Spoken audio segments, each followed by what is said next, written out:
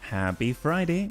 Welcome to HBFT Gaming. I'm HBFT and we are back again with Battletech, Roguetech, and this time around we are outfitting our Peacemaker and some support crew. So you're probably looking in front of me right now. That's right, Manuel's here right now. I know that. He's the one that got me this hat. Let me tell you, I'm a little bit embarrassed, Manuel. We might have maybe gotten you blown up yesterday, but you've recovered and made a full recovery at that. So we decided, instead of putting together the Mad Cat Lamb, why, we'll go ahead and put together this lamb instead. Out of all the, I gotta say, I love you, man. Thanks so much for showing up. Very, very right on time, early even.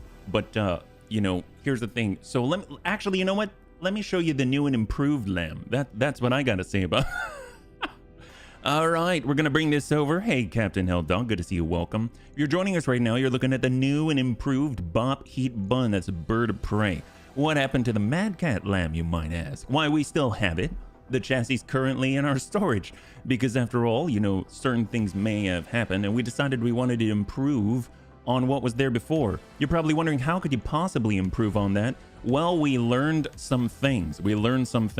So right now, if you look at wing-mounted weaponry, it's a little bit small, but I'll read the important part to you. It says, wing mount reduces movement and jump by 8% and increases your signature by 6%. So that's kind of interesting, because if you recall, the Mad Cat Lamb had something like 4 Vulcan gun pods on it.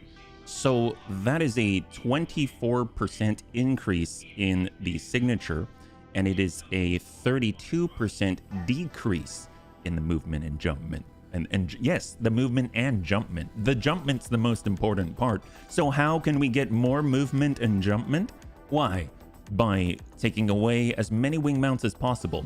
But in order to kind of laser focus Manuel in his quest to be the ultimate scout, that I'm sure that's what he wanted. Well, that's how it works in real life, so no big. That's right. So right now we actually replaced one of, well, the only wing mounted thing that we've got on here is a tag, which ignores evasion, it increases accuracy, it does all kinds of stuff. So I figured it was worth the decrease by 6 and 8%. So that's the only wing mounted thing. It's going to help the bunnies that way. At 840 meters away, you can still help us to hit the targets that we need to outside of the C3 slave that you're carrying. Right now, I crammed on an Angel ECM so that you can actually do the job safely and sound. But we actually picked this up yesterday. What is this? We've never had this before. It's Lamb Lamellar. It's the most lammy of armor that I've ever seen, yeah? So here, this reduces your damage taken by 10%, and you are now immune to through armor critical hit and damage. It's not quite the 20%, but it takes up a lot of slots, but it does in fact protect you a little more. So at first I had 4 clan plasma cannons on here because I was thinking, why not just disable the enemies? That seems like a good idea. But I ended up putting on 2 after seeing some other things that I will show you in just a moment. So right now we've got 12 clan SRMs, we've got 2 clan plasma cannons at 25 heat dealt each, and more importantly, that big overheat damage multiplier. So that's going to be huge, and it makes it so the enemy has a residual heat generation issue, and it's going to be harder for them to come back online at full capacity. So this is awesome. Manuel can now maintain 16 evasive pips instead of 13, and he also has better self-protection for like counter jamming, stuff like that, and if he gets hit, he reduces the damage by another 10%. So overall, I think this is a safer place for Manuel to be. We've even complemented it with some Inferno bombs of the best variety, and we've also included some Inferno mines. I'm kind of thinking maybe we'll just go in all on the bombs, but who knows? We'll have to get back to that. Yeah, had it in the original Phoenix Hot Lamb. Oh, the Lamb Lamellar. Hey, Antonides, good to see you. Welcome. So let's go ahead and advance a little bit, because you will see on the navigation screen that currently we are out here in a, well, non-game world. I always call it a game world, but it's basically a dual place for monies. Yep, so we're here for monies. That's right. You're probably wondering, why are we here for monies? Well, we always need money, but more importantly, yeah, we're missing a half ton here. I got to figure that part out. more importantly, we have created the Heat Bun Squad. So I changed Amiel's Shadowhawk Lamb into the Umbra version. So not this plain Jane lame Shadowhawk, but the devilish heatish kind to represent how devilish he has become. My gosh. We thought he was gone, but he came back from the... I was gonna say the icy maws of hell, but that doesn't make much sense. Yeah. Hey, Axel, good to see you. Ready to run some mechs into scrap? That's right. Turn some mechs into scrap even. High five. So, to complement that, we've now updated the War Crimes Bun V3. We are creating the Heat Squad. So if you look at the War Crimes Bun V3, we picked up a Jump Booster Pack 3 the other day, and we were able to stick that on there. So now it can jump up to 7 hexes away, and it can generate 10 evasive pips. It's got 2 clan plasma cannons, and it has 24 clan SRMs, all dealing inferno damage. And then at that point, if we need to do some damage, we can switch on over for this last 100 munitions of the standard stuff. So overall, now it can jump, and now it can get behind the enemy. On top of that, we went over to the vehicle bay. You'll remember that we've got the Wraith Massacre, which can already deal 120 Inferno micro missiles, and can also send out SRM 8 of Inferno clan cubes. And then the icing on the cake, we finally put together the Noble Bun. You're probably wondering why the Nobel Bun. Well, it's a Peacemaker, and it's about to win the Nobel Peacemaker Prize. I kill myself sometimes. Actually, you know, before we get to this, I do want to point out that we also finally picked up a C3 Master, so I actually took out Tank Hair's C3 Slave and his probe, and I stuck in the C3 Master, so now he's the Battle Cruiser Bun, because Battle Cruiser operational. He's going to be able to just command us in the best way possible. But let's get back to the Nobel Peacemaker Bun right here. If we take a look at it, it has, hey Hell's Cat, high five. So I tried cramming in more ERPPCs. It's all the Bunny Man knows. More ERPPCs equals more better. But the thing is that it's awfully hot. Each of these are 71 heat with PPC capacitors, because let's be real. If you're gonna stick clan ERPPCs on a super heavy, then why have it deal 75 points of damage when you can just deal 100, right? So instead, obviously we were in our PPC menu, there was other stuff in there because this thing specializes in PPCs, right? So I found these, I forgot that I've been picking them up. I don't even know what they do. So I read them some more, and apparently they have a 20% chance for shutdown on hit.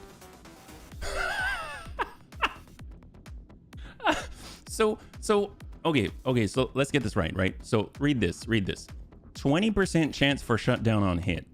So I've tried the standard TSEMP cannon, and I was not impressed because it kept critting itself. Well, apparently the repeating TSEMP does not do that.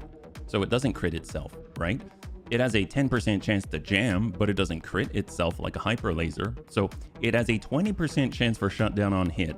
It has a 5% stacking chance for shutdown on hit, stacks 4 times. Well, we've got 4. We've got 4 of them. Contain yourself. We've got a 10% additional chance for shutdown on hit versus vehicles. I don't even know vehicles could shut down. Like, can vehicles shut down? I mean, it says we can't shoot at flying targets, but can vehicles shut down? What the heck? So this is pretty awesome. I don't know how this is gonna work, but I think it's gonna be pretty good, because even if we hit them, we're dealing a little bit of heat, and even if we hit them, we're still going to jam them, and on top of that, we're gonna reduce their movement. So that seems pretty good. And if we miss, we get 4 chances. Oh my god. You don't kill yourself. That's Raven's job when you forget important stuff. So right now we've got 2 clan ER PPCs with the PPC capacitors on them dealing, well, that's 71 heat each, and they're, you know, they do the regular stuff, but then we've got the repeating TSEMPs. So I think this should be pretty interesting. We even managed to fit in some AMS Mark II, so that's gonna be great. So I'd like to check that out. I probably should. Do we have it in the right order? Oh, it's already in the right order. Oh my gosh, how convenient. That's amazing. So I don't know what I'll put in for half a ton here. Maybe we'll throw in a battle armor handhold, and God help whoever. But wait, he's already an Omni though. That doesn't really help us. Can we stick anything on here that'll make Amiel even more potent? I know. Oh, wait a minute. We need slots. We don't have slots. Okay, go. We have no slots. So that's a bit of an issue. You know what we could do? We could pull the mines. We could get, I think I saw, yeah, ×2. Look at that, ×2. And then that'll allow us to pull one of the, that opens up a slot that gives us a half ton. And we all know how much we love half tons. We're going to put this up here, pull this down, and we're going to slam in a small ER large laser, or ER, an ER small laser, and now we're good. All right, seems like Manuel even gets a little bit of firepower. That's amazing. Hey, Panzer, good to see you. Welcome. Happy Friday. You're joining us right now. We're just putting together the heat bun. We're about to test it out. We just finished setting up the BOP heat bun. We're going to do a little bit of a reordering here. So we'll start with the tag, even though it doesn't affect Manuel specifically. We'll get the ER small right in the very end there. Yep, like that. The weapon bays, I mean, I guess we can start with the bombs. I mean, I know it's a weapon bay and a bomb bay. I didn't have 2 bomb bays, otherwise I would use the bomb bays. They take 1 whole less slot, but they don't have the flexibility of the weapon bay. And we'll go like that. That's awesome. All right, let's go and bring this over. Since we are currently in this non-game world, I think it's time to go. So here we go. Command center. What do we got? I know we've got a 4x4. I just ran one. Yep, 4x4 right there. Perfect. Well, let's do it. It is in the tundra of Foggy Sunset. We're going to go ahead and bring this squad right here. This is the squad. The Nobel Peacemaker bun, the War Crimes bun V3, the BOP Heat bun, and the Wraith Massacre. I didn't change that name. Here we go. 5 skull green difficulty battle in the tundra. Happy freaking Friday. All right, there we go. I cannot wait. I cannot wait. I guess for the bunnies that are here, will the Bunny League win this duel? This should be pretty interesting because I know it's kind of silly. 2 minutes on the clock and we'll see what you got.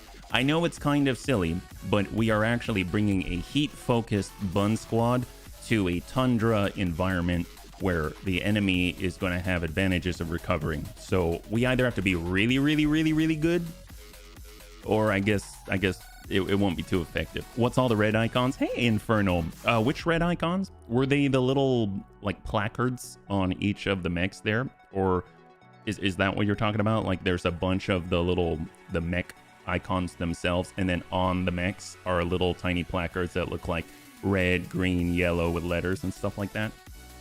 And red, green, yellow is just the universal sign for stoplight, right? Stop. And welcome and happy Friday to those just joining us. If you're joining us right now, we're currently just getting into a bit of a warm-up duel. I had to earn some cash. I know. What's new? We had to earn some cash, and we were actually able to test out our Heat Squad once. We've just improved it, so hopefully it'll work a little better. Yeah, on the mechs and some of the beasts. Ah, okay. Very, very good. You can mouse over them, and it'll show you what they are. I think the green, if it says E or if it says A, that's Angel ECM or ECM. The S, I think, is Slave. The red, I don't remember by the color, but by the letter I do, right? So, like, S would be Slave, M would be Master, like C3 Master, etc., etc. Yeah, so there's different icons for different things, so at a glance, you can kind of figure out, at least with a hover over, you just move the mouse over there, it'll have a tooltip, and it'll show you the appropriate piece of equipment that you have on that mech that will help to decipher whatever the code is. And then at that point, you just kind of keep an eye out and you look for the same symbol. So that's what I do. I forget every time, so I just hover over, figure out what it means, and then I look at all the others, and then I process. So we can definitely take a look, though. All right, so we're going to get into our first 4v4 here. Here we go with the Heat Bun squad. We are in the tundra. We're in the fog, so targeting's not the best. And we actually have a C3 Slave setup, but we have no C3 Master, so it's not doing anything. It's just because I'm too lazy and I don't want to spend the cash in order to, you know, set it up all over again. So we just got to find an alternative deployment spot. I guess here is fine, so we're at least on the level with these guys. Mobility isn't an issue for our... Well, I guess, would we classify Manuel as a frontliner? So I know we haven't really had Warhammers in the past, but that's a pretty big freaking Warhammer, isn't it? It's 155 tons. My God. All right, here we go. Bop Heat Buns ready. We're going passive with an Angel ECM. We've got all the bomb bays, Inferno bombs, Inferno all over the place. And we're just going to go in and run it right. Look at that. 17 evasive pips. That's what we're talking about. Amiel is lighter than a feather and faster than ever. Oh my God, I made that up right now. Wow, that is so good. Holy crap. He's so fast. That's insane. Well, I think he's going to be impossible to hit now. That's amazing. Well, love it. We've got our War Crimes bun. Ooh, look at that. He gets a full 10. Get on in there. I don't even know what we're looking at. We're looking at a Star Slayer. Ooh, I just ran straight into the face of a heavy PPC. That's not good. Forward jumping and bracing. We've got a Guillotine out here. The Charlie 1. We've got the Merlin 1A1. Ooh, heavy PPC to the face. Don't like it. And a Mad Cat 3, the medium variety. Wow. Okay, that thing's amazing. Wish we could take it, but we cannot. Look at all those micro lasers. They even managed to fit in 40 clan LRMs on top of 4 ER medium lasers and 6 ER micro lasers and 40 LRMs on a 55-ton Mad Cat Mark III. Oh my God. Wow, that is glorious. Yeah, medium Mad Cat. So the Mad Cat 3... I'm sorry, not Mark III. The Mad Cat 3 is a 55-tonner. The Mad Cat is a 75-tonner. The Mad Cat Mark II is a 90-tonner. And they've even got a super heavy Mad Cat out there. And we actually have 3 out of 4. I think it's called the Sea Wolf Prime or something like that. It's a Stormcrow. Oh my God, it's so much out there. Well, we got our Noble Bun. We're going to Enhanced Imaging, go stay in passive. And we're going to sprint on forward and hold. There's that Guillotine with the double large SRM-12 and quad medium. And then we've got our Wraith. We're going passive here, and we're going to charge out over to support the Bunny Man. There we go. All right, so guns are now live. Let's go ahead and open up. We'll kind of have HB do a little bit of a loop-see-loo, get around this guy. And we're going to stay active. It's going to be a little harder. Well, I guess if we go passive, nope. Just send it. Don't think about it. Impact with 1. And we're not going to hit with all the Infernos, so that didn't really do too much. Maybe HB needs some help, but Amiel can't stop. This train don't stop for anybody. So let's get it out. We just need to maintain our distance if possible. That's 16. Ooh, I saw something. I think 16 shall suffice, but I still want to be farther out. So maybe we'll take the 14, do a hard turn, and we're going to try and tag up the Guillotine C1. And also send some Inferno bombs. If we miss, I don't know if that means we're going to hit and kind of burn up the forest as well. All right, so I'm not seeing some incredible heat yet, but oh my God, this sucks for that guy. He's at least standing in it. Oh, that's right. We actually have AMS coverage. Ain't that a thing? Advanced AMS and the AMS Mark II. With 5 tons of ammunition to support. That Guillotine decided he didn't want any of what Amiel had. Did he just give the Noble Peacemaker the butt?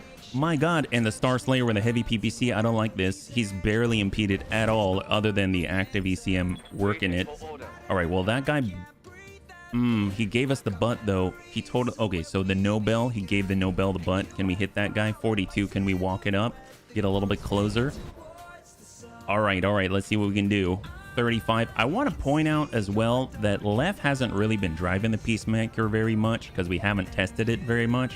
So he doesn't have any of the passive quirks that'll help out with the PPCs. So this is just as is. So here we go. Hopefully we'll hit with something. The repeating TSEMP does kind of have a closer range. So that one actually connected. We got 1 to hit. So we got 1 to hit total. That could be better, but that's fine. Let's go in and see if we can't get this guy instead. Angel, ECM passive. We want all the burn that we can possibly muster. So we'll kind of get that target lock and hope we can connect with some of the micro missiles. All right, we got that guy a little bit of heat there. But he's handling it exceptionally well, this guy.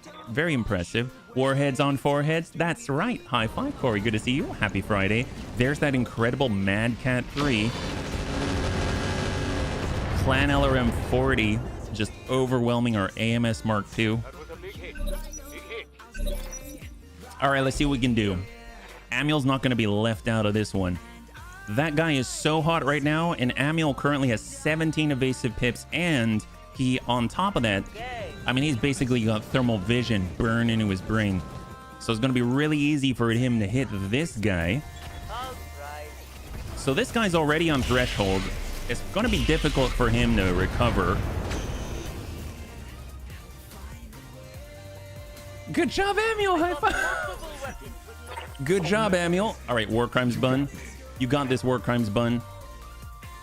Well, I think, let's see. He's going on 15. We're going on 11. We better help out here. So we're going to try to help out. We're going for the green. We are giving our butt to the enemy, but we're just going to be so aggressive. Hopefully, it's not going to matter. Stack this guy. There it is. War Crimes Bun is back. That's right. War Crimes Bun V3. He's got his jump jets back. With all the heat, you might induce ammo explosions. That's what we're talking about. We'd love ammo explosions as long as it's not on us. I just want to hit someone with a Peacemaker. Oh, Star Slayer's ready. Star Slayer's not ready. Mad Cat 3 is not ready either. He's still hot, and he only has energy for the most part, other than the 40 LRMs. Okay, I lied. All right, so let's see what we can do. Can we hit someone? Ooh, looking good on the guillotine. Looking better on the Merlin. Let's go and give that guy a little love. So each repeating TSMP has a 20% chance to shut him down if we can hit him. Ooh, ooh, oh.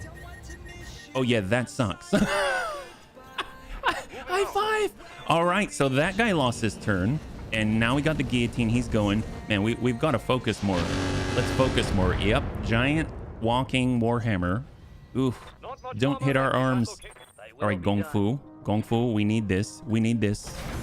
Switching fire and forget. We're going maximum output. Ew, that's not looking so good. Wow, why is it so hard? You know what? Let's go ahead and come out of it. We're going to go active. Get that jamming going. Now we're going to come on in and target lock, hope for the best. Stack the rear. Oh, we weren't going to hit, so it saved us the ammo. That's fine. That's fine. Wow, that guy's wily. Well, like Wile E. Coyote. We're going to come around. Just walk it in and dump it. Even you can get hot. I know it. I believe. There it is. All right, Amiel, you got this. Amiel's got this. So that guy shut down. That guy's having some trouble. I think Amiel can kind of mosey around and not have to move too much. Can he just kind of sidestep it a little bit like that? Barely any evasion. Doesn't even care. Give that guy a little more heat. Stack that. There we go. All right, what do you got? Star Slayer has that heavy PPC. He's coming up on the Peacemaker. Can't shoot. Left's ready. The guillotine's the problem. Shut him down. All right, he didn't shut down, but he's gonna wish he had. All right, there we go. Guillotines come around. Is actually able to get off some shots. Barbecue bunnies. We're trying. And then we got Gong Fu. I mean, we don't really have to move for this, right? Yep, don't have to move for this. Just hope we can connect with some. Just keep them rocking. Oh man, that guy's hard to hit. I wonder if he's got some kind of stealth or something like that. Is that right? Do Star Slayers have something like that? I guess we got to get a better read on him. We've got double active ECM right on him. All right, don't even move. Just keep hitting the guillotine. Eventually he'll shut down. Or that.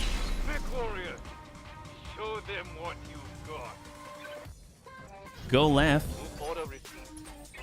All right, HB. I guess we could kick the guy? Yeah, we can kick this guy. Let's do it. Yeah, or that. That works too.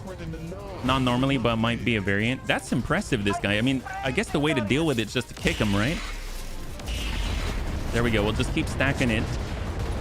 Oh, there we go. We hit something. Clan Inferno SRM decreased targets cooling plus 105 heat. Okay, that's looking a little better. That's more of what I was hoping for.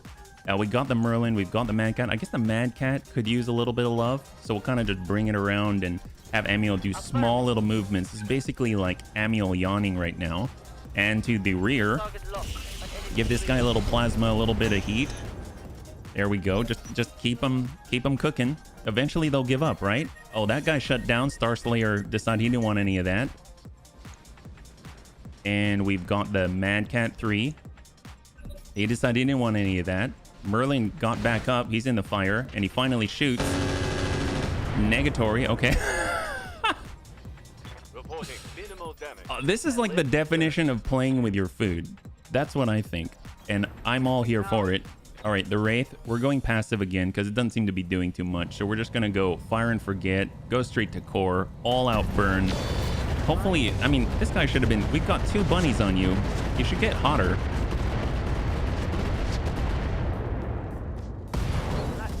Oh yeah,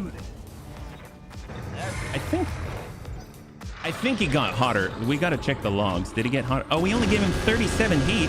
How do we only give him 37 heat? Wow, that guy's incredible. DPR, damage per round. It's fine. It's fine. I think when this starts cooking off, it should be okay. Like, look at this guy.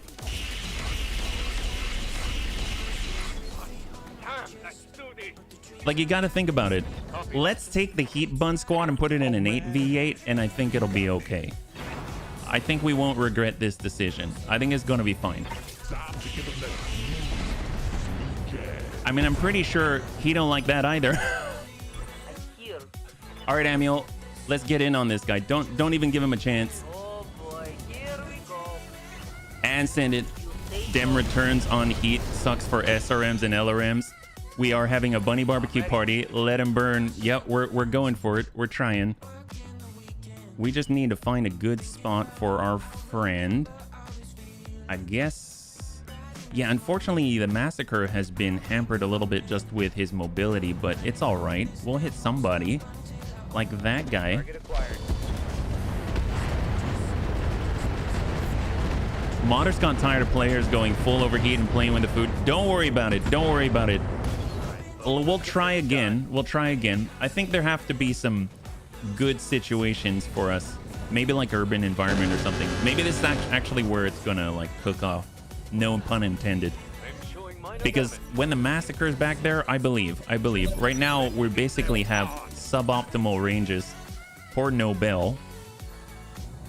I think, yeah, 61. T3, 4. There we go. Okay, so it took us a while to trigger the 20%. Percentages are a thing. But at least we got it. So the Mad Cat 3 was shut down. And we're going to go ahead and move in with our Wraith Massacre. So we could get a called shot. We're not. We're going to target lock, hope to connect here. We are in the tundra as well. It's on. Hey. Actually, Amiel? Shot. NHB? Wait, why am I in a cockpit? Is this smart? I don't know. I'd rather be on our side. I'd rather be on our side. And 60, so he's coming back on up. So here's the thing. Oh yeah, well yeah, that guy gave up. That guy gave up. So I mean, I guess we could give Amiel 1 ton of standard ammo. I know it works with HB because HB can send a lot of, he has 24 SRMs, yeah. So we got that one. Awesome. So we get a little bit of cash. Will the Bunny League win the duel? That is a yes. So I'd like to try it in a, well, if there's another 4v4, I will take it. And then if there's an 8v8, I will actually take it. Because I think with that, we could apply pressure on enemies and still allow our main shooters to focus on single targets. So we got a nice 2.5 million out of it, which is about how much we get when we put in like the really, really big hitters, just because it costs so much to get them there. But it should be pretty fun. I've kind of been avoiding the Heat Bun squad strategy up until now, and I think that it will be good to embrace it because we've got the Peacemaker. And think about it, as soon as we start to get left to the point where he can actually get to like 20 missions, 40 missions in the Peacemaker, he's all of a sudden going to get huge boons to all PPC type weapons, from reduction to heat generation to accuracy to all kinds of stuff. And then at that point, it's just going to get more consistent. We might even be able to squeeze on more equipment just based off the bunny piloting it, let alone just the base raw standard setup. Because if you go to the mech bay and we go over to the super heavy bay right here, you'll see on the Peacemaker that it also has PPC Mastery. So that's +1 accuracy, +2 evasive pip ignore. That's almost like +4 accuracy all the time. And -10% heat generated. Another 20 missions on top of that. He gets another -10% heat generated. So with the narrow, well, not the narrow low profile, but with the improved cooling jacket that he already has at -5, that's a -25% heat generated to PPCs, plus the extra evasion ignore, the 2 evasion pips, and the +1 accuracy on top of it. But left's not there yet, so it should make it more consistent. If you have a 20% chance and 25% is a quarter and you have 4 weapons, you won't be able to force this shit. I mean, that's totally fine. That's the nature of percentages. But there's also a reason why people like gacha pods and gambling, right? I mean, that's kind of how it goes. I mean, we've got the more consistent stuff where it deals the damage and the damage is the damage. But you know what? We also now have the gambling squad. So fine, we'll call this the gambling squad if it makes it a little more easy to understand, yeah? It does, but does it PPC capacitor? That's the question, yeah? I mean, if you notice, the PPC capacitors, they haven't shut down at all this whole time. We do have the BC jam, which is a -25% jam chance, so that we can kind of counteract. So that's kind of good. But as far as the repeating TSCM piece, I think it's going to be fun. I mean, that's the whole point of this, is fun. So let's do it. I think I'm having fun with it. So we're going to have our squad. We're going to go in. It's 4v4 again under the worst conditions. It's cool for everybody. And we're just going to brute force it through. I think it's going to be fine. Overall, if we can manage to do this, then imagine if all 4 of us are teaming up on 1 mech at a time and we want the equipment, right? So if we're looking at stuff like the stealth lamb, in the past, my answer to trying to get the stealth was to RNG roll it, which is gambling, and I sent many naval lasers at a tiny lamb, hoping that I might maybe shave off the stealth lamb carefully. Now we might be able to convince that pilot to maybe just give up. So I think it could be helpful. It's a good tool in the bag, yeah? All right, let's see what we got.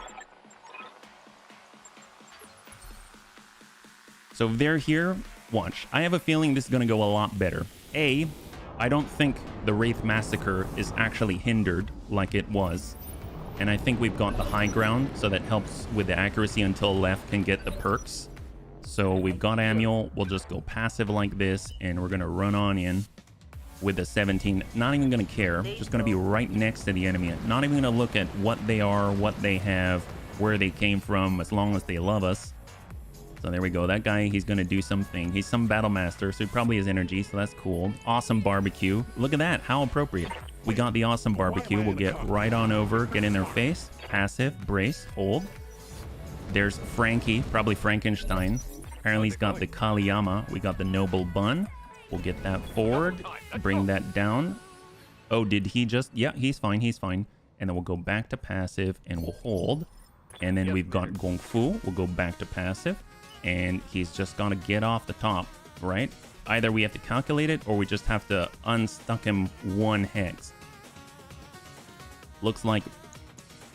Okay, so maybe he has to unstuck himself once, because apparently he's stuck right there. Okay, he's in the mountain. Well, that's not our fault. Let's... We'll go there, and then in a couple of turns, he'll be able to assist. So right now, we're 1 bunny down. We're 1 bunny down. All right, let's do this. So now guns are alive. Awesome barbecue is going to try to barbecue the bunnies. Didn't manage to do it. We got 2 more coming in.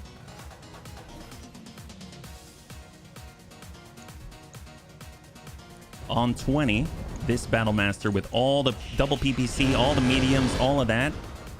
Dinged our Nobel Peacemaker. Reporting heavy damage.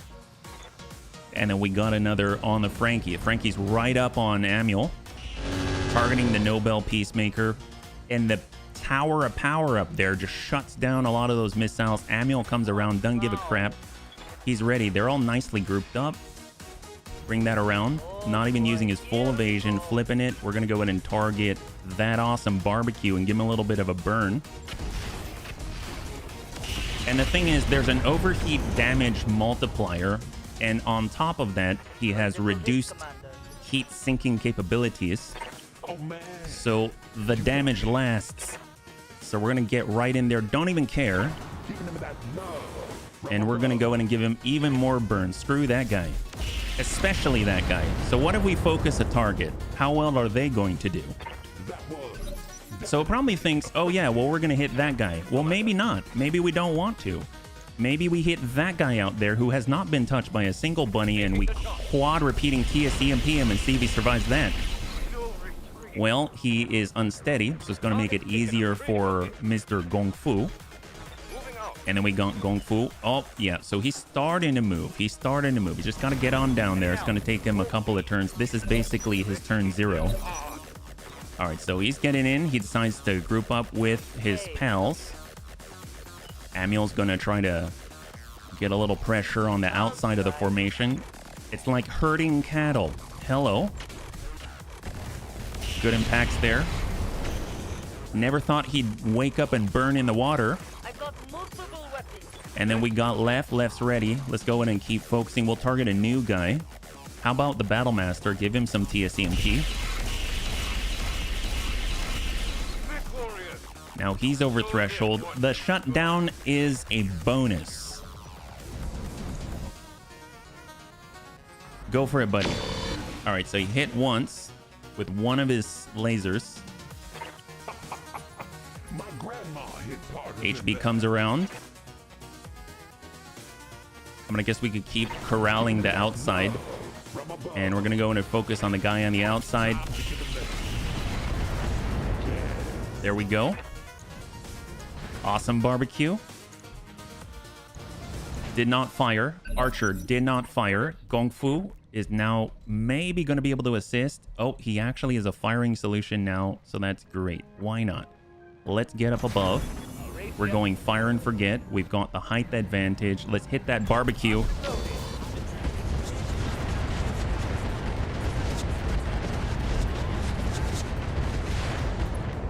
Oh, we dinged him in the dome there. Awesome. All right, that guy, let's see if he'll shoot. Didn't fire. HB's going to clear some stability damage, so he's going to take it easy this turn. Like, who's a real threat here? Maybe the Battlemaster. He actually shot us. So let's shoot at that guy.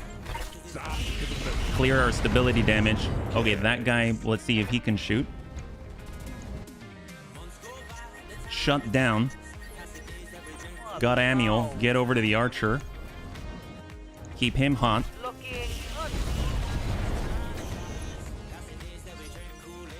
We got left. Seems like maybe we need a little work on that guy. Give him some heat. He shut down. And it wasn't from the heat, it was from the TSEMP, so that was one of the 20% chances to shut down. Frankie's online. Frankie fails to impact, instead hits his friend in the butt. Basically leaves 2 as a threat. Wraith doesn't even have to move anymore. Poor Frankie.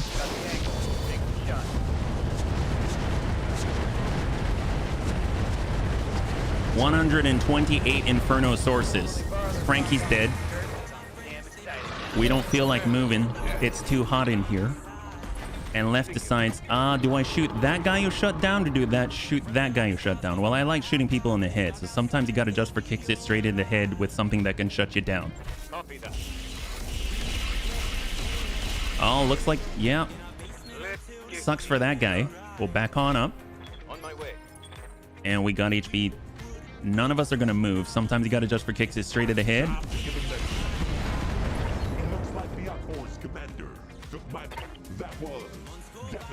And we'll just decide to sit in the fire. Amiel. Shoot to the butt.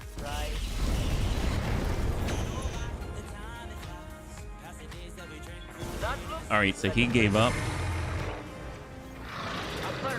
Gong Fu. Straight to the butt. 128 sources of heat.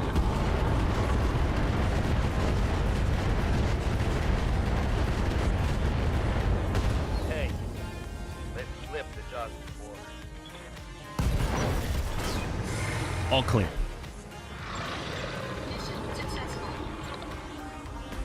You like math? Heck yes, Antonides. You found HB and Serenity. Oh, both at the same time? Were they in the same place? That's awesome, Panzer. Due to the fire and flame. Oh, the awesome 8Q. I know we dinged him in the head directly with one of the SRMs or with one of the micro missiles, but I didn't realize that he took heat from, well, I guess he would take heat pilot damage at some point.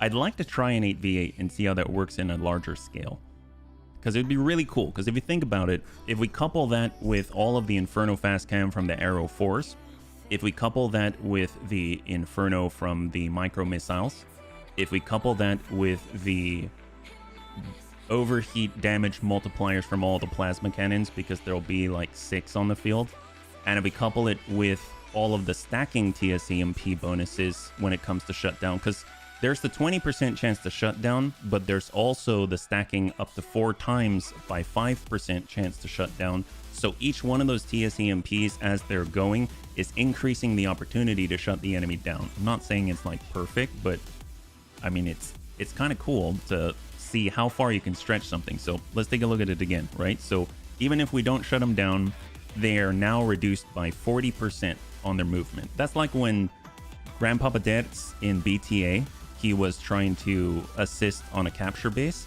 and he got hit with one of those Sanctuary Alliance. I don't remember what they're called. I'm Panzerbun, I know you know. It's the really, really big energy PPC style weapon. I know it's not a thermal cannon or something, but essentially it cut his movement down and he couldn't run away. So he was stuck in the kill zone. So that was really cool. And if you think about it, we can give him a BC multi-track. He can do that to multiple targets in the same turn. And then on top of that, they're all getting jammed. And you've got the natural 20% chance for shutdown on hit, but you also have the 5% stacking chance for shutdown on hit, which stacks 4 times. We've got 4 of these. So that's another 20% on top of it. And then you got a 10% additional chance for shutdown on hit versus vehicles. All 4 shoot at a vehicle. You're rolling an increasing chance up to 50% per shot where you're going to shut that thing down. I've never seen the vehicle shut down, so that's a little weird to me, so I don't really know what to think about that. But other than that, I think it's kind of cool. And it's also imparting 20 heat just naturally on impact. So I don't think it's like the end-all be-all, but I think it's going to be fun. Gamma Cannon, yeah, that's cool. Yeah, the Gamma Cannon. I just remember them being really, really heavy and then really messing us up at the wrong time. So sounds like the harpoon or the taser. Yeah, it worked well. Barra versus V. Oh, it shuts. So it does shut down Vs. I can only imagine what this would be like.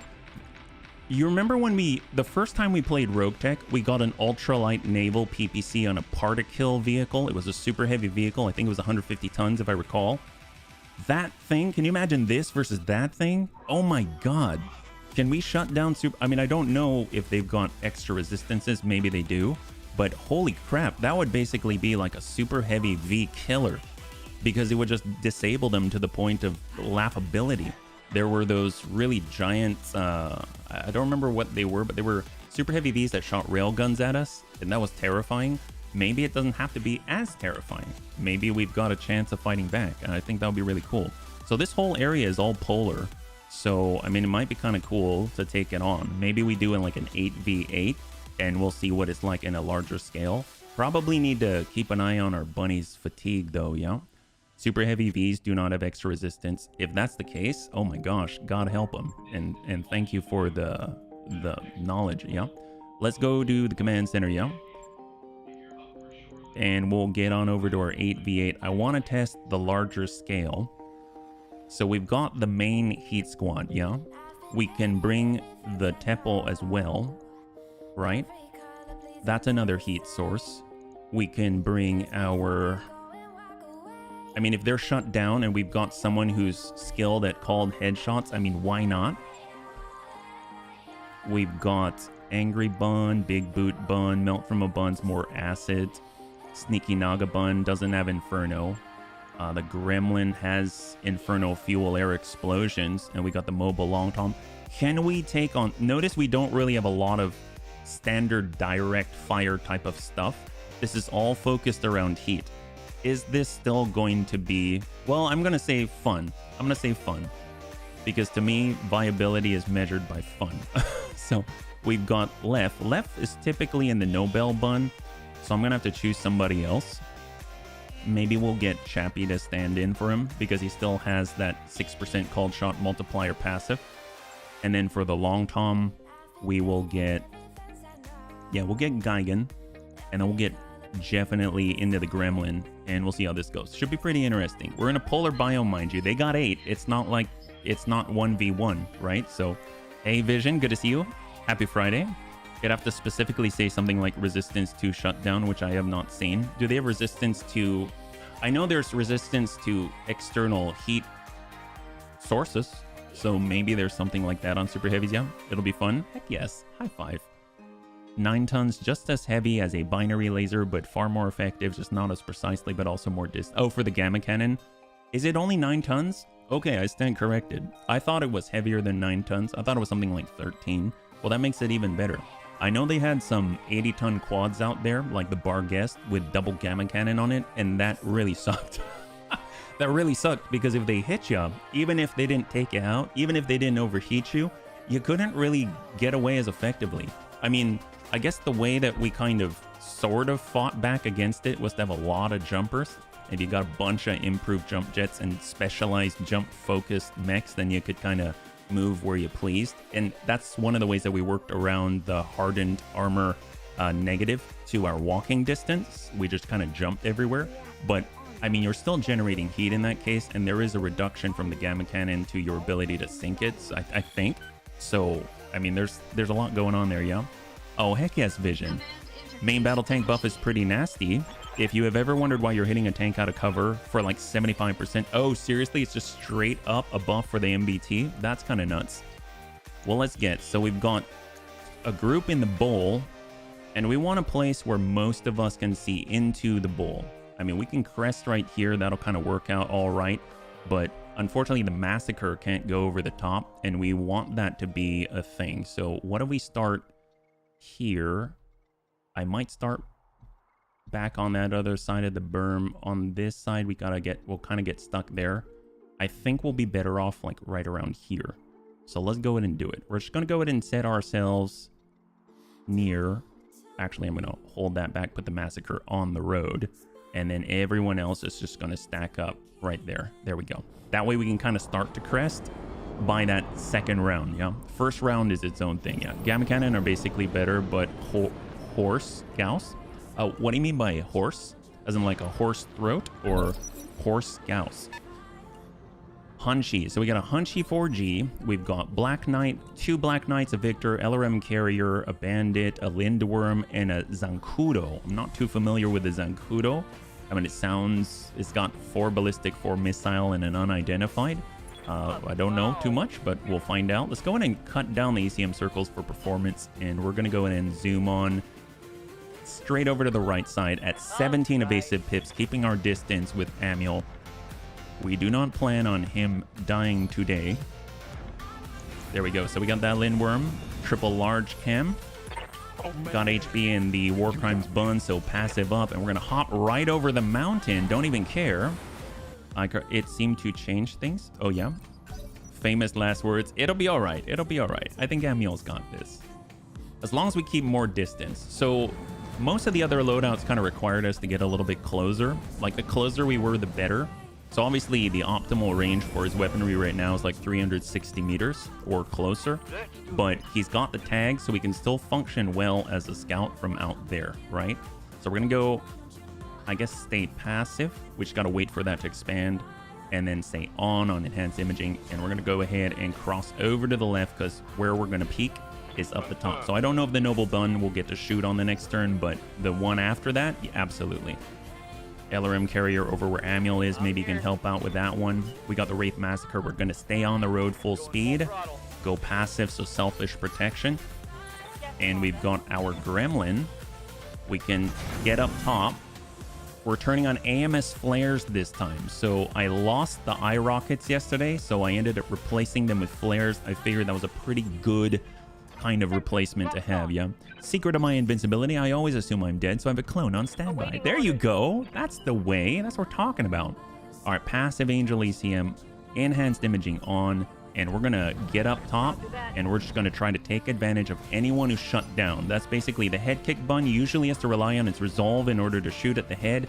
Now it's just going to try to shoot at the head when the bunnies make it shut down, basically. So we're just going to tuck in.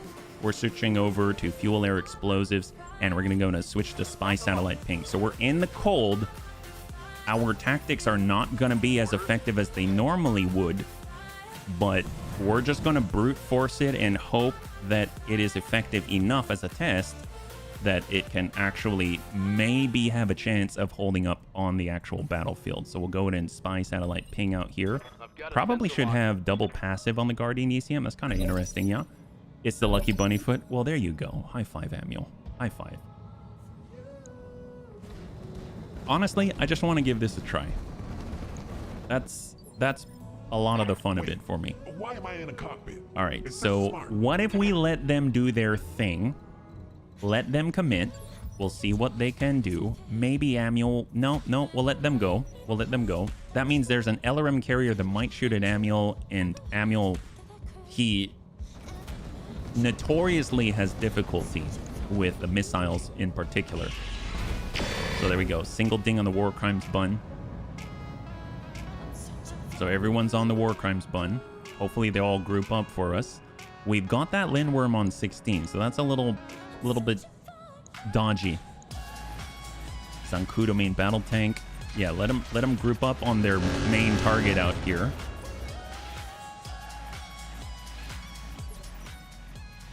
Very solid counter for tanks against might. Oh yeah, the out of cover buff. Hold. The nice thing is we actually have a working C3 network, unlike the last battles, because we actually have a C3 master on the field right now. So that's going to help out as well, because the more that we can connect with the enemy, the more heat we'll be able to impart, and the more reliably we'll be able to roll the dice. My grandma hits harder. Maybe we'll move the War Crimes bun. They'll kind of still stay focused to the front, and we'll give this guy a bit of a stack. There we go. There it is, over threshold. Now he gets to go, and he gave us the butt because he just wanted to get away. We got our Noble Bun actually able to get up there, so that's awesome. Let's hold. The big problem is the Noble Bun can only shoot at the air targets like the Lindworm with the PPC capacitor Kalani PPCs. You can't shoot with the repeating TSEMPs. That's why I think if we can fit a BC multi-track on there, that'll actually be really cool. All right, there we go. I'm so tempted to get up here, but I won't.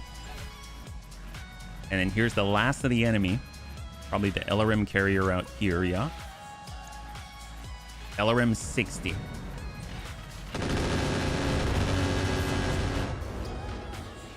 And with our meager AMS defenses, we took out half of that. All right, so now it is our turn. So let's see, where are we going to target? Let's go ahead and get the lead here. So we got fuel air explosives, sure. So that's one. We got left, let him get up. There we go. We got a line. They can still shoot at something other than your artillery. 55. I guess on this Black Knight, we haven't messed with him yet. So it'll be nice to keep him in the blast template if we can, if we're lucky. On it. So we're just rolling the dice. Not all of them are going to hit, but at least we'll get that heat up there, and they actually do decent stability damage. And we can get right up. Maybe send direct Inferno. Can we do that? Yep. That's a possibility. We'll go in and send him a little love. But we end up putting a blanket behind him to stay in the box, so to speak. Full speed. Next turn, we should be able to do something with a massacre once they're panicking. And then we got the Mad Dog. Let's go in and focus the same. Actually, you know what? Let's focus right behind. No, we'll hit the... Go for the Hunchy instead. There we go. Excellent. So we got Amul. Amul can try to sweep and gather in from the outside. Okay. I'm going to hold off on the bombs, and we'll just send his shots to the carrier. So he's got one armor remaining. We got Chappie in the head kick bun. He's just got to make his way up the hill is the big thing. And hang tight. And then now we're on the tick. So that's the prep. So that's the prep step. So now they're on 19. It's going to be that Lindworm. Triple large chem. It's pulling over the hill to engage the CNC bunny mechs. Black Knights and Heat don't quite go well together. No, they don't. They really don't. Now that was a heavy hit. Hey, And we got our Bop Heat Bun. And we're going to bring it right around. We're going to turn on the bombs. And now we can engage the guy with the heat. Well, actually, I guess we could hit the ones on the outside, and that way we're burning more things, so we'll maybe hit the Victor instead.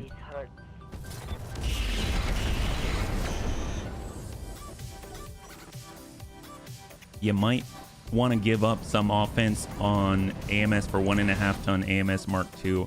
I'm going to hold off on that, only because I haven't actually brought a lot of our AMS coverage. I mean... Wait, why am I This in a is a cockpit? very Is this smart? unbalanced composition, let's say. And it's specifically for the purpose of checking the heat stuffs. And that's mostly what I'm doing at the moment, but I feel ya on the lack of coverage here. I'm on my way. All right, let's go and line this up. Is there anyone we've got a better chance for? We'll just work that Black Knight with whatever we got. On 18, it's going to be the MBT in the back. So it looks like we get to actually shoot on 9 for most of the AoE munitions. And then hopefully we'll be able to guide them into different places. There we go. Hunchy, he's still in the plate. That's excellent. Commander. And we got Chappie. I mean, I guess since, yes, 38, let's hold here. Let them do their thing, because this guy's already Roger moved. that. There we go. Ah, gotcha. Oh, like the Shield Maiden. So that was that was a Black Knight right there, yeah? And then we're on 15. Losing armor. All right, we got 14 with a Gremlin. I mean, we could always flak upwards just to help out with that guy. So we could take the shot here. Roll to that. Just soften him up a little bit. Nice thing is the other long toms can do the same. All right, so they're finding it difficult to do much. And once we get to our main turn, we'll lead with the arty and then we'll get in with the rest, yeah? So we got the bandit out the box. Impact with 2. And now it's to us. Okay, so we got the Nobel Bun. We got the Long Tom shot with a Long Tom. Reporting. Major armor lost. There we go. So we're just covering that in the fuel air explosion. Good to go. We got Gong Fu. Standing by. We do have the gentleman right here who got away. But that guy, Locking on. so he can finally contribute. So that's great. So now we're no longer 7 bunnies. We're 8. We got Mad Dog. He's got the Inferno fast cam mines, and he's got all the Inferno from the sniper artillery. Minor damage. So there we go. Fuel air explosion as well. Aye, aye. And we don't have the shutdown on anyone else, so let's go into reserve 1. That leaves Left. Left's got shots to the butt on the Zancudo, Firing. which is a vehicle. If it survives, then... Give them everything you've got. And let's walk it up. Just get to a better spot. On my way. Got Chappie. Will go. Giving him everything I've got. Alright, we'll clear that. Enemy down. That's the backup plan. So we got our Hunchy out here. Both Black Knights are over threshold. Hunchy's coming in, walking through all the mines. It's able to connect with, I think, mediums. Those mediums? Yeah, it's 2 mediums at 25. Yes. And then we got Left. Okay, so He's out in the distance. He's already hot. We could just hit the hunchy.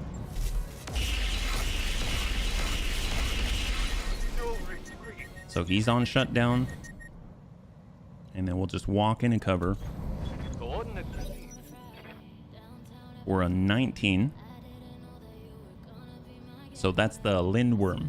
That's the Lindworm. So he could loop around and get on over to the rear. Yeah. But he's gaining some distance to maintain the evasion. So we'll just ignore him for now. War Crimes Bun. Just gonna go ahead and hit the Black Knight and try to push him to the edge. Double Plasma Cannon, 24 Inferno. And then we'll just sort of sidestep it. I'm on my way. We got Amiel. He does have the carrier out there, so let's try to work that carrier. We'll pull it on the bombs. Send it. So that's a clear on the carrier. So that's 5 that we gotta worry about right now. And 1 that is going full evasion. So that's another Black Knight shutting down. So we got 2 shut down right next to each other. We could always just chase that guy down and just keep sending the flak. So he's got 40 in the rear. Got that Victor. It's in the far back right. Actually connects with the Gauss rifle. Armor holding. And then we've got the Bandit on the far left. So that guy is super fast. He's going to be hard to hit. But if they get close enough, we can always kick them. And that always solves a lot of problems. Right, there we go. So we got our 4. So now it's our turn once again. We've got the head kick bun. So this is kind of its place to be. Sometimes you got to just for kicks it straight at the head.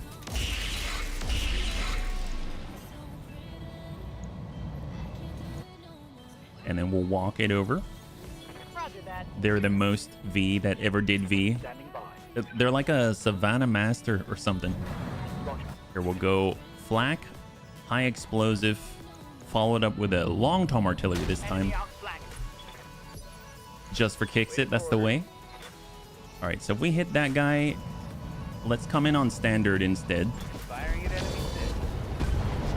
Because we actually have a chance to deal some damage. So he's softened up on 2 sides. We got the Mad Dog. I mean, we might as well go in on the flak and finish the job. So I'm actually really impressed with how fast and how maneuverable the Teppo is. There we go. So that's a Lindworm clear. So now we have an actual 5 on the field. Got Amiel to move and assist. We can try to at least take care of the Victor, make him a non-threat. We've got double Inferno Bomb and 12 Inferno and double Plasma Cannon. Let's do it.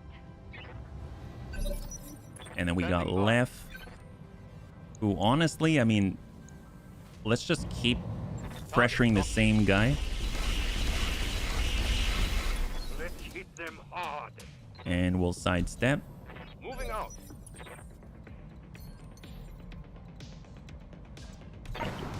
Rather drop the bandit so we don't have anyone just wandering around. Probably should have switched over to standard there. It was built as an Omni V by Blackwell Industries for use by Wolf's Dragoon, infantry, and battle armor units. Is it actually an Omni? Can you refit it for different things? Or in the game, is it like different variants, but the original design was as an Omni? That's really cool. That would be really cool to have an Omni V that you could refit really, really quickly with different things. I think that'd be awesome. I mean, I kind of think of, well, like the Bird of Prey is kind of like that. What's up, boss? It acts like a VTOL, yeah. Full speed. So we got the flak, we got the high explosive. We'll just go ahead and send the AoE. It's clearing the mines, but at this point, I just want them to tip over. Not sure in Roguetech, but in the tabletop, yeah. Were they used a lot in the tabletop? Yeah. You can toss battle armor in the back and scoot around even a bit beyond mid-game, a little worry. Oh, and the bandits? My gosh. Yeah, I've heard a lot about the bandits. They're so fast. So Victor shut down, the Hunchy shut down. We had the Black Knight come back where he was able to finally, I guess, move again. But I don't remember. Is he? Yeah, well, sometimes you got to adjust for kicks it straight at the head. So that's a lethal damage. The Shiltron is a fire support tank with an Omnipod. Oh, is that... So is the... And I do have a question about that because, like, I always see different Shiltrons, right? And it's freaking awesome. I love the Shiltron. I think it's so great. I'm curious with the Shiltron. There's constantly different variants of the Shiltron, right? So in the game, are they implementing that? Sometimes you got to adjust for kicks it straight at the head with a long-term artillery inferno. Oh my god, wow. Was that what I...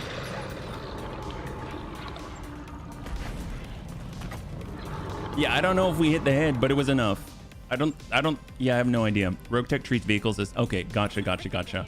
So the different variants is kind of like if someone took an Omni V and then set it up a different way, etc. All right, we're going up. We got our Inferno. We're going direct with it. And we're going to go in and maybe heat that guy up. There we go. A little bit more heat there. Oh, well, we got him a breach. Got our Wraith. Let's just go ahead and drop that guy. It was a hit. So we got a good hit. And then we've got a Hunchy and a Black Knight in the middle. So, I want to apologize. So, when I did one test duel of this, it was a lot of fun. And I was excited about sharing. So I think when so I apologize. I heard about optimization. Yeah. I heard about optimization and what works and what doesn't, and chances are low. It's RNG. It's not. It basically started to come across to me like it's not good, and I didn't really care that it was good. So I just wanted to have fun with it. I think we can still have fun with it. Do I think we're gonna get everything and blaze through everything with ease? No, but I mean, this whole career we haven't really focused on just heat. So I think it's a fun exercise to kind of mess around with. And I think that if maybe we are less focused on what is the best, then I think we could have fun together. So I'm a little bit stuck in my head, yeah. The bandit in Discord. Oh, thank you so much. Roguetech isn't able to create Omni points. Yeah. Okay, so that explains it for me. That explains it for me. Thank you so much. Yeah. There we go. So we're giving them the heat. Giving them the heat. Oh, there you go. That's awesome. That's so cool. I love this because it's almost like a low profile. Either it's a bubble where you can stick your head out and look kind of like a futuristic like periscope, or it's kind of like, you know how in Star Wars on the back of the X-Wing fighter they got the like the R2-D2 type of like droid pod thing sticking out. It's that kind of reminds me of it. Yeah. Moving to position. And we got our head kick button. Well, I mean, most are sometimes you got to adjust for kicks straight at the head. Each are capable if they can hit the head. That's a leg. That's the other guy. Yeah. The Bola is considered an Omni. Oh, that's cool. Whenever I see a Bola, I immediately think that they're all stealth focused. Yeah. They are so hard for me to get a handle on. Yeah. And then we'll just kind of back it up and clear the way. Yeah. I cannot speak for everyone else here, but when you have fun, I can chill and not worry about my build so much. Suboptimal is always better in my book. Otherwise, all playthroughs end up the same kind of thing. Okay. Well, I hope the bunnies are okay with this then. So I'm going to be running suboptimal today. No retreat. Suboptimal today. If I could, I would get an Inferno railgun. Actually, wait a minute. Isn't there a plasma railgun? Isn't there a plasma? Doesn't the plasma railgun do heat? Can the plasma railgun do heat? We've got a lot of plasma ammunition. Oh, that sucks for that guy. Wow. Shiltron's a big must if you want C3 Master of Slaves. Many Bola as well. Oh man, yeah. That's actually why originally I kept half of the Shieldtron Prime, just so that we could actually get the opportunity to put one together and then maybe get a C3 Master. But with the Teppo right now, I mean, it would be nice to get something other than the Teppo. That's actually, if you missed it early on, we actually have a C3 Master we picked up yesterday, and we crammed it in the Tank Hair's mech. So he's not as, let's say, optimal, but he is a lot. Oh, whoops, that was actual standard ammunition. I meant to say, oh well, that's fine. But he's got his whole shtick, so now he's got a C3 Master in there as well, yeah? So it's awesome. Semi-ineffective, semi-impossible, totally inconceivable. Plasma railgun, yeah, we got hit with that before. That was not fun. They hit our king crab with it, yeah? There is a plasma railgun. I picked one up on my first super. Oh my gosh, you did? Oh, that's so cool. It would be really cool if we got to try that out, yeah? I think the only place that has it, as far as I'm aware, because we came across it when we fought against the planetary government on, I think, our first or second super heavy mission. And it was on a really weird king crab looking thing. I think it was it an orca? It might have been an orca. I don't remember. Not my orca, that's for sure. But it had a plasma railgun. It hit us, and it really, really freaking hurt. I mean, like, it blew a hole right in one of our assaults that was untouched up until that point. So I know it can still do damage, but I think it'll be really cool if it also imparts heat, because that would just be hilarious. Can you imagine if Chappie's up there with his circuit and he pops off 2 plasma? Oh my god. Have you ever seen Battleship Yamato, the anime? The turrets in the anime are just like that hemisphere there. This is basically a protected area where the weapons are inside the turret. And oh, really? Really? That's like a potential weapon pod? Is that right? That's so cool. I'm assuming it's like tubes or a launcher or something like that. Maybe like Narc or something, yeah? 150-ton Emperor. Yes. Oh my gosh. They just... That thing... I thought I was okay until I exposed myself for one moment, and it was just that one moment that took us out. It was absolutely nuts, yeah? So let's just do a quick double check on all of our mechs. Let's get out into the real world. So this was just a test and kind of to mess around, and also, I guess, get 30 million in cash. I didn't even realize it. So that's awesome. Is there anything else we want to pick up? I don't know, maybe a combat shield? Who knows? Who knows? We'll get back to the... Ooh, excavator claw. You mean we can turn 40% multiplier to punch attack damage? So do you have... Wait, hang on. Wait, 55... Wait, so how does that work? Wait a minute. I'm assuming... Do you have to be an agricultural mech to make that work? Can I throw that on the punchy button? That's even more than... How heavy is that? What the heck? Really? That was an excavator claw. And it just... Oh my god. Well, it does weigh carry weight. So it weighs quite a lot. It would replace a battle fist, which does 20% multiplier to punch attack damage, 15% multiplier to punch attack stability damage. So, I mean, if we pull that off, nope. If we pull that 17, 19, oh, it reduces because it's a claw, then it can't, I guess, carry stuffs. Is that right? So if we pull that down to 17 out of 19, interesting, interesting. That's odd. Wow. So if we pulled the hands off and put that on and pulled off the super shotgun, because I have a feeling you can't use the super shotgun because it's a claw and you can't hold it. That's really interesting. That's so cool. You can kind of itemize that. Yeah. Wasn't that the Emperor Crab? Oh, the one that hit us with the plasma railgun? Absolutely. Bandits have decent weapons and speed, as it is a heavy hovercraft. They're pretty nuts. They're pretty nuts, yeah. One Punch Man drop the super for the claw and go full on friendship. Well, you know what? Let's not faff about. Let's get going. We're going to head on out. And the place I want to go to is where we were yesterday. It was called Capra. So Capra, actually, I can just search for... Oh, there we go. I was going to search for Capra. It's very close. But I have to say, I've been very impressed with the types of missions that they've had, where they've actually been able to provide us with super heavy missions every single cycle on the tech. So after each finance report, we have an option for a super heavy mission. Is it something that we can reliably do? Not necessarily, but I think it's just so cool because other places will just go out and then we have to figure out, are we going to see one? This is kind of like, you're probably going to see one. I haven't seen one, we haven't yet. So I'm really excited about that. Imagine that on a Kodiak. Oh my gosh.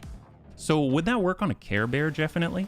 Just because the Kodiak Care Bear, I think it it comes equipped with fixed vibro claws. So I don't know if you can have an excavator claw and vibro claws. My guess is no, but I guess like on a different, maybe one of the Kodiaks that do not have fixed stuff. And then again, I haven't had a Kodiak yet here outside of the first campaign. So that would be really, really cool if we could complete that. I guess we got to go and fight against Clan Ghost Bear. So far, all the major big name clans that I'm used to are way up in the north near Stronamecti, I assume. So that'll be kind of interesting. So we're getting free experience, but don't really help our bunnies right now because actually all of our bunnies are all 10s, which is phenomenal. And then we got 5 days to Capra, and this is where we get to see how things ride. We can kind of mix things up a little more, not go full heat everything, but at least we have options available to us. Yeah, so we've got Rhino FST, we've got ELRMs, we've actually got a lot of ELRMs. I'd really like it if we could get some type of platform for that.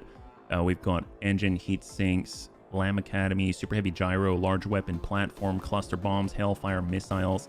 I do like the Hellfire missiles. You got to keep some distance, though, it seems. We've got an Avatar Blackhawk Coup.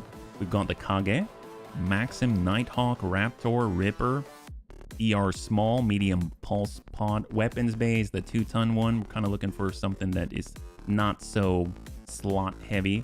MRM Acid. I'd like to pick that up when we've got the opportunity because I don't see it that often. I think we've got enough of the...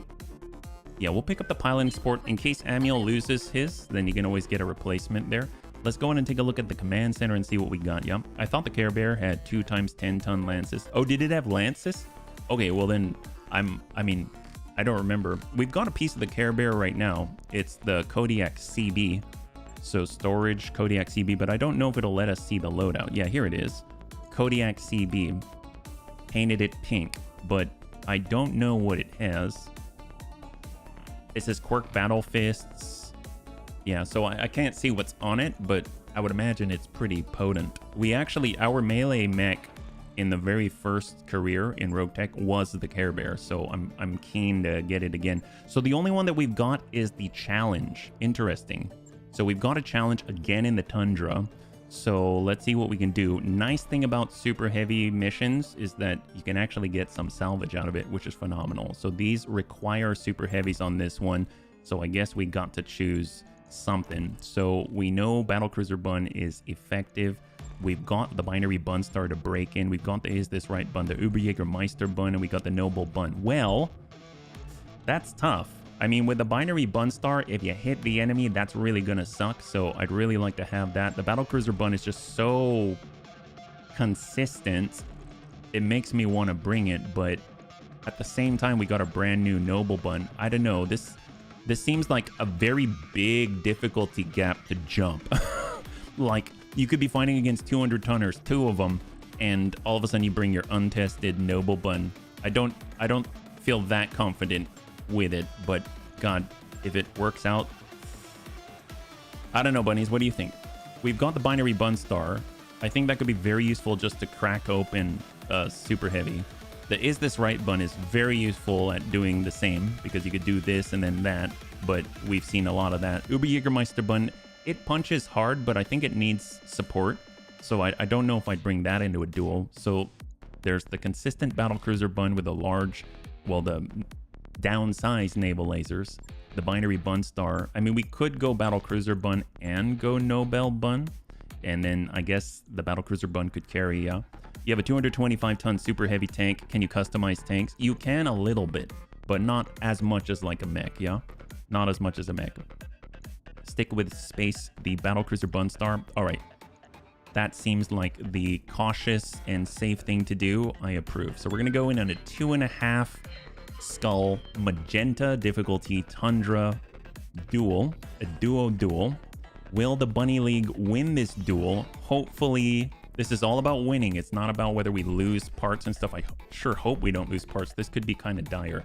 Challenges are a little bit dicey. They always feel like when I go into a duel, usually I'm like, okay, we might take damage, we might pop something, we might lose something, but overall we'll make it out okay.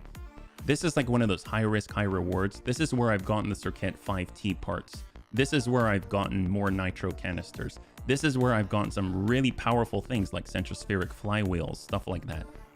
but I never feel confident going into it because I never know what I'm going to have on the other side, and they can take a massive beating. And if we get on the back foot, it's very important, I find, to keep the momentum, because I don't have anything that can dump so much alpha that it's just going to clear out a super heavy in one go, unless we're talking about, now I stand corrected, because the circuit that is this right bun with the 80 clan acid mortar rounds can absolutely open up a super heavy very effectively. If you put that together with Panzer, or with the with our downsized naval laser understone, then we're talking. I think that's like a pretty good combo, because then you can guarantee that those naval lasers are going to do as much damage as possible, potentially over 1,000 in one burst, and it's sustainable at distance. So it's going to be kind of interesting. Both are direct line of sight weapons, yeah? The crowd is cheering for you two bunnies. Cold fog cut down visibility. Do railguns have armor piercing? Not that I'm aware of. There's only ammo railgun, but I mean, if you hit something with a railgun, it's probably going to pierce some armor. You know what I mean?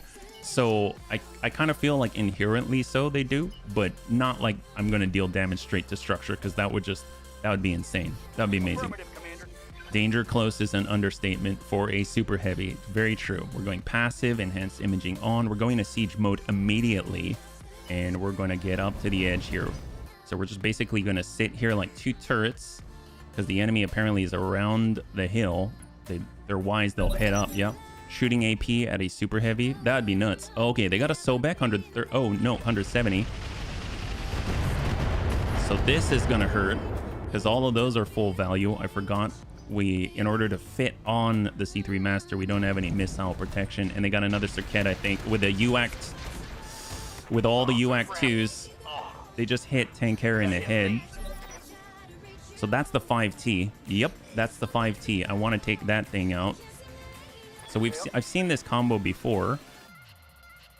Let's get tank. I mean, he can get the shot on now and then back up. We've got to go at short range, which kind of sucks, but hopefully we'll be able to hit.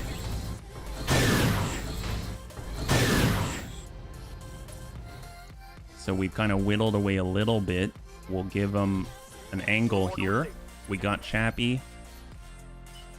He doesn't have a shot, so we'll have to go into mech mode. Still doesn't have a shot. I mean, we are very low profile, so I mean, I guess we will. I could try to climb.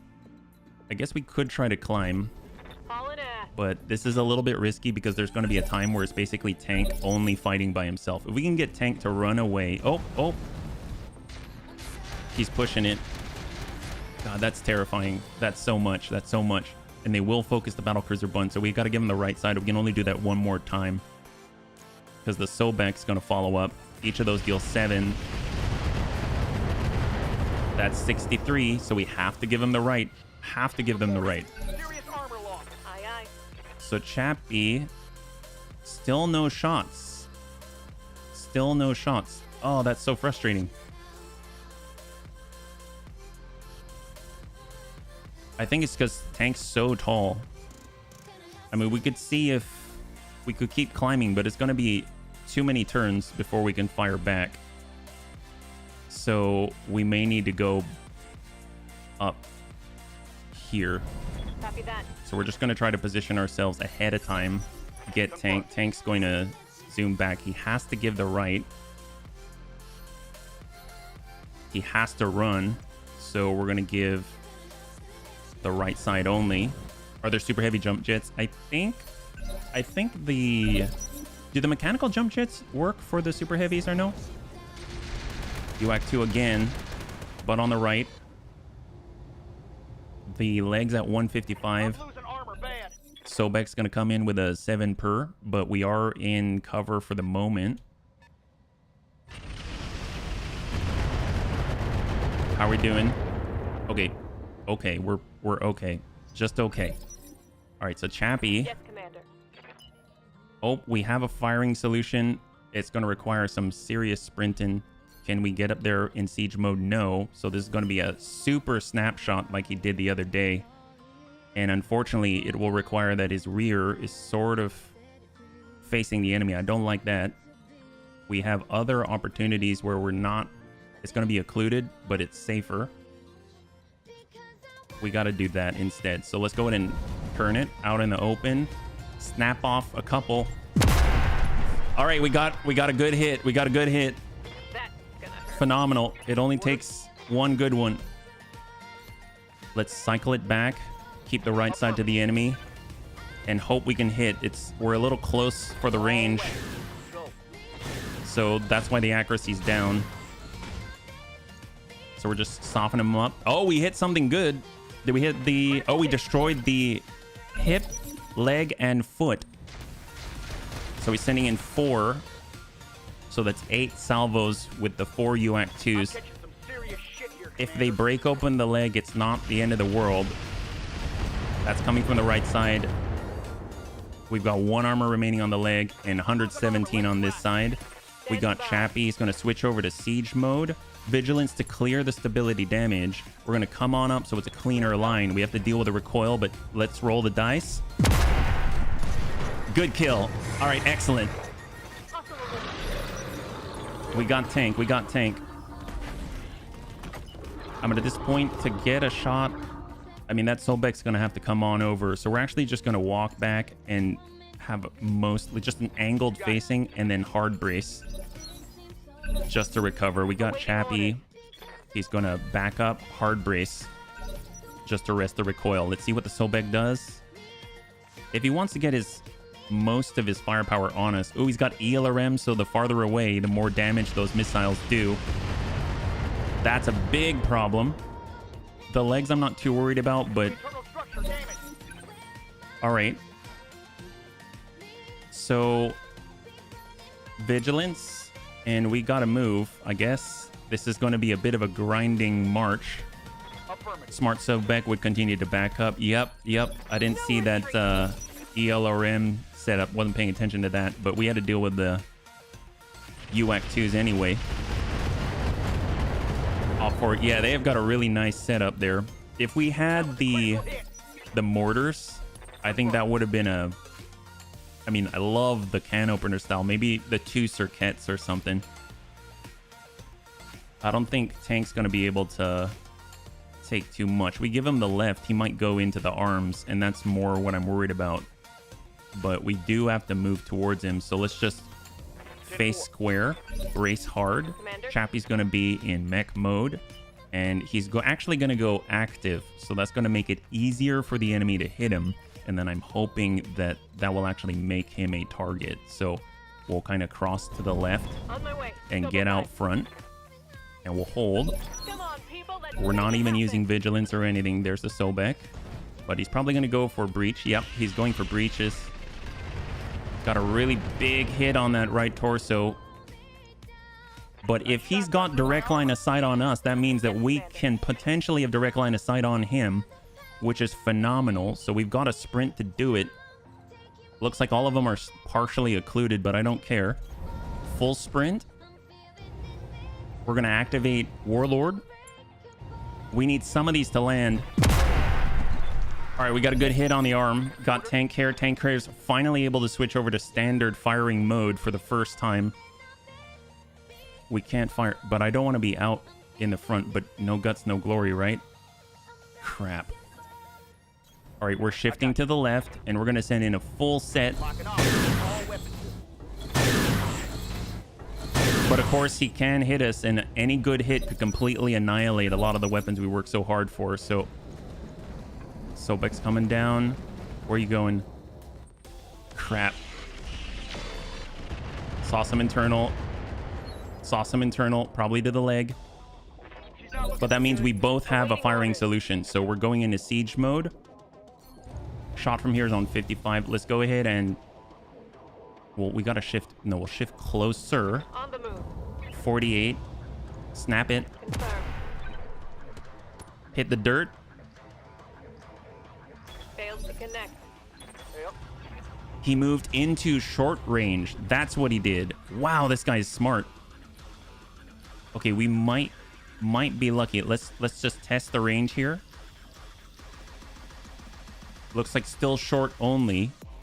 if we wanted the long range, which is his optimal range. Wow, this guy is nuts. That's the left, that's the right. None are good. So we'll take the short range shots.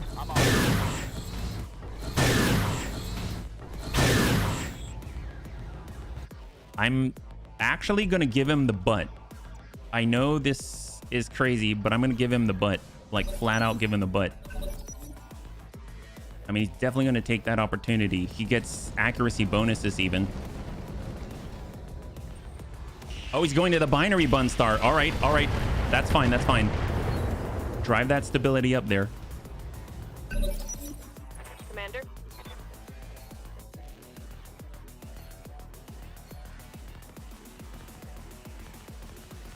All right, sidestep. On the move. It's interesting being so low profile and having some challenges with actually getting line of sight, yeah? Snap off the shot. Copy. Whiff it, hit the dirt. What the hell? Obviously, recoil's playing a big Orders? part of all of this. If we sprint it back, can we get a standard shot? It's still not a standard shot. All right, tuck back, full short. Let's keep whittling away.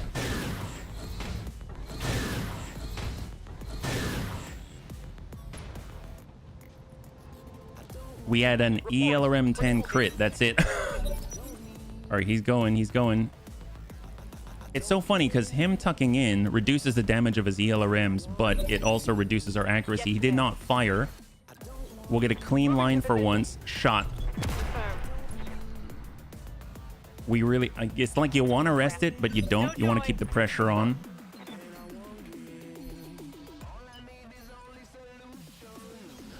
I'm there. Vigilance.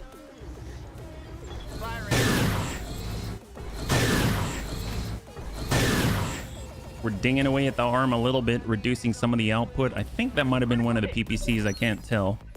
Oh yeah, PPC Series Smasher has been crit. So Beck's reacquiring. He's got the high ground.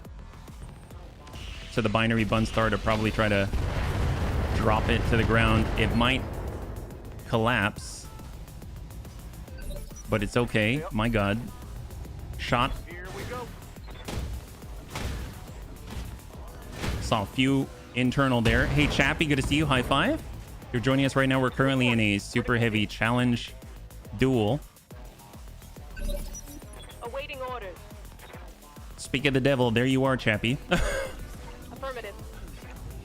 Roll the dice. Everything I've got. Good impact.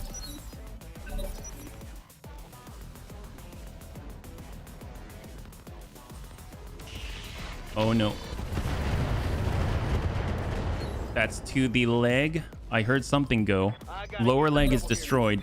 Hey, Mac, good to see you. Happy Friday. So far, so good. We're testing out some new things and also trying to Targeting for an alpha strike. hit this guy who's been hurting us. We're in a duel of the super heavy variety, yeah? We should really rest Chappie, and I keep saying that, but I just can't. Lock it off. All weapon systems.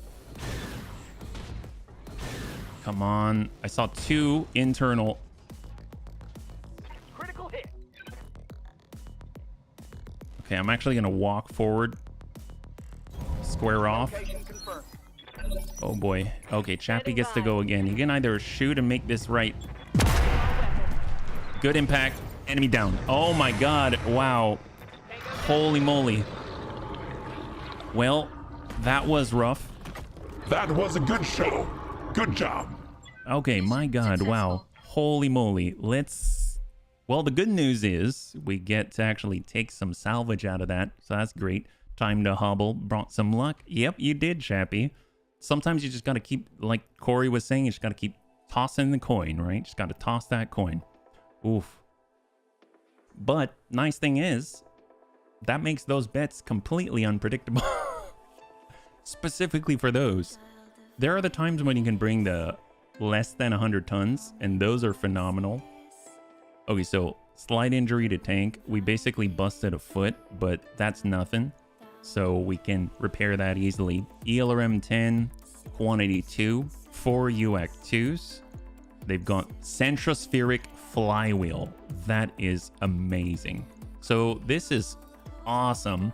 It gives you plus 20% walking speed, and it gives you, well, for that it increases your stability and threshold, the stability damage that you take. It reduces your stability threshold. There are negatives, and it increases your visibility and your sensor signature. But you can increase your walking speed on a super heavy by 20%. That's huge. The big thing is what can you carry on it, because it's very heavy. So, but that's always exciting. So let's see what we get here. We got the Circuit 5T part. That's excellent. I think we actually have some Circuit parts out there. We've got Circuit 3P, Circuit 5M. Now we've got 2 of the Circuit 5T. So we only need 1 more Circuit part, and we can field another Circuit. So that's really, really awesome, yeah. Only super heavy duels I do is when I can use my Svartalfa. Otherwise, I avoid them. That's probably the smart thing to do if you're looking for consistency. I think with the mortars, that it can sway pretty quickly, because if you can dump enough acid on anybody, they kind of melt. So it kind of works out, but overall, I'm just glad we survived and we didn't lose anything too critical. And tank's only out for 10 days. So we've arrived in Capra. So for the bunnies that are unaware, in Capra, that's where we were yesterday and where we were getting a lot of super heavy focused things. It is a 4.5 skull difficulty red owned by the Draconis Combine system, and it is in the tundra, so things are cooler, allowing us to kind of stretch a little bit farther. So that's been very, very helpful indeed. So we're going to go ahead and come up to the super heavy base, which is actually kind of a good point. I totally forgot that I've got all this heat stuff and we're in the tundra. Oh well, we'll just have to fight against it. I don't know. I mean, I guess we could head somewhere else if we really wanted to. What else do we have in the command center again?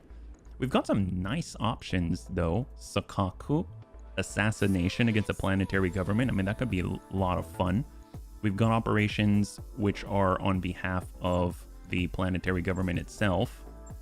Mike Devastator and Curious Hunchback, elite lance on Capra, but in an urban environment. This could work out all right. I know I typically avoid urban environments, but I mean, that could work out all right. Sakaku is Tundra, Destroy Base. We got Noon Praetorian, Joint Patrol Op. I'd rather avoid that because usually a ton of mechs on the field. So really the options are Sakaku, the Curious Hunchback, and this does not have that cold thing, so we could really burn some people. That could be fun. Or we could head to a different system, yeah. Choose fun. All right, then we'll choose urban. We'll choose urban. I don't typically do that, but we'll choose urban. We're basically going to drop with the entirety of our drop cost and earn that back. So let's get Tank Hair in. I would like to bring him along, yeah? Let's do it.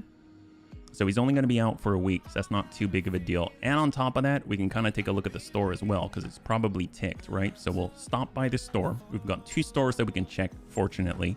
So Chasseur, Shiltron FSV, bolt-on eye rockets. Actually, I was missing out on the bolt-on eye rocket on our Gremlin. And speak of the devil, they got a long tom cannon as a backup if we really wanted it. Ferrofibrous Lamb Booster Pack. I mean, that's what Amiel's got. I love that Amiel can now get 17 evasive pips. I think that's phenomenal. Actually, now that I'm thinking about it, I would like to stick on a standard ton on there. Gyro XXL, I will definitely grab that. I have only seen that once, and it's currently sitting on our venerable Jägermeister bun with Panzer bun. So what I'm going to do, I'm going to go to the mech bay. We're going to make one change. We're going to give the BOP heat bun at least a ton of standard ammunition just to help out right here.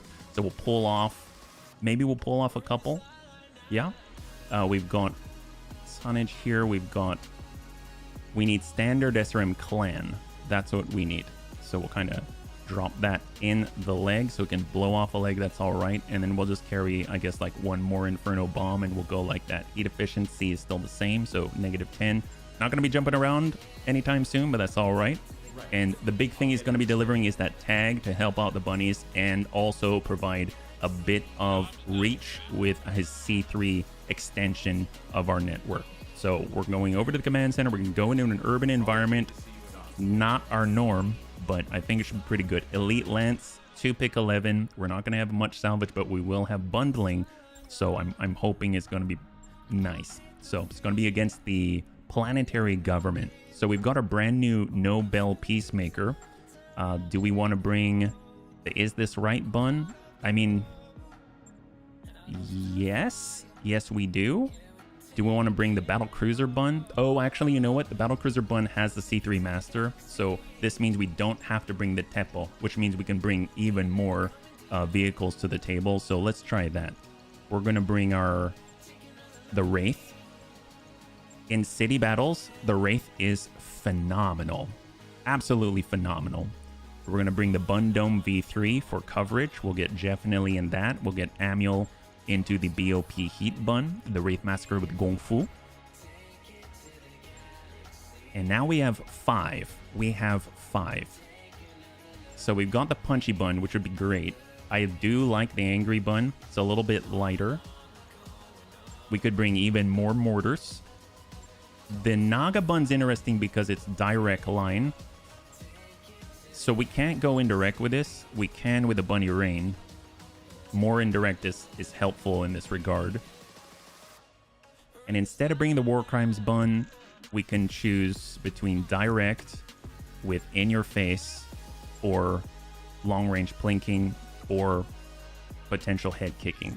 I think if it's a fun day on a Friday, we're going with a head kicking. The big problem is that I kind of put left over in the Nobel Bun, so we need to start training another bunny for this.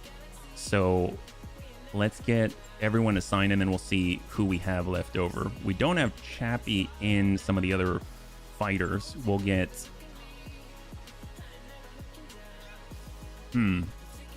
I was going to put Rhubarb is phenomenal in the mortars, but because Rhubarb's been working on the Mad Cat, he can get all kinds of bonuses to accuracy and recoil control on the new Angry Bun. But then again, Panzer is also a recoil specialist, so we'll kind of have him there. I think it'll be fine. We got our tank hair with the C3 Master, and then we got our head kick bun. That's a little bit of a tough one. We got Faye. Faye's typically in the Plink Plonk bun, so maybe if we're only bringing one at a time. No, if he's already assigned, HB isn't really in the fights, so let's get him in there. He's kind of set up incorrectly, so maybe we can save this setup. So we'll say launch, and we'll just save it for now. I'm going to back out retrain HB because I think we're going to need to train someone else for this, right? So we'll get HB. Yep. He's currently set up for jumping. That's why he is this way. But if he's going to be in, we'll go tactician. We'll kind of build everything up. And then we're going to go with he's not missile. So called shot multiplier and negative to recoil. The passive's huge. And then just work this up. I know we could do Warlord, but I'm trying to think, if we're doing a called shot to the head, like BC headshot, you're not going to be able to use the control burst or Warlord most likely. So we're probably better off with something in between, like a sensor lock or something like that. So we'll just kind of get that set up pretty standard, and we will confirm. There we go. Okay. So now we shall get into combat. So command center, we are going to head into an urban environment, and it's going to be a 2-pick 11 reward against the actually I stand corrected, against the pirates. I didn't realize it was against the pirates, my bad. And then we'll go ahead and load up launch, which hopefully works out. There we go. Great. Head kick bun, everything awesome. And we're under 1,000 tons, so we can add more. We definitely want to. The Gremlins both are these stealth Wraith style tanks. They're amazing. And we'll get Geigen into that. We've also got our Unspin. We've got our Mobile HQ. We've got the Mobile Long Tom. I mean, you know what? Why not bring the Tepo as well? It does have the boosted C3 Master. Can we fit that? Oh, we got to be under 1220. Then that's fine. We'll swap out instead with the Unspin so we can drop some additional bunnies. Usually Geigen's in that, so we'll swap that over. And then we can also put in our Gnome. Although I guess we also have the Salamander, but we'll put in the Gnome just because we can keep shooting from up there. We'll get HB in the Gremlin, and then we'll get Faye into the Vintage VV. Here we go. So we've got 1,070 tons dropping at a 4.5 magenta drop tonnage against the 5-skull red battle in an urban environment. Will the Bunny League, we'll do the part loss. drops this time. So will the Bunny League suffer a part loss? 5 minutes on the clock and you'll see what you got. So it's going to be a 2-pick 11.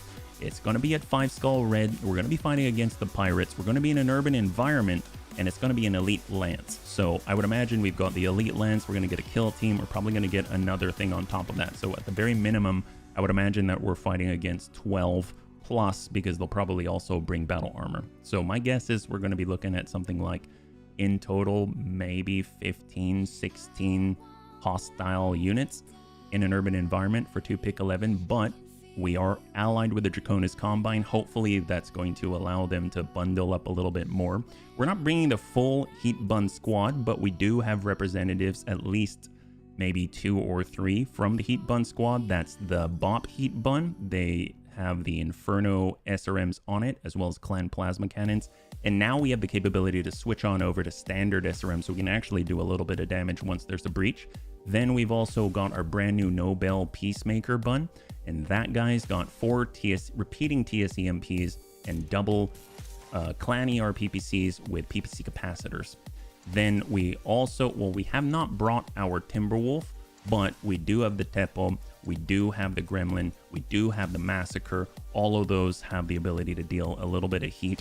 So hopefully that's going to give us some options when it comes to maybe seeing something that we might want to be a little more gentle with, and then we can at least have an increased chance that we might walk out with some of that stuff. So I think it's going to be cool. At least we're kind of extending our capability and range of options available to us, yeah? All right, here we go. So 5 skull red, 2-pick 11. Let us go. All systems nominal indeed. Urban environment, not our best, but let's have some fun with it. Let's keep our eyes peeled, bunnies. This feels like a trap. We've got some unexpected readings from long-range surveillance, so we might have company. Press the attack, but do not leave yourself exposed. Olivera out. All right, so where is the target? We got, oh, on top of the building. I'm going to doubt they're directly on top of the building, but I wouldn't be surprised at this point. If they're down here, then they're going to have difficulty closing with us. They only have some options to get up to our level, so if we can start on the higher ground, I mean, that'll be phenomenal. But honestly, line of sight is kind of king, so I might still start here. I've started here before. You can kind of vacate over to the left. You have to, in order to get to them, you got to go down this ramp to do it. So maybe if we start up here, we can kind of set up our firing line here. We can extend out this way if need be. We can extricate to the left, and anyone who needs to get close can come down here like the Wraith Massacre. So we'll kind of set ourselves up right at this intersection. Maybe not right on top of the building. So I might have to manually place these. So we'll just kind of have a nice, neat formation right there. There we go. Awesome. High five. Let's do this. This is going to be against pirates. We've got some super heavies. I don't know what they got. Probably a kill team at least. I don't know, they got reinforcements as well. So fortunately we've turned off the circles. Hopefully it isn't going to chug too badly. Especially at this difficulty level, there's probably going to be a lot of units, and we got to keep that in mind. Nice thing is, with all the battle armor, hopefully this is going to help out with all the burn on the field. Come on, computer. You can do it. Typically, if we do an urban environment, because we have to, I've restarted the client already. I kind of thought I would just stretch it, test it out one more, but maybe it might make us do that. All right. What are we looking at? 1, 2, 3, 4, 5, 6, 7, 8, 9, 10, 11 on the field that we are aware of. We've got the Emperor Tien. We've got the Care Bear. Oh my gosh. Okay, so the Care Bear's on the field. We've been looking for the Care Bear specifically, so that's phenomenal. Maybe we can overheat that. That'll be great. The Chukonu has a lot of missiles. So that's actually the exact chassis that we're using on our Clan LRM 95. They've got the Atlas Kraken. They have the Emperor 7L, the Imp Puck, the Direwolf 64. We have 2 parts of it. Let's just keep building that up. They got the Mad Cat Lamb Cheese Lord. That is the same chassis that we were using. It's not the charging variant. It's the Society MRM 90 version. And then we've got, of course, the Kodiak Care Bear in the front. And I'm sure they've got more. Vulture Mark II. There's a lot of stuff out here. So a lot of named, a lot of legendary. Let's just stick to our guns and keep at range and do what we do best. Yep. Building removal always helps open up line of sight opportunities. You are so correct, Hellscat. Thanks for reminding me. There's that Mad Cat Lamb Cheese Lord. He's coming up high. So let's make him move a lot to get to us. We got Gigan. We're going to go in and start off with a UAV just to get their attention right here, yeah? Get that set. So we'll just keep counting, right? So we got 1, 2, 3. Hey. Bop, heat, bun. So passive for Amiel. Come on. Come on, control. Things are loading still. Oh, it's because I loaded in another unit. Okay, so the it's fine. Okay, there we go. There we go. I think... Do I... Yeah, okay. I can control Amiel again. Okay, great. So we're going to go far over to the right just to build up that 17 evasive pips. But it has to be able to calculate first. All right, here we go. Look how they're all grouped up for you. Almost like they're waiting for a plate of fire. That's right. Obviously, I'm a little nervous about sending fire to see if the computer can handle it. But yeah, hopefully, if we hit them with a repeating TSCMP, remember the repeating TSCMP will reduce their movement by 40%. And that might help us to kind of keep them in the danger zone, right? So we're getting on out with a Bundome V3. We'll hang tight here. Bundome V3 is carrying. Yeah, it's carrying. It's carrying a command console in it. Kodiak Care Bear does have double mech lance 10 ton, like Hell's Cat said. MRM 40 double medium X pulse. I think it also has some fixed claws on it. I think vibro claws. We got the Kraken in with an LRM 20 Gauss rifle, double medium, double ER large. The Chukonu with the, oh my god, Clan LRM 120. So that guy's a big tinderbox. I'd love to get heat on that guy. Imp Huck. Although I would imagine that would not be gentle. I would imagine all his ammo bins would go popping off like fireworks. We got the Puck. It's coming down the road. It's like a giant assault parade is what this is. Okay, so we're actually seeing Intersphere Standard here. I like how Black Widow is driving Vulture Mark II. And Black Widow is driving the the Intersphere Standard for some reason. I don't know why. That's fine. She's in all places at once. She's an incredible woman. All right, let's go enhanced imaging on. Let's get prepped with our UAC 5s and the RAC 5 with Panzerbund. And then we've got Emperor coming through, not the Etienne. Survival with the Bunny Rain is going to be excellent at divvying out the juice and ignoring any sort of evasive pips. So get out in the open, but we are going to brace. So we have some type of stability reduction and damage reduction. There's the Etienne centering himself coming out of the water. It's like I don't know who to shoot at first, you know what I mean? We could get up and then snap off the rounds. We'll get that AMS flare up. I think we might be able to go direct fire, but we'll have to go with like, yeah, Inferno instead of fuel air explosives. We'll have to see how it goes. Oh, come on. And hold. We're not quite close enough for the electronic warfare sweet ping. Direwolf is carrying battle armor. So is the longbow. Very interesting choices. You've got two incredible support mechs, and they're both carrying battle armor. Maybe it's like a defensive thing. All right, battle cruiser Bun. Well, with tank hair, I mean, from back here, I mean, that'll do it. He might have to shoot at short range. So we're going to go on, passive, and hold. The closer they come, the faster they come, the harder it is for tank hair to hit them. So even though we moved forward, it might not have been the best choice in the long run, but for this initial salvo, I'd rather be behind some type of a park tree or something like that. We got the Noble Bun. All right, we're going enhanced imaging. I'm torn because I want to move up because the range on the TSEMP is like 540 meters. We've extended that by 15%, but I also don't want to get trashed, so we'll just move up and brace. So first one's just going to walk it, and then maybe we can tuck over to the right on the next actual firing turn. Melt from a Bun is going to stick to acid, break to the right, and hold.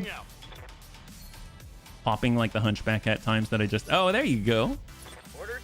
All right, head kick Bun. Head kick Bun. Man, we're all stacked up too. Passive, enhanced imaging on for +2 initiative, and let's brace. And then we got one more. God, that's a lot of grouping. If we can get some... Oh my god. If we had the Tepo, I would be drowning this place in Inferno Fast Cam. Or the Massacre. Massacre is going to break off to the right because he is the best when he's at his best when he's able to get into flanking positions. So we're just going to start off in the unobstructed red hex, and we'll hold. And now it's to the enemy. They've got 2. I think it's just honestly counter-reserving with those 2 battle armor. So right now we're looking at 1, 2, 3, 4, 5, 6, 7, 8, and 9. Plus 2, 11. Let's just confirm. 1, 2, 3, 4, 5, 6, 7, 8, 9, 10. Yep. We've got 11 on the field. That's not too bad. That's not too bad. It doesn't mean there won't be reinforcements, but that's not too bad. This is actually pretty nice. Considering it's pirates, kind of an interesting number. Actually, 1, 2, 3, 4, 5, 6, 7, 8. Yeah, 9. Huh. Odd. Okay. I mean, that might mean they've got one of like a Lance of 2 and a Lance of 3. Who knows? Yes, Commander. All right, let's go ahead and reserve. I want to hold. We've got Amiel. Amiel can kind of start this off. I mean, he can do a big run from afar. I have a feeling he'll draw a lot of fire. So he'll keep his distance. He does have bombs and things like that, but we'll hang on to the bombs because they're kind of a closer range thing. We've got passive Angel ECM. That's looking good. That's 38, 23. Yeah, let's just send it here, but we're going to hold off on the bombs. Shot to the back of the Etienne. Standing standard SRMs. It's got double light ultra Gauss rifle and double clan large improved heavy lasers. That's nasty hole punchers. So we'll hold. We do not want to get hit by any of that. Vulture Mark II. We got Geigen in the Unspin. He'll go in and build up that evasion. Because next turn is when he can drop another UAV. There's the Mad Cat Lamb. Smaller movement, but he is carrying quite a payload. Commander. Bundome. I might just break over to the left and use this big tower as a line of sight break. So we can be up there, but still, you know, not getting hit. And then we'll send the UAV straight on in. And I'm hoping that will draw some attention. There we go. And hold. All right, so now we start ping-ponging back and forth. So this is where the fight actually really begins. So we're on 20. It's going to be the Emperor, the standard one, not the Etienne with the double light ultra Gauss rifle. Oh, he's got some type of maybe a null signature system or something. Shot out to the Peacemaker. Hits with 3 large hits. Peacemaker's standing with 3547 remaining armor-wise. We've got our Bunny Rain. I don't want to fire with that yet. We're going to hold. This is a Clan LRM 95. They've got another Chukunu, which is the same chassis out with 120. Amiel with a bionic arm. Oh, did you... Hey, Serini, good to see you. Did you see Amiel has a prosthetic? I totally forgot. Did it mention that? Or did you just guess that? Yeah, I forgot about that. There was an event as I was prepping for the stream, and it said buy a prosthetic for 1 million C-bills, and I bought it for Amiel. Yes, Commander. Yo, you were guessing? Well, there you go. You guessed well. You guessed well. Okay, we got HB and a head kick bun. That would be for breaches. We've got the DACA. We could tuck over, but I'm thinking, who else? Who else? There's also a third. We got HB and the Gremlin. Okay. Well, with the Gremlin, maybe we will go indirect.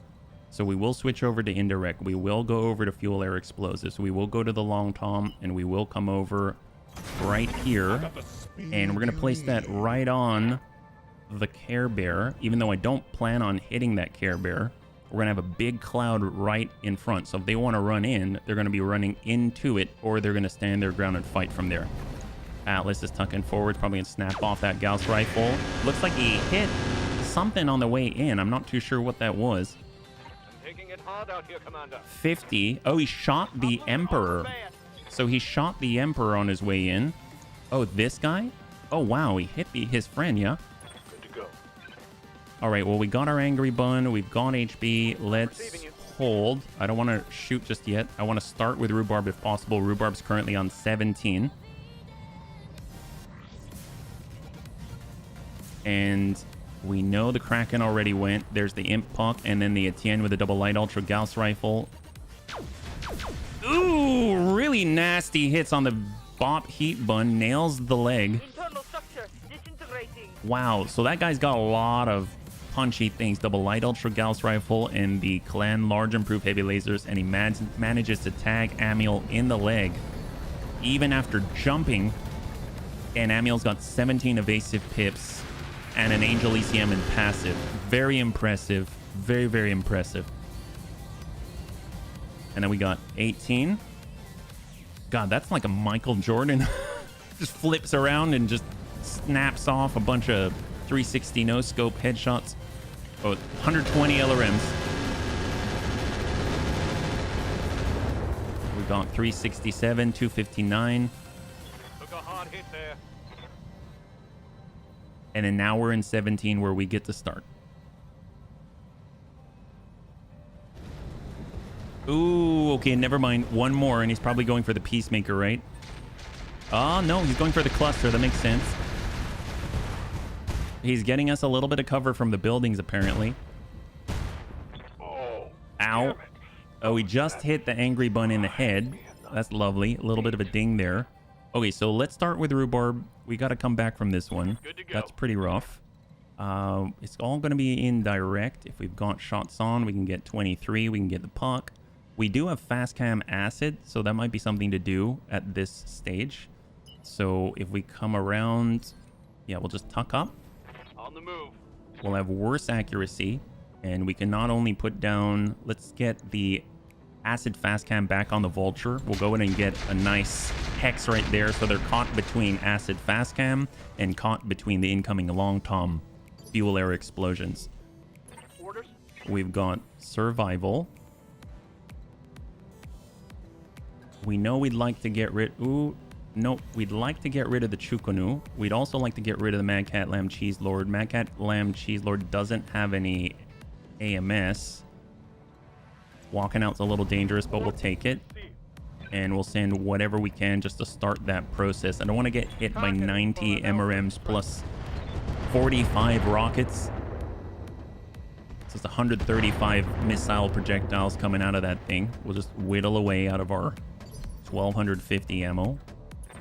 Or 1300 ammo. We got our battle cruiser bun. Shots coming out are at short range only. We don't want bunnies in front of us. Who are we shooting at? There's the Kodiak Care Bear, 35. Emperor Etienne at a distance. We don't have that yet. Can we get a shot on the Mad Cat Lamb Cheese Lord? The Chukunu's right here, but he's obstructed. We could sprint over to the next one. All right, let's go ahead and rotate a bit. Let's go. We are engaging at our worst range within the minimal. 38 on the Care Bear, 24 on the Etienne, 32 on the Puck. Vulture Mark II, 29. I mean, we could do some serious damage if we can connect that. Do we whittle on the Care Bear? Let's whittle on the Care Bear. We're just going to start targeting that lead. We don't have a ton of firing opportunities, and we just whittle away on the right. It's got 63 remaining. What's the plan? We got Vintage VV Bun. We're just going to go ahead and pass. Holding. Now we're on the Nobel Bun. So this is our brand new super heavy. With the enhanced imaging, we can snap off some shots and then go. So 38, 9, 55 on the Puck. 48 on the Etienne. Vulture. I think I'm going to go for the Etienne, even though it's a 48% chance to hit him. Here comes the repeating TSEMPs. Wow, most of them actually connected. Well, that's great. Definitely built up a little bit of heat there, and we'll just sidestep into some form of cover. On the move. All right, so Panzer was hit in the head. He's going to turn on that supercharger so he can potentially dash over to cover somewhere. but also snap off some shots. So just got to calculate first. There we go. Right up front. Looking out. So he's going to tune up to 6 with precision ammunition, and we're going to go in and start just dumping into that Care Bear while he's got the opportunity. There it is. Wow. A massive salvo from the Angry Bun, and the Kodiak Care Bear has been cleaved in twain. Down he goes. Lost a leg, lost the right torso, and breach in the middle on the fall. I'm ready. So now we got our massacre. It's moving up. I mean, maybe. Oh, we do have an opportunity to get a shot. Let's do it. We'll just slide right in into a side street, and we're going to go in and give this guy as much heat as we can. It's probably going to crit in the middle, but maybe. Okay, so we did. Yeah, I'm pretty sure we destroyed the engine. I don't think there's much left of that. Gyro UL crit, but doesn't say destroyed on the Kodiak Care Bear. Hey, Rhubarb, good to see you. High five. Welcome. If you're joining us right now, we're currently in a 2-pick 11 5-skull red difficulty fight against the pirates. We got Vintage VV Bun. Let's hold here. So we're just going to brace. Confirm. Holding. You currently just peppered this area with acid fast cam. Commander. All right, head kick Bun. We could sprint on out there. We will probably get hit for it, but you know, that's kind of the name of the game. We got to go. HP's in it. Can we tag this? That is an electrical transformer. You know what? Let's 48 on the puck. I mean, this guy's already a little bit rocked. Maybe we can hit him and push him over threshold. Very nice. They actually connected there. Phenomenal. So he should be unsteady now. He just finished jumping. He got hit with 4 repeating TSEMPs and now hit with 3 capacitor PPCs. And then now we've got the counter reserve from the 2 battle armor that the support mechs are carrying. Yeah.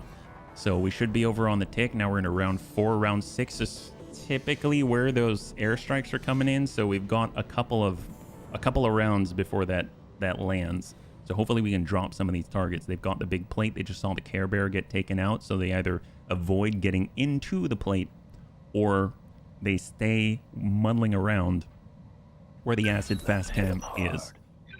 So on 25, that's going to be that Mad Cat Lamb Cheese Lord. We kind of dinged away at it a little bit at range. We were able to take off about 200. This guy's sending in 135 missile projectiles. And the bunnies are able to protect from some of them, but definitely not all. My hope is that at 18, hopefully that head kick bun's going to be able to get in and cover as soon as possible. Yeah. Hey, Braden's. Welcome. Thank you so much for the raid. Hopefully y'all having a lovely Friday. How was your... I'm assuming you were playing Roguetech today, yeah? How was your fights today? Hopefully you're doing well. If you're joining us right now, we're currently in a 2-pick 11 5-skull red difficulty fight against the pirates. Standing by. And we've got our bot heat bun. So we got cleaved a bit. They kind of got into us a tiny bit.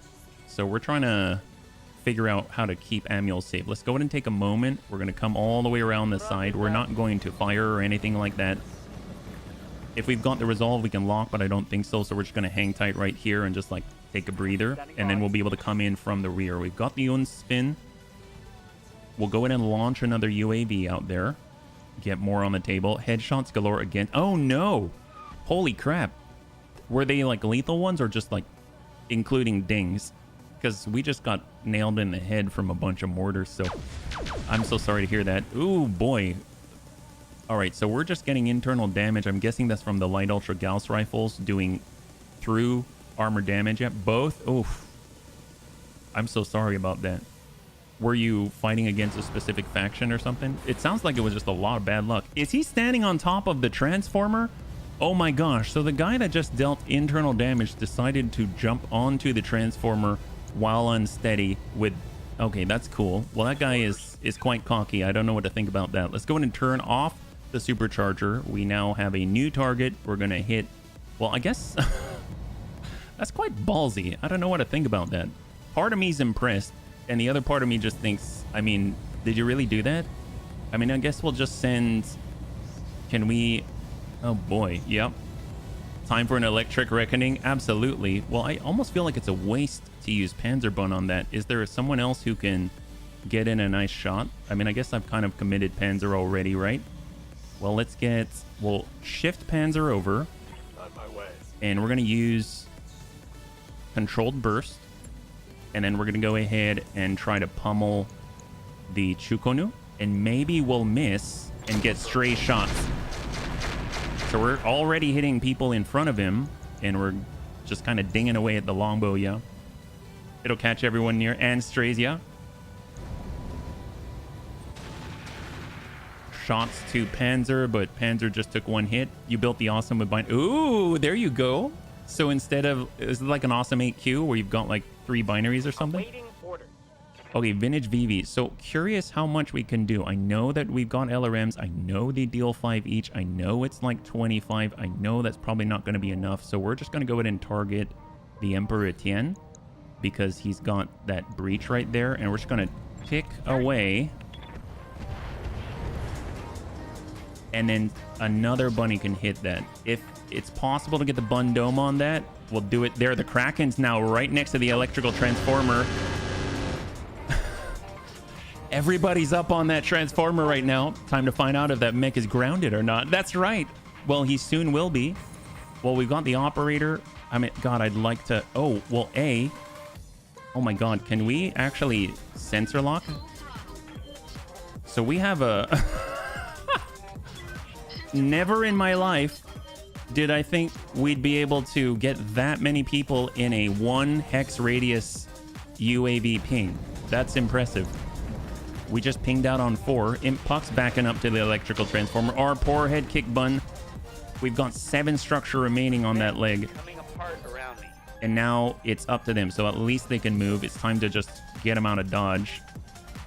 So that was the right leg, right? Yeah, the right leg. We can't sprint. If we go back, we'll give them our left. I mean, I guess that kind of works. So we'll walk, and then we'll brace to clear. So hard brace. So that's giving the extreme left to the enemy. Do they all want to charge their Tesla, or are they all lining up around the trend? I don't know. I don't know. Maybe they don't know that there's something going on with it. That's Clan LRM 120. We've been able to intercept a good amount of it. 114 out of 120. 6 missiles slip through. All right, Bun Dome, Bun Dome. So the Bun Dome, I think, can hit this. We do have an ER large. Ooh, I don't know if an ER large is going to be enough, but you never know. Let's try. Oh, we got it. Ooh, oh my God.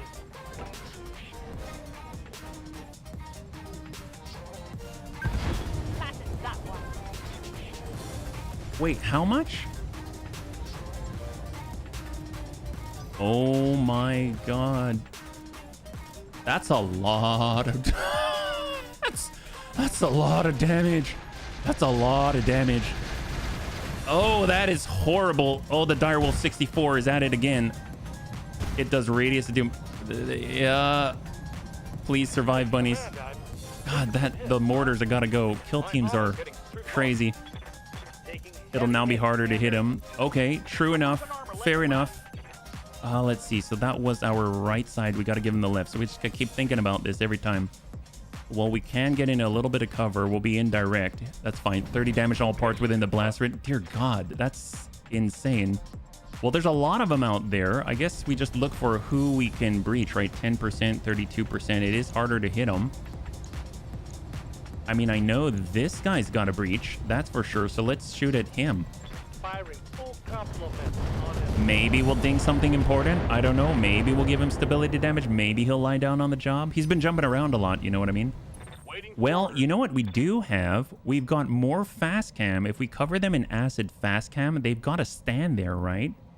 Or we can get in with air burst. And that's just a bunch of fun because then we'll be able to... Yeah, let's do air burst. Air burst.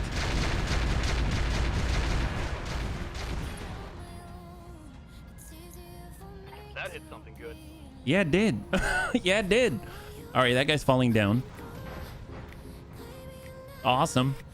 Love that. Worst day ever for that guy.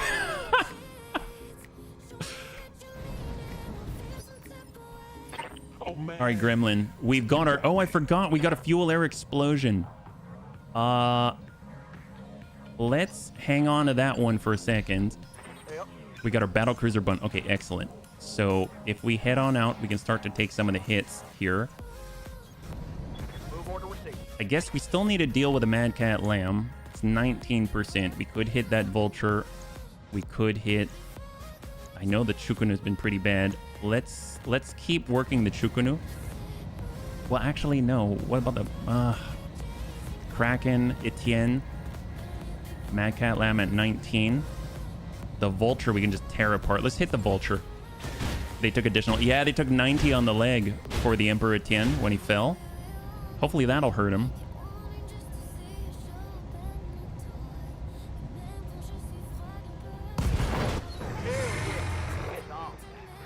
Well, we cleared that guy.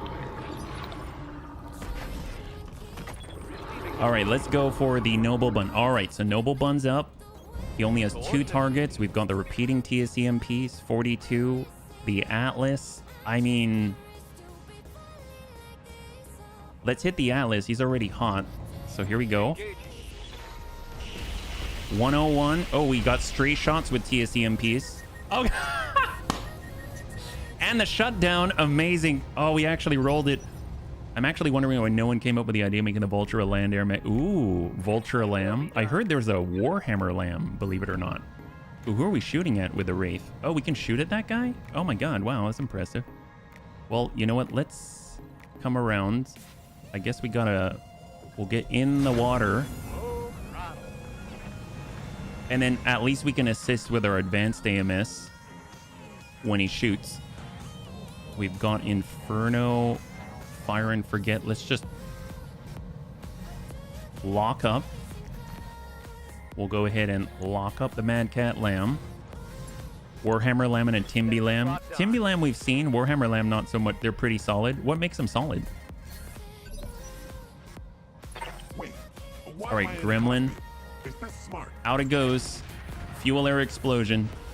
There's a Marauder. Oh my god, a Marauder Lamb? This is 5. What the heck is that? Reporting. That sounds extra special. Major armor loss. Taking some heavy damage. 4 missile hard points on that. Oh, wow. You can get a lot of SRMs or whatever you want. MRMs. I mean, we know the Society MRMs are wildly popular with these guys. Okay, so the last 2 are just the counter-reserving battle armor. And Amiel took the turn off, so Amiel is back here. He can still swing around the back. You can get Sketch with 4 CLRM 50. Oh my god, 60. That's almost like a partial Svartalfa. From what I hear from Hellscat. Okay, so on the tick, I am very excited about sending Amiel around the back with a bunch of Inferno bombs. I think that could be useful in this situation. And on top of that, Amiel also is a C3 carrier, so that could be helpful as well. So on 24, we got the Mad Cat Lamb moving first, got very high initiative. Where's he headed to? Man, the Direwolf 64 is tearing us apart, though, so we gotta really watch out for that. Oh, no. Tank hair. Is he sending tandem? Nope. Wow. Were we able to shoot out any of them? We shot 60 out of 135, so that could have been a lot worse, but dear God.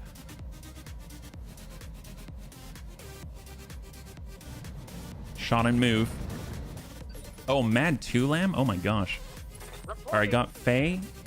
Let's... You know, Faye might be able to do something to that Emperor Etienne. So we'll just target the torso and see if we might be able to tick that a little bit. It's the last of our battle armor LRMs. So tiny bit of a tick here or there. Mobile missile harasser.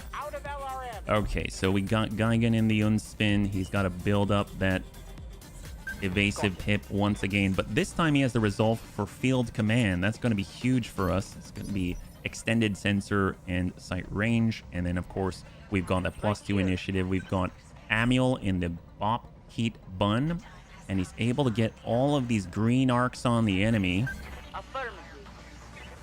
He's got Inferno bombs. I think the big problem, if we're sitting in any Angel ECM, I just realized, I think we get cut off from the network. But my God, we can really hit some people.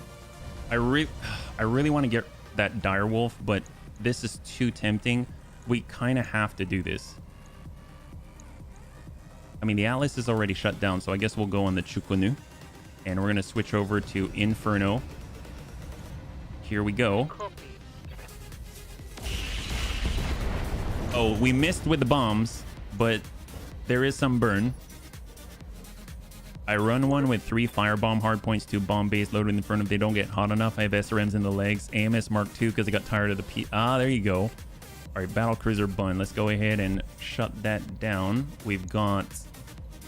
I mean, we can shoot and then get back into cover, so that's a thing. Just don't want to accidentally hit the bun dome, yeah? So what do we got on the Mad Cat Lamb? 35%. I don't think we'll hit the Angry Bun, but I guess technically he is in the way. There is the Chukunu. We could work that guy, or maybe, if we move to the right position, we can hit the Dire Wolf. So let's see if we can't sprint anywhere where we can see the Dire Wolf. I don't think so. He's like in the perfect indirect fire position. So let's just get over here so that we're not accidentally hitting any of our bunnies. So we'll break over to the right. All right, let's move. We're going to Warlord. And we get to choose the lucky recipient. 48. We've got the Etienne. Let's go ahead and just work the Chukunu. We don't want all those missiles coming in. We can't shoot them all out. Any stray shots will be welcome. Just soften that guy up. Ooh, I saw some internal there. Okay. And we got our UAV. Well, let's see if we can't. Oh, it's our first move. Okay, fair enough. We got our first move. Get on in. We do have the battle armor rockets, so maybe we can ding the Etienne a little bit more. Everyone's just taking a little tiny pot shots at that guy.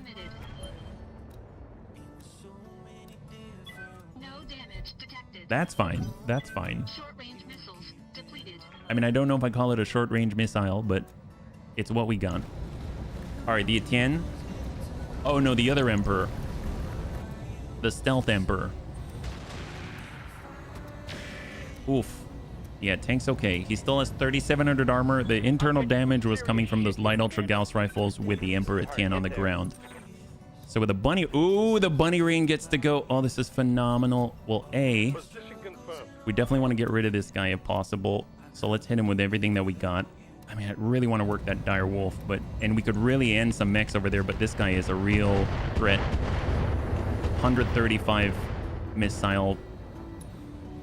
Ugh, it's got 1 armor. It's got 1 armor. Someone else got to hit that guy. This guy's got 120 LRMs.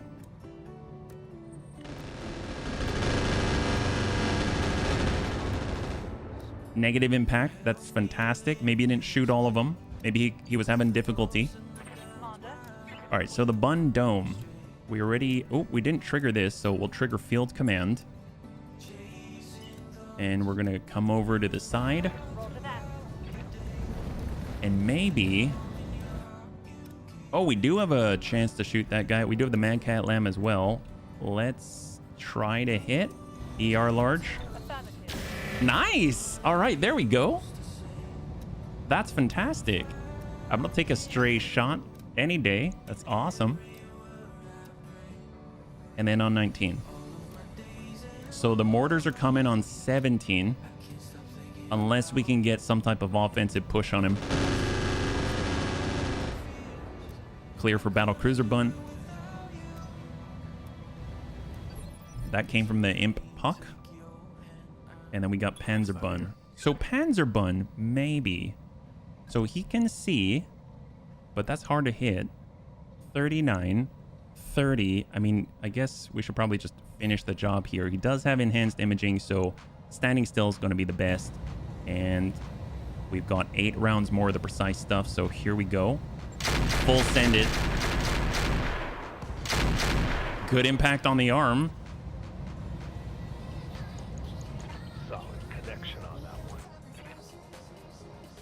And we'll just sidestep, hold. Copy that. Oh man! That's right, Vision. Power up detected. All right, so that was the Atlas Kraken. Standing by. We got HB and the head kick button. All right, so let's go ahead and bring this over. Our right side's busted, so we'll just kind of go as little as we need to. And let's see if we can't land it on this guy. Sometimes you got it just for kicks, hit straight. Well, actually, no. We're having trouble hitting him at all. So we'll just send what we got and hope we don't get any stray shots because that could be catastrophic. All right. Hit him Uh-oh. hard now. 2 I did not see. We could have hit the bunnies. We could have hit the bunnies. Shot got past my arm. Yep, I think we hit the bunnies. Direwolf's up. This is the nasty one. We got to survive this. If he comes in with Inferno, that's one thing. He comes in with Air Burst, that's another. We did hit the Bunny Rain on the back. So we opened up the Bunny Rain right now, and we're getting hit with all of... Ugh. Jeez Louise. Yeah, that guy is a menace. Commander. All right, Noble Bun. Nobel Bun. We go in the heat. We walk out. You know what? We're going to use Vigilance. Just a wee bit of smoke. Yeah, that guy got us. He got us. Hey, WizKey. Good to see you. Welcome. You're joining us right now. We're currently trying to fight our way out of a maybe a nasty situation. Let's go ahead and hit that direwolf. Hopefully we can shut him down. Here we go.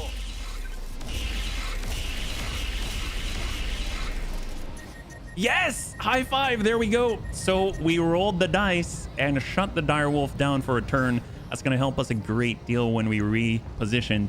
The Etienne is coming back on up. He's got the double light ultra Gauss rifles that can deal damage through the exterior. And on top of that, he's got the double clan large improved heavy lasers dealing a potential of 80 each on the punch. So a lot of punchy stuff, but he does have the malice on the stand-up. He manages to hit the Peacemaker anyway and deals 16 internal. Reporting internal damage. But that's all right. That's all right. I mean, I think that's the last he's going to get. I mean, they're all grouped up right there, and we've got some... Oh, he's doesn't learn his lesson, and he's back on top of the world, hey? 107. He's going to take 90 on the fall, and he's only got 89 structure. All we got to do is drop that again, and I think it's going to be okay. Let's get out to the side. And this is the first time in this battle where Rhubarb actually has a direct line on this guy. We could...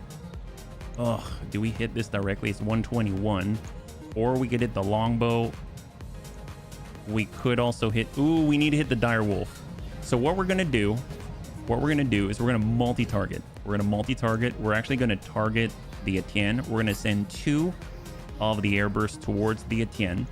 And then we're going to send 3 acid over to Beta so that we can absolutely hammer that guy. Because we need to prep him for the rest of the bunny. So here we go. A little bit of airburst. Yeah, the dire has to go for sure. Just started Roguetech first time. Played Battletech a few years ago. Any advice for starters? Oh my. Well, I guess how much did you feel like you had a pretty good handle on standard Battletech? Yeah. Like, were you in a spot where you said like I can configure the mech and I feel pretty comfortable with this, or I guess I'm just trying to get a feel of where you were there, because then that kind of helps with Roguetech. Yeah, there's general stuff that will help, but I would say going to the Roguetech Discord, super helpful. They're very knowledgeable people there as well. Yeah, here we go. We got the line, and welcome, by the way. So I'm thinking if we come in with direct high explosive, we might accidentally hit the building, and that'll just be great.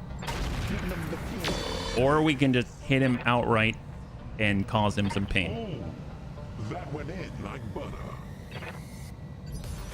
I don't know how much. It was at 121. Now it's down to 63. So at half, yeah? Yes, at half, we've got the Wraith Massacre. Well, if we can drop that guy, that'll be phenomenal. Let's see. This guy's at 24. And this is our last opportunity to shoot at the Cheese Lord.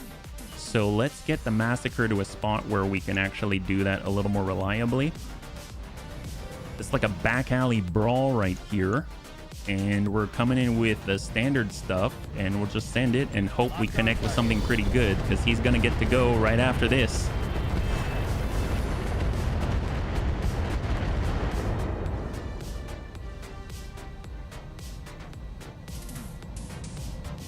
Oh my. High five.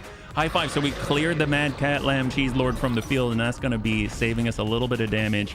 We're now going to have the 2 battle armor remaining counter reserving back. So all of the combatants, the enemy hostile contacts, are all right here in this bowl. We've got the main threat, the Direwolf 64, completely shut down for the turn. And then we've got this guy who's actually very dangerous, but he's now a little bit less so because he's been hit with a bunch of air burst. And if he falls, he'll bust a leg entirely. And then we got the Chukunu, which is currently suffering some serious heat damage as well. Doesn't mean that we're out of danger, but it does mean that this just got a whole lot easier. It's recommended to play Battletech Advanced first, a little bit different, but not extremely different. Well, one of the cool things about BTA is that you can typically go through a career cycle faster than in Roguetech. But honestly, I mean, I wouldn't be against like just jumping into Roguetech as well, if that's kind of like, because you know best about what it is that interests you the most. It's like customization, tweaking, you know, the sky's the limit. You're that kind of person. Then I mean, Roguetech's amazing, yeah, and they've got crazy end game, and you can easily play it if you're like, I want to play just one mod for a long time. I mean, Roguetech's kind of is great for it. Yeah. We've got a really nice opportunity to just absolutely go ham on this guy. So we could go for it. Sometimes you got to just for kicks it straight at the head.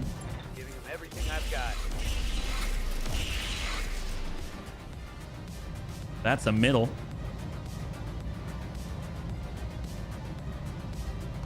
That's a head. Okay, there we go. High five. All right, lethal damage on the Etienne. It's so funny because everywhere was breached except for his head. So we decided to breach his head. That's what happened there. All right, we go. We got left. He's in that Nobel bun. Let's hopefully... I won't say turn the tide of battle, but he definitely bought us some breathing room. That's for sure. Got the Atlas. He just cleared all his heat, so maybe we can shut him down again. That's 3 repeating Yep. High five. That's 3 repeating TSEMPs, and we got the 3rd shutdown 3 rounds in a row. We got Amiel. Now's the moment. So he's just got to get close enough where he is somewhat safe. 12. We want that green. What's the fastest? I guess that's 12. Yeah, okay, we'll take it. We'll take the 12, yeah. The Dire might wake up. Well, let's make sure he doesn't wake up. That's a very good point. So, Vigilance. And we're going to go in and send... We're going standard instead. Open up that back. There we go, a little bit of burn.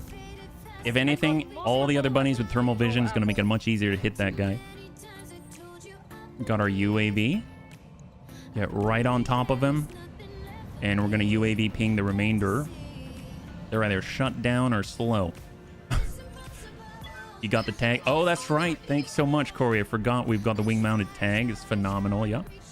Yes, Commander. And Whiskey, by the way, honestly, if you have any questions, hopefully you don't feel too shy to ask. You know, the Discord's a great place to go, but you can always ask questions here too. Yeah, just want to make you feel welcome. All right, so sometimes you got to just for kicks it straight at the head. Go Panzer. Yeah, that's not the head, but but I'll take it. I'll take it. That's pretty good. So it's less of a threat. Let's see if we can't line that up and do something a little bit similar. So we're gonna get into that same side. Can we shoot from here? I guess we can shoot from here. Oh yeah, we can definitely shoot from here. My God, sometimes you got to just for kicks it straight at the head. Let's go. Locked and loaded. Here it comes. That's probably a lot to send to the head, but... Oh, we hit the head? Yep, hit it again. Hit it again. That's 3.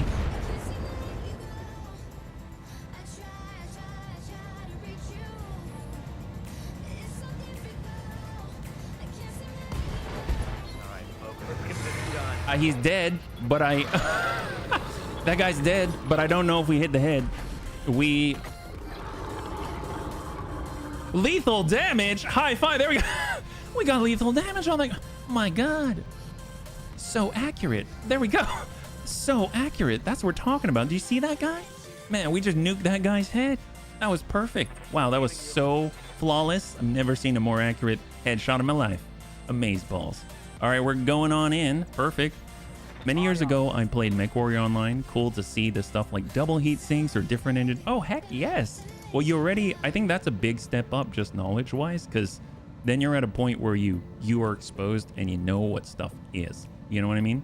And that's a huge barrier to overcome. So I think you're already in a good place. Yeah. Accuracy through volume of fire. That's right. Man, we nailed that guy. We shot 128 projectiles and we hit him in the head quite a few times. See, we got more shots. Gremlin. I mean, I guess we'll just go indirect again. I got the speed you need. And we're coming in with not the fuel air explosion, but just the regular burn this time. Sometimes you got to just for kick. I mean, it doesn't matter. We'll just go and put a plate there and see what they do. I don't even know if they can move out, because every time we hit them with the repeating TSEMP, they get slow. They get slower. And that sucks. My God. All right, let's go in and acid these guys up. It'd probably be better to put the fast cam, honestly, but you know, sometimes you just gotta get in the gooey nougat center and just dig that out, you know. Survival in the bunny rain. So we kind of got hit by our own bunnies in the butt, and I don't always abide by that, but you know, sometimes it happens. So let's see if we can't finish the job. The Chukunu, I don't want him shooting at us, so we'll just send in Clan LRM 95 at his 120. He is open in the middle, so I would assume we're going to be able to get some ticks on that engine. He's got ferrolamellar, gyro defense. Kind of impressive he can get all of that in there. I was a complete noob to Battletech. Got introduced via Barradual videos after playing MechWarrior 4 on PlayStation. I actually bought a gaming rig just to play Roguetech, so you can start from zero. There you go. I didn't know that story. That's awesome. Are you kidding me, Corey? That's great. That sounds so cool. Man, you did a good job then. You know your stuff. We're coming around with definitely. I think we're still on cooldown for field command. It does look like we are. And we're just going to go in and snap off an ER large. Maybe we'll hit something good. Oh, yep, that looks pretty good. Hey, Whiskey1000, thank you so much for the follow and welcome to the bunny. Very good to have you with us, yeah? Oh, yep. Come on, tank care. He's got our C3 master, so hopefully that's going to keep him where he needs to go, yeah? Battletech power-up detected.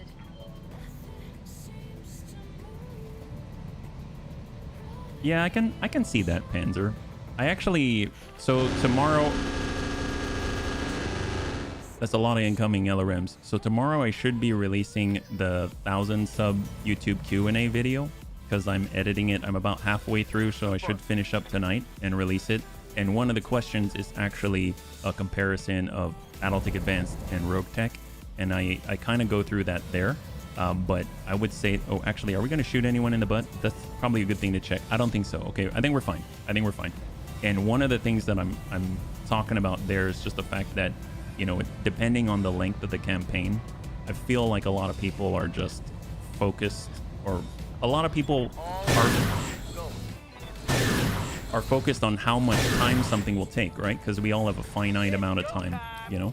And if you want to get in and you want to, you know, go through the early stages and experience the entirety of a campaign within a shorter period of time, you're probably going to get that with BTA over Roguetech. I mean, if you're starting right off, it's probably going to lean that way. But if, you know, you like Roguetech and you want to start with, ooh, I don't like this. Oh, hello. And you want to start with Roguetech and it's got stuff that other things don't have, and or you're just interested in it because you know what you like, then just go with that.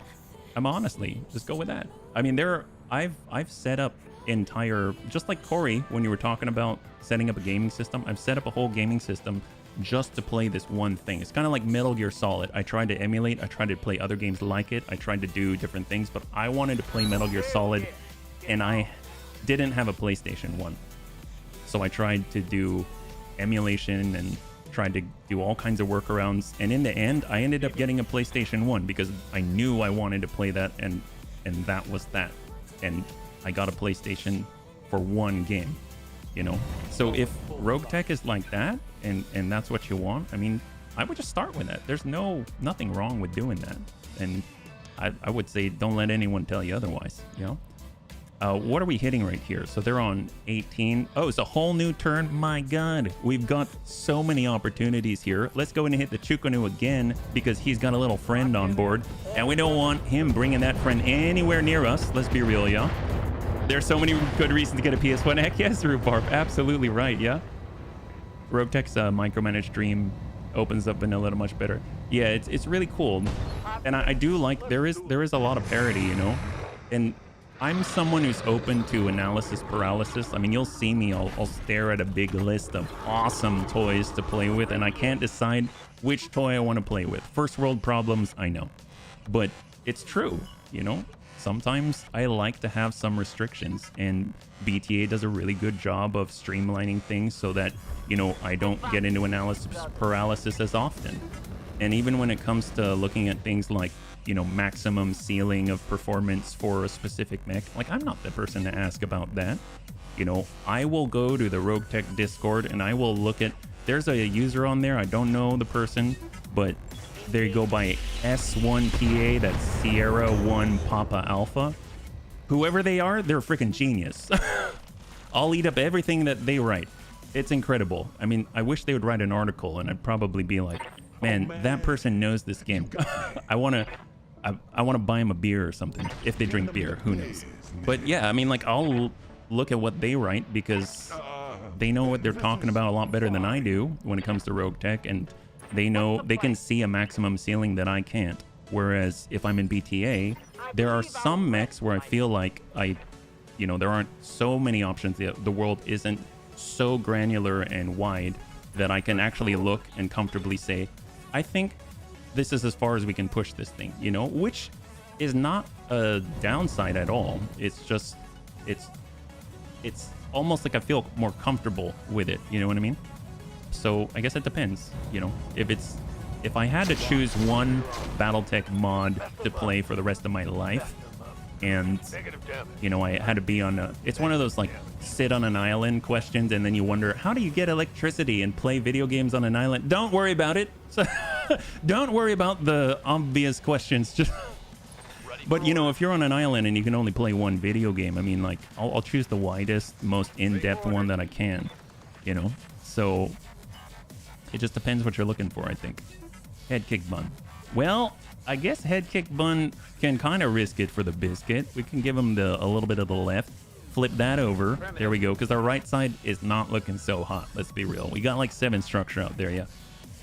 I've been here for years. You love the... Yes, Rhubarb, yeah? Roguetech is fine if your system can handle it. You're fine with a needed amount. So what we're looking at right here, I would say, is like kind of the worst of the worst. We're in an urban environment. The game's been running for over 2 hours. And we are, you know, we've got a lot of mechs on the field. It's not as many as could be, but we do have a lot of mechs on the field. So I would say that it's not always like this. In fact, after this battle, which is going to be over very soon, let's be real, after this battle, we're going to go ahead, or I'm going to go ahead and restart the client, and there'll be a marked difference in performance, I believe. So there's that. It's just a different cycle and way to play. Yeah. Ooh, stack pole. That's what we're talking about. Poor Kraken. I mean, he reached out with his tentacles a little bit too far. That's what happens when you overextend, kids. Just make sure you don't. Just keep an eye out for it. You don't want that to happen to you, right? That's your brain on drugs. Wraith Massacre. Well, I'd like to massacre them. There's the Etienne. Let's hit the puck. I mean, he's basically a giant Herbie, so maybe we'll go with Inferno. He's got a lot of energy. Yeah. Where you have to be careful, micromanagement, appropriate parts. Yes. It used to be such a nice city, then the bunnies got here. That's right, Tubrov. Welcome. High five. Good to see you, man. Hellscat and Soba, Bright and So Midi absolutely nailed it. Yeah. I used to play Roguetech on a Surface Pro. Surface Pro. My God. Yep. Really? Spike. You could totally be joshing me, and I would totally believe you. Did you really manage to play it on a Surface Pro? I'm so impressed right now. I can't believe it. My God, that's incredible. You must be the most skilled bunny I've ever met. That's impressive. I never would have had that kind of gall. All right, we're gonna get back in the road, vigilance, and we're just gonna hang out here. No point in pushing the limit. And then we got our UAV who's just, you know what if we don't even move to basically coax them into killing us? I mean, that would be great, because then they're not going to hurt the bunnies, right? That's what we want. We want to avoid any bunny deaths, or I want to avoid bunny deaths. I know some bunnies here, maybe not. I'm serious. It has an i7 and 16 gigs of RAM. It was really slow. I'd play it instead of reading a book. Wow. Okay, so did the bunnies hear that? Spike, are you okay with me talking about this? That is badass. That is badass. So Spike used a Surface Pro 7 to play Roguetech. That is badass. You are a badass bunny. That's crazy. My God, amazing. And thank you so much. Yeah, for sharing. That is awesome. I cannot believe that. Wow. I'm so impressed right now. Like, I remember as a kid, I had my 386 SX and I'd play point and click Sierra Online adventure games. And I was kind of thinking to myself, like, wow, this is a little bit rough. But you know what? I don't have well, I remember when Wing Commander 3 came out and it said recommended 3-cycle CD-ROM drive. I did not have anything close to a 3-cycle. But then, ooh, I don't like that at all. That's really bad. They just busted the leg. Not good, not good. How are we doing, survival? Please survive. What shot us? Was it the puck? Ooh, not good, not good. Okay, bunnies, maybe talking about point and click right now is not the right time. Can we... So right now the Emperor is a bit of an issue. So what we're going to do, we're going to offensive push the Emperor right here. It doesn't matter if we hit. All that matters is that we push him back in the initiative order, yeah? If I'm going to lie, there are days when I miss the simplicity of a Commodore 64. Thus, the PC purchase. Tried playing it on a Surf. You did? It no longer exists. Its mom called and asked, what did you do to my boy? Hey, Clocky. I wonder if it's a difference between doing something super well but with less options versus doing something well but with more options. That's a good synopsis. That's a good synopsis. Heck yes. Hey, Maxwell Gurnan. Thanks so much for the follow and welcome to the Bunny League. It's very good to have you with us, yeah? So forgive me. I'm going to cut myself off. And that's precisely because I want to make sure the bunnies don't die. So I'm going to go ahead and target the Emperor. And we're hoping we're going to be able to hit this guy. We'll just send some TSEMPs and maybe they'll hit. And if they hit, maybe the guy will shut down. Oh, 3 out of 4. All right, high five. That's at least 4 TSEMP shutdowns in this fight out of 11 hostile contacts. That's actually not too shabby at all. A lot of bunnies are getting hurt right now, though. Yeah.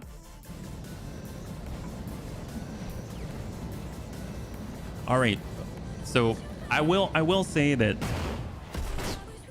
Ooh, that sucked for that guy. I will say, as much as we like have our favorites, let's be real. Both BTA and Roguetech are awesome. Yeah, both BTA and Roguetech are awesome. And I don't think it would behoove any of us, since we all belong in the same community, to kind of say one is better than the other at this point. They're just different. That's all, yeah. Yeah, both are brilliant. Absolutely. I don't think EMPs would work on a mech. Oh, the EMPs? I don't know if I've got... Oh, I guess we do have some mag... Ooh, not good. Uh-oh. Ooh, this is painful. This is painful to watch. This is one of our most reliable mechs. It's okay. It's okay. Let's just get... We've just got to be serious about Puck and the Emperor. So this is all of a sudden turning around to get pretty nasty. So that came from the Puck. The Puck's been doing that to us. Let's go ahead and see if we can't remove his friend from the field of battle. So vigilance. If we can do that, then we can focus on the Puck and we can save our bunnies. I don't even want to really get the bunny rain to stand up. I want him to stay down there almost, yeah? Inner Sphere Standard got what it deserved. Yeah, walk through a bunch of Inferno fast cam out there. It's kind of nuts. 28 Emperor. Shot the bunny rain again. Bunny rain is in serious trouble right now. All right, tank. Everyone form a gun line. We need to protect the bunnies with absolute aggression. So what do we got? 48 at 38, 61 on the Emperor. You know, we need to start burning away at the armor on the Puck. So the Puck is a pretty regular entry in the kill team set. So, I mean, he's no joke, but I typically just kind of ignore it. And that is at my peril, for sure. So we just popped his leg because we focused on him. So we absolutely want to continue to focus on him. We want both of them on the ground. We don't want them moving. We want them completely impaired. And we want Amiel just to stand on top of them, just dropping bombs for lunch. That's the ideal right now. So we want that to happen, not what has happened. So all we got to do is just focus a little more because HB is getting distracted. What's new? Okay, so I'm actually a little bit nervous. I'm not going to take that shot because any of these clanny or PPCs with a PPC capacitor can hit as hard as an AC-20 sustainably. And that's going to continue to hit the bunnies in the back. We already popped, I think, 2 into the back of our bunny rain, which is currently in pieces on the ground. So we want to make sure that we've got maybe a little bit of a better battle sense at the moment. So let's see what we can do. We've got high explosive. I think just hammering these guys would just be ideal. So we're not moving anywhere. We're just going straight to core. We're not trying to save anything on them. We're not trying to get anything from it. If anything, I want them to disappear from the loot table. So we're just going to continue to send anything that we got at every moment and every opportunity. We'll go ahead and keep hammering into that corner there. He's got singleton digits right there. And even the battle armor pushes it down to 1. So we got the melt from a bun. The perfect mech for the job. So actually just moving on the maximum with the sprint, we're able to get that direct line. This is where Rhubarb is at his finest. We're talking about absolutely accurate like a freaking laser beam. So here we go. We're going straight to core on this puck. And we don't care what happens. 40 clan mortar acid rounds right dead center in the middle of the puck. And this is what we think about messing with our bunny ring. There we go. So we should be able to follow that up with a little bit of crit seeking. We've got the Massacre. Very well named, I would say. So if we do not move, we can get a shot on. Hang on. There we go. So that's the Emperor. I guess we could drop him to the ground. It's got an AC-10. Sure. I don't know if I want to do Inferno, though. I'm going to switch back over to Standard. We're just going to go ahead and send so much at him that either he falls down or he goes pop. And I will be okay with both. Okay, well, now I don't care because he doesn't even have a weapon. So that's... All right, that guy's fine. You can stay there. You're good. You're good, buddy. Yep, you're good. There we go. We got Geigen. Unspin. Let's go in. And we're just going to go ahead and use this giant blimp. All we need to do is paint Bunny Goodyear on it. And it completes the picture. And we're going to go ahead and send a little bit of a tickle right to the tummy. Oh, that's what we're talking about. It's the best tickle ever. All right, great. So Puck can take it. He's a beefy boy. But guess what? We've got Bop Heat Bun. And Bop Heat Bun is ready to do away with the Inferno and instead tickle with damage. We're going to tickle this guy with damage. It's going to be great. Not only that, we're also going to tag him right on the belly button. There we go. A little bit of a ding there. 93 structure remaining. Is that guy going to stay? Oh, he had ballistic reinforce. Oh my god, I had no idea that guy had a Doom kit inside. I really wanted to try that. I've heard such good things about it. Okay, so maybe we'll try to be gentle. In that case, we'll just ding the left torso.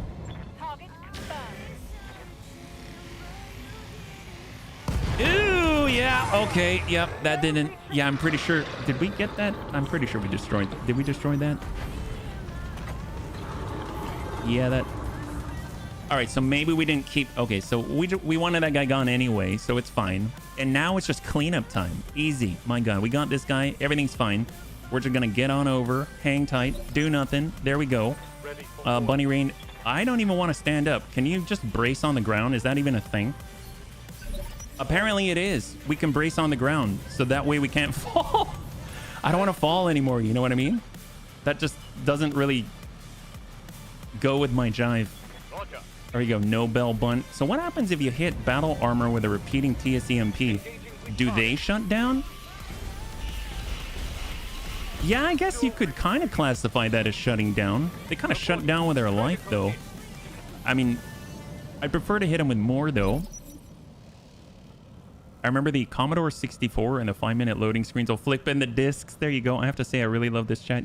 Clocky, thank you so much. I really do appreciate having the bunnies here. Happy Friday. High five. Okay, so far, right now, we've got one mech out there. It is an Emperor, and it is currently without ranged weaponry. We also have the remainder of a battle armor, Receiving you. which is literally a battle armor. It's no longer battle armor. It's just a battle armor suit. You know what? Let's not get too crazy with this. We'll turn off the Rack 5. We're only going to send 2 UX 5 things. There we go. Just maybe that'll get him to think twice. That went right in the middle. That was like playing at the fair. Oh, there we go. High 500 points for Gryffindor. Fantastic work, buddies. I'll signal our employers. All right, there we go. We got a win. It was a little bit rough there at the end. We were kind of okay-ish until that very end, and then I kind of let things get to crap. But you know what? That happens in the heat of battle, and we were trying to spread a lot of heat. So hopefully we'll be paying a little more attention later, yeah. They're very effective. Oh, we're talking about the EMPs, yeah. Seems to be quite a bit of activity. Heck yes, it's awesome. It's awesome to have that activity, yeah. Happy Friday, high five, heck yes. I gotta say, Fridays are very welcome. I mean, as much as I love the week, I mean, it's also nice to have that moment that is a juxtaposition, you know, just have a little bit extra. Okay, let's go ahead and bring this over, see what we got. Pirate support lance did quite a number on us, so we got a lot to repair, a lot to replace. Unfortunately, I don't like that kind of outcome, but you know what? The bunnies are alive, can't ask for more, so that's awesome. I think only the bunny rain really took a serious hit, so that's pretty good. Now, what do we got? So we got the Kraken, the dire wolf as a whole. So I've never had that oh my god, can we get the whole?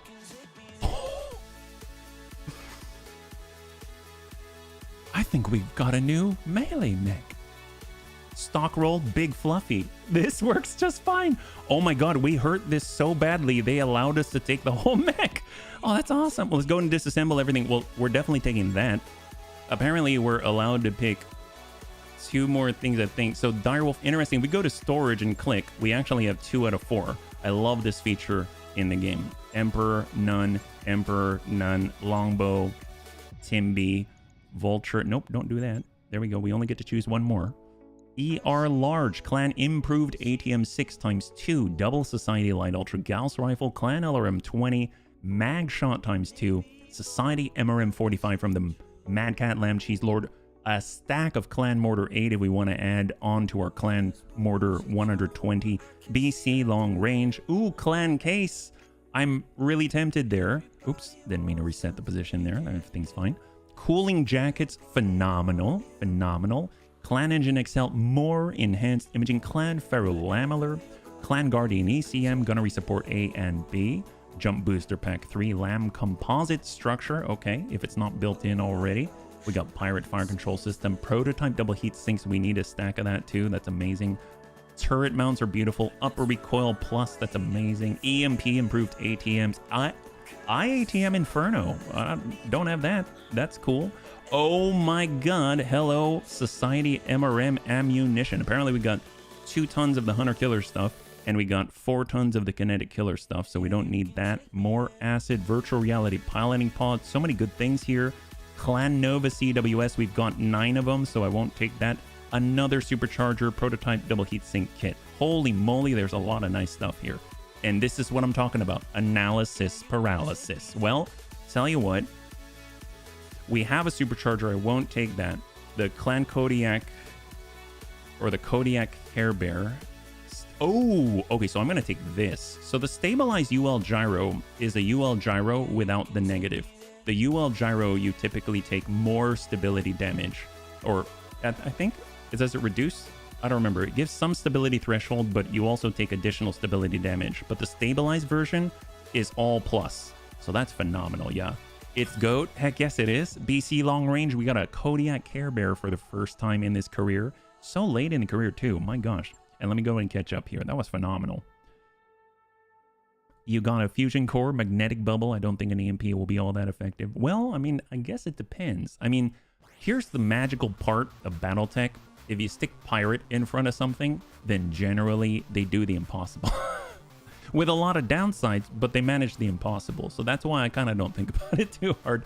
Because if you fight against the pirates, they're going to figure a way. Whether it's to get, I don't know, duct tape, and I mean, it always involves duct tape, maybe flex tape, maybe a little bit of like flex seal, you know, kind of make it waterproof. Not sponsored, but you know, if they want to. I'm always open to a discussion, but yeah. Like space orcs. Yeah, give them the big wall, paint it red, make it go faster. You know what I'm talking about. Pirates are Warhammer orcs. A little orcsies. Some pirate band captured a messed up Kodiak, painted it pink, and replaced the cosmetic claws with a bunch of vibro claws. And yeah, that is pink plush and fluffy dice in the cockpit. Ooh, this screams Bunny League. My god, I think we've got a brand new melee mech. Is it going to be expensive? Yes. But is it our style? Absolutely. This is going to be awesome. We've been trying to get this sucker for quite a while. Let's go over to the mech bay. Apparently, we got lucky today. Ooh, that's a lot of damage that we've suffered. Let's not look at it for too long. Let's hope for some easy repairs out here. Our head kick bun got busted up in the leg, so hopefully we'll be able to take care of that. That was a little bit rough, but yeah, that one's not too bad. 2 days out, think it's an Omni. Might not be too expensive. All right, now we're talking. Well, we're definitely going to want something like a 400 rated XL or something like that. So we may be a little bit... We may look down on simpler mechs. Let's... So the Shadowhawk, I think we're okay with the Shadowhawk Lamb. Looks like it's just a regular repair. We got a serious breach in the leg when we got double tapped by that jumping reverse 360 no scope Emperor 10. That guy was the worst. We'll hold off on looking at the Bunny Rain. I know that's not going to be fun. Actually, no, it'll be fun because then we can remake it, right? And that's so much fun. Got a Battlecruiser Bun. He was carrying our C3 Master. What a guy. I cannot wait to use this guy at the actual range he's supposed to be in. 4 downsized naval lasers is always a good time. I wonder if I can fit in some more. If I have more, that'll be great. And the Nobel Bun, it actually did a pretty decent job. Was it always on? No. But it did a pretty decent job. It at least shut down 4 assaults. And that was pretty hefty, especially when those assaults included the Dire Wolf 64, the Chukunu with 120 LRMs, and the Kraken at least twice. No, so then we shut him down like 5 times or something. That's kind of nuts. So, all right, we'll take a look at the Bunny Rain, because we do need to prioritize that which is consistent and powerful. But, ugh, I don't like it. What is this? Of course, they're filled with stuff. Look at all those battle computers. Oof. And then, of course, we had in the lake. Oh, I didn't want to look at it, but I did. I made the mistake. So 2 LRM 20s. I don't know if we have any more LRM 20s. We've got a lot of clan LRM 15s, you know. We got ELRMs, rotary LRMs. I mean, we could stick 1 rotary LRM and call it a day. But here's the thing. We're usually dealing with less of the hard points. So we would need another LRM 10 or something in here, which would be odd.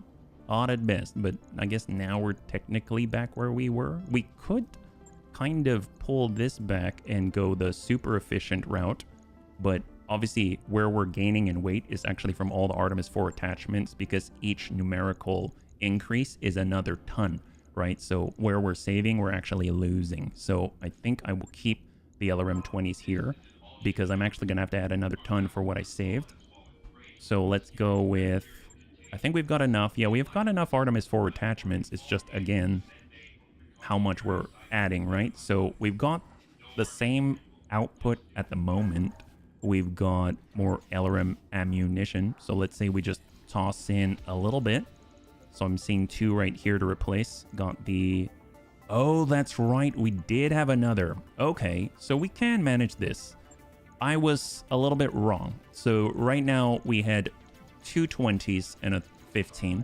And now we've got 3 15s. So we're going to be down by 10. So we're going to have Clan LRM 85, I believe, right? So that's 40, 30, 70, 85. So we've got Clan LRM 85 instead of 95. I mean, that's okay. That's okay. It's neither here nor there. The big thing are the battle computers. Do we have it without stripping them off other machines? Well, we got a BC missile. That's important. BC missiles, phenomenal. BC clustering, I believe we do have some more of that. I do remember seeing that earlier. BC indirect, ooh, no, we don't. I think the BC indirect was +2. Yeah, it is +2, so we're going to be without that for a little bit, unless we pull it from something else. BC tracking, I just added that to something else. I might want to pull those things from somewhere, because this seriously is one of the most reliable, I'll say, reliable mechs that we have at doing what it does best. So composite, ferrofibrous. We still have our TC Mark II, so that's great. We still have the missile range for 15% increase. We don't have the advanced zoom. I might have to pull something off. So what I'm going to do is I'm going to come back to that one Yeah. It's the heat that you save when you use the LRM-15 and not the LRM-20. I think with the LRM-15, you also get per tonnage and per your space, you also get the most out of it. It's like the most effective use of it. But obviously, if you got limited hard points, you know, that's subjective, right? Sneaky Nagabun, I know it needs the tracking. I don't think we've got the computer here. FCS Predator, no. I guess the Plink Plonk Bun? Do we really need the... Well, Plink Plonk Bun doesn't have the BCs, and we're not using it on the Angry Bun. I see. I shifted a lot of them over to the main mech, yeah. Melt from a Bun, we do have it on there. So where most of our battle computers, they're on here. So like the Jägermeister Bun, the Is This Right Bun, the Binary Bun Star, they've all got battle computers like tracking, recoil, etc. Maybe we'll do without it for today. It's fine. It's fine. We'll manage. We'll manage without the consistency. We'll fill it in with something else. It'll work. It'll work out just okay. There's only one LRM that's more effective, but you need a bunch of hard points. The LRM-5. Heck yes. That I heard from the bunnies as well. So take a look at that. The Kodiak Care Bear only has a gyro UL. So that's actually quite... I don't remember the word I was looking for, but it's quite good to see it because remember I was talking about this? Gyro UL plus 20% stability damage taken. The stabilized UL gyro does not have that, right? So that's going to be great. We can get an upgrade. So this is 395 on the engine core, and the movement was what? 4.6. That's very impressive. That's very, very impressive. If we were to stick on, let's say, a 400, then it does get its 4.6. If we just walk it on down, where do we start to lose that sprint? So 5. So honestly, seems like 395 was very well tuned, right? So if we want to maintain that, then we gotta keep it. We've got our MRM-40. We could switch over to something else. I like it's got a D9 cockpit already. That's extra melee damage. I think we've got more hot seat cockpits as well, though, which will get us the triple strength Myanmar. You know what? It's all on Detz's machine. So we kind of have to tear that thing apart. It does have fixed vibro claws. I remember earlier we were talking about the excavator claw, and that's right here. The 40% extra punch damage and the stability damage. You can't put it on because it doesn't have a hand actuator available because it's the fixed vibro claws, yeah? If you're taking a look at the capabilities of the chassis, I have in the past, but not this moment and this very second, but we don't have to set this up today. We can kind of take a look at it though. I do want to restart the client and I do want to get into another fight. So if we mouse over, we've got the plus 10% punch and kick damage, plus 10% stability damage, plus 1 punch accuracy, plus 10% punch damage, plus 5% punch instability, plus 1 punch accuracy, and 5% punch damage and stability dealt. If we're looking at the main quirk, it's got Battle Fist, just like our Banshee. The Banshee also has Battle Fist, which is that extra 10% to attack damage and stability damage for punching, but more importantly, the accuracy at plus 1. So it's kind of just, we can like port it over. Yeah, he wants to punch. Interestingly, the Vibro Claws, I guess, are a punching implement. Let's go ahead and take a look at them. Right, so here are the Vibro Claws. 45 modifier to punch attack damage. Add 1 punch plus 1 punch hit roll, but spread the damage evenly among them. So it's like coming with one of those retractable blades already. 15 modifier to punch attack stability damage. Hand actuators allow equipping melee upgrades and handheld weapons. Well, I kind of want to just, you know what we're going to do? I'm going to go ahead and go to the Banshee, the Punchy Bun, and we're going to port things over. Yeah, I just need to make sure I take a quick snapshot. Flat damage stack is good. No dim returns from multiplicative. Ah, good point. Good point. So I'm actually just going to take a snapshot for myself and put it to the side. Yeah. There we go. I hope I can I zoom in there? I wonder if there's a better way of doing this. Oh, you know what? Screenshots? No. I'm trying to think of how do I do this while it's live. I just like this. Let me save this here. So what I'm doing is taking a screenshot of this because I want to be able to do this efficiently, yeah. So we got our Punchy right here. And it's going to be in the download. Yeah, the problem is I want it on the other screen and I don't have it like it's two computers instead of one, so it'll exist on this one here. Okay, I think I got the gist of it. So let's go ahead and pull back. It's 400 gyro defense, clan heatsink kit. Okay. So I'm going to pull this down. It's going to dump all this. We're going to go over to the Kodiak. I'm going to do a full refit. And then I'm going to try to tap my brain. So let's start with the head, right? So we got piloting support. We have hot seat cockpit. We have piloting support beta. I like the Pirate ECM.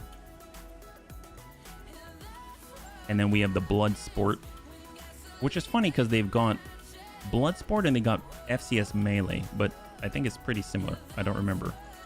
We had our Super Shotgun, but we'll hold on that. I know we were using upper spiked for charging, so we can punch and charge. And we did lower melee punch. So that was specific to accentuating all of the punching. Extra accuracy for the punch, extra damage, extra stability damage. We had a 400 rated core, so we'll get that in. This is the expensive part, the XL. So 5 point. Actually, that wasn't too bad. It was only like 4 million. That's not too bad. And then the gyro, we had the defense plus because I don't really have anything better. And you do get the extra evasion, so that's phenomenal. Yeah, we didn't have any engine heat sinks. We did have the clan double heat sink kit. Got triple strength mimer now. We went up to 20. Oh, look at that. Our carry weight went up. We were only at 19 before, so that's great. And that should allow us to carry this super shotgun.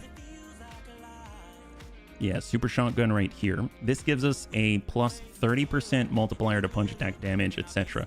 The mech lances, I haven't really used these too often. Plus accuracy with the weapon, 11 damage dealt directly to internals. I mean, that's really cool. If we pull this off, that frees up the 10 on the carry weight. This is going to be 16. I know that we used NOS, and we have the dozer blades. So we got NOS for 3 times our sprinting with a 10% chance to fail. Dozer blade for reduction of 50% to our charge attack self-damage, 12% on the output. And then we had 3 flamers, but the setup's a little bit different here. So I know we were using a Pirate ER medium laser. This actually has plus 5% multiplier to charge attack damage, minus 5% multiplier to charge attack self-damage. So we slam that in there in the middle so we can punch and shoot it if we wanted to. We had flamers as well, but this is set up a little bit differently, so we'll have to revisit that. We had a lot of spikes. Oh, obviously we want to be a part of the network. So we got Angel ECM. We're going to get the C3 Slave in there. We've got hard gel. Oh, that's right, armor. We were using ballistic reinforced for a reduction of 50% from the incoming ballistic and missile damage. And then we had, I believe it was Clan Steel, but that was a lot of slots, so we'll have to revisit that. Actually, I can look at my screenshot, right? I don't remember. And then, I mean, this is the main stuff. We've got 14 tons. We had a lot of spikes. Oh, we might have had a probe, but I don't recall. So we had hard gel 1, hard gel 1, hard gel 1. I mean, if we have the room for it, I'm going to extend and put hard gel wherever I can. We did not have that medium X pulse that came with it. We still have 13 tons. Yeah, we had a supercharger, so we'll get that in. Solaris spikes. I think we had 4 by the end. We had double retractable blades, which is interesting because now that I think about it, with the vibro claws, they actually give an extra attack already. Punch, hit, roll. Retractable blade gives an extra and spreads the damage out. So you kind of, what I've been reading is you want to keep your each hit's damage at a point where it might be able to clear a headshot. So I haven't calculated that. I don't know. So I'm just going to stick to retractable blades and we'll see how that goes. Since we have the supercharger, we don't need the MASC. And oh, double B pod. That was very important. Double B pod, because we get swarmed all the time. Sensors. Clan line active probe. We did have that. So that's going to be nice to have. We got mortar with smoke doesn't make sense. Otherwise, you won't do any more damage with a single hit. I don't get what you're talking about. If you could explain. Yeah. Weapons. So we actually have a decent amount of space here. I mean, they do have missile hardpoints here, which is kind of cool. So in theory, we could take advantage of that. Is there anything else that we could add? I mean, they got the Vibro Claws, which is different. We don't have the Battle Fist because we had that before. We can carry 3 tons more should we choose to. I don't know if we had anything that small that's like handheld. And I think the Super Shotgun laser pistol, maybe? That's 1 ton. Can we cram in a laser pistol as well?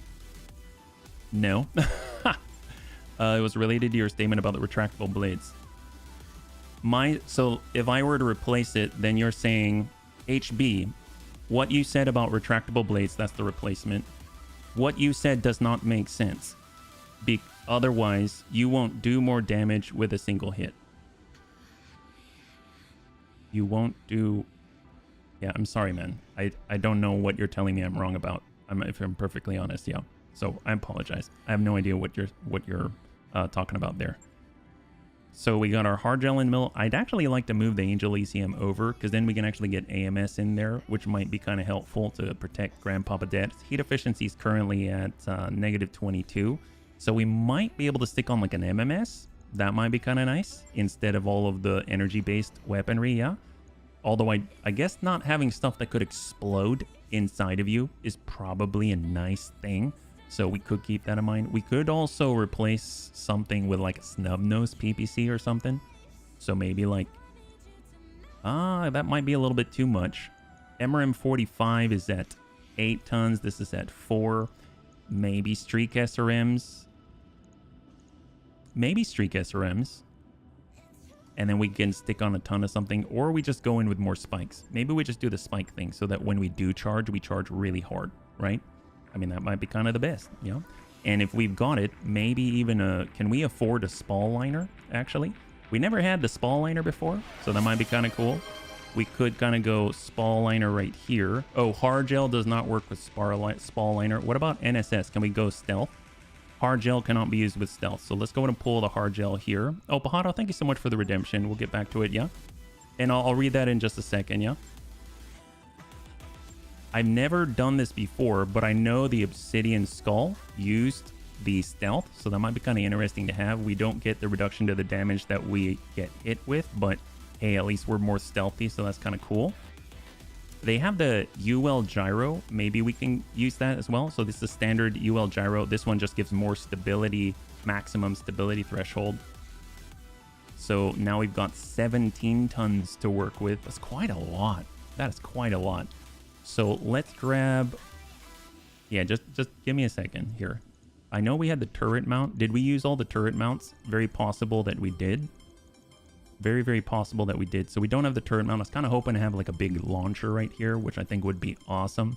But maybe we don't need it. We could use the extra... whatchamacallit? Use the extra tonnage that we just received on reinforced armor, which would then make... or not... reinforced structure, that's what I'm talking about. Reinforced structure, just to make sure that we're like in tip-top shape. I don't know if I still have it though. Oh, did I get rid of it? Did I use it? Oh, that's unfortunate. Yeah, I think I might have done that. Well, that's unfortunate. I was kind of hoping that wasn't the case. Maybe we'll do endo composite because it's a little less efficient with the weight and all that. Yeah. Thank you so much, Bajado. I really appreciate it. Yeah.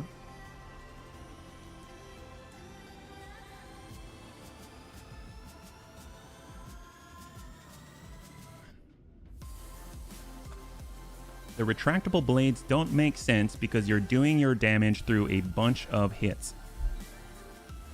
I mean, the thing is that you have, I think you got, depending on what angle you're attacking from, you've got like, I think it's out of 5 chance to hit the head, which is pretty high. So the more chances that you take, the more likely you're going to hit the head, right? But at some point you want, if you go too far and split up, let's say you take your damage and you split it up 1,000 ways. I know that's extreme, but you split it up 1,000 ways and then you dink the head like 5 times for 1.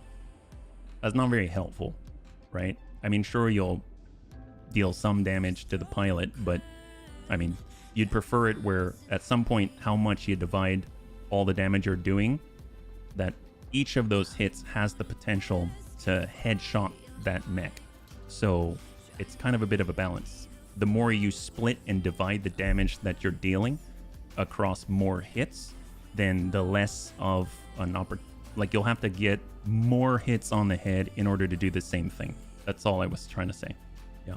Most mechs are closed entirely from the environment. Oh, we're talking about the ECM thing, yeah? Well, the thing about the 65 damage to destroy a cockpit, it's actually worse in Roguetech. So we had the clan ER PPCs without the PPC capacitor, wasn't enough on a consistent basis. So you gotta account for it. So if I have too many, it'll be interesting. We'll see if we hit the head, and then if we hit the head and we don't end up one-shotting the mech, then we can reassess, right?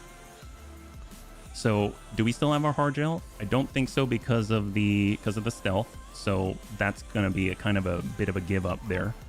And we took out the supercharger. Nope, supercharger's still in there.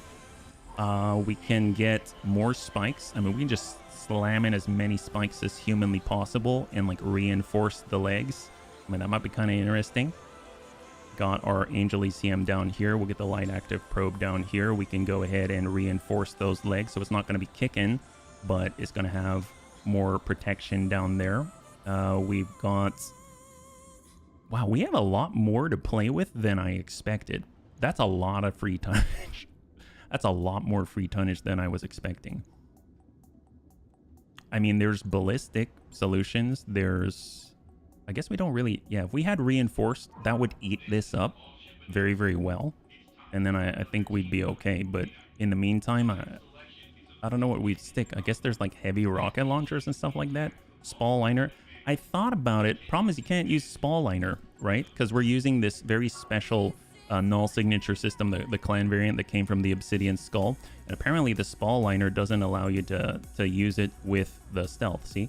Signature enhancement can't be used with signature stealth, so it's not an option when I thought it was. We could do signature damper, I think. I think that might work, or active camouflage to make it even better for deaths, but we've got to get more slots, which I think... Does it count on the head as well? I think active camouflage might take 2. Is that right? So we need to clear... Oh, see, we got the B pods right here. So if we move the B pods up, then we go active camouflage. Is that it? We got to clear something out here. Because it said 5, right? So if I go... Oh, it's bouncing around. If we got that. Mech requires 2 additional free slots. I think if I pull the spikes, will it all of a sudden allow it? There we go. Oh my god. I don't know if that's worth it, but I was just interested for science. If we pull the endo composite, now we have more slots. Standard structure. Yeah.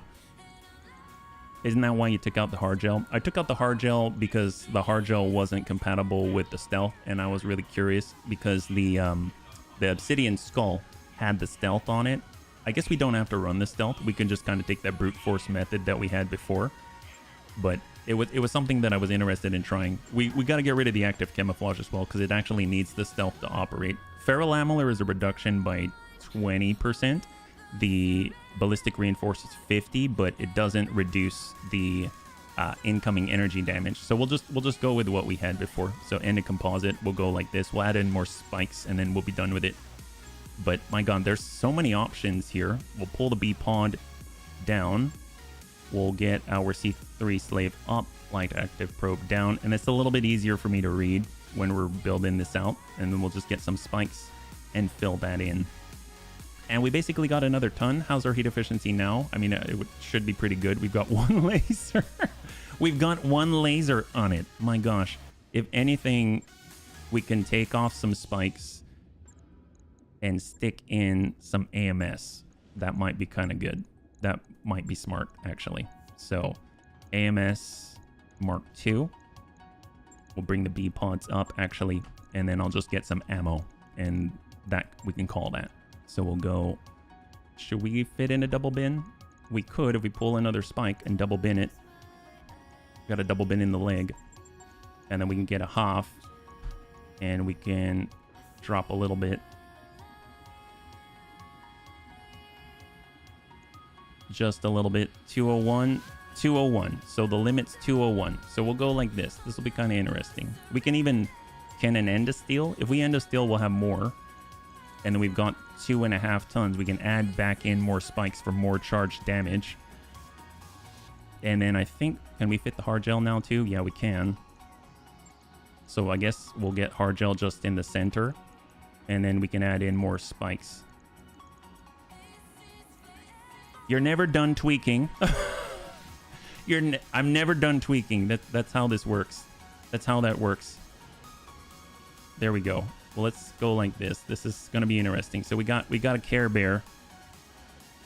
Care Bear Stair. Okay, there we go. All right, 6 mil, 19 days. So once that's done, let's go ahead and restart the client, yeah? So we'll have the Chukun and we'll just have that just chill. And then we'll let that roll. Okay, great, yeah. I said that in German text, 65 damage. Makes more sense to have 80 or 100. Oh, there you go. There you go. We got 11 days. There's a finance report. So that definitely opened things up. Don't forget cooling. That's true. We were at negative 22 because we only had one. We had one ER medium laser that we don't even intend to use. Basically, we got a shotgun and a laser. That's all we got on it. It's the only thing we need. Let's be real. We're out here in Capra. Who needs anything more? There we go. Care Bear Stair. Okay, so we got it. Let's just double check everything before we go into battle. We're going to go in and restart this client, yeah? The hot seat adds 30. Ah, okay. Yeah, good point. Good point. I mean, probably won't even shoot the medium laser, but that's a good point. I did not think of that. We got our Lamb Booster Pack, Gyro Excel. We'll just hang on to the money because we're going to need it for the tick, yeah? Vibro. Oh, they add more. Okay. Well, if we need to adjust, we'll adjust, but we'll keep an eye on it. That's a good point. Okay, so let's do a client restart and we shall return. So save and quit, and we're going to come back hopefully fresher than ever. So let's go in and bring this out. Yeah, I said, remember the hot seat adds 30, stealth adds heat, which reduces movement. Ah, good point about the movement. Yeah, we've definitely been stuck before where we were too hot and we couldn't get away. So that's a very good point. I think if anything, if we had to replace anything, it would just be more spikes. Because I think we can replace a couple of spikes with a heat sink essentially, and we'll be able to accomplish the job. Let's see, so launch, yep, we're back and launching. So client is now restarting and we're going to be back in a jiff, yeah. Weapons for what? The machine itself is the weapon. There you go, Panzer, high five, that's what we're talking about, yeah. That's right. So we actually were able to get a little bit of hard gel as well, yeah. Haven't seen the latest Subnautica video yet. I hope you're doing well with that game. Oh, heck yes, Pajaro. I'm sorry I missed what you said there. We were kind of focused. When I do a refit, I am all over the place. All over the place. Yep. Can you equip 2 superchargers and alternate? I wish. I'm kind of counting on the NOS to sort of act like the second supercharger. Honestly, the hot seat cockpit extends your range with the triple strength my armor being turned on. And then the supercharger extends your range by another 50%. And then the NOS extends your range by another 300%. So obviously, we don't have the 3-charge version of the NOS. So actually, now that I think about it, yeah, that's where that extra carry weight went to. So if we can get another set of the 3-ton NOS, then that nitro canister will fill up all the rest of our carry weight. That's going to fit just like a glove. So that's going to be awesome. Super shotgun for punching, vibro claws for punching, retractable blades for extra damage and the additional attacks. We got the lower melee punch for the accuracy for punching plus the punch. And then we've got our, well, the Care Bear stuffs for battle fist, like the punching. Got the hot seat cockpit. We've got the pirate ECM putting out that paladin-like debuff. Actually, we do paladins debuff. It doesn't matter. Basically, it debuffs the initiative around you by like, I think it was like 500 meters or something like that, which is insane. It's a huge green circle. There's a lot of stuff going on, and now we've got hard gel in center and left and right torsos. So hopefully it's going to keep Grandpapa Deaths safe. So we're loading on in back into Capra. We're going to take this out for a spin.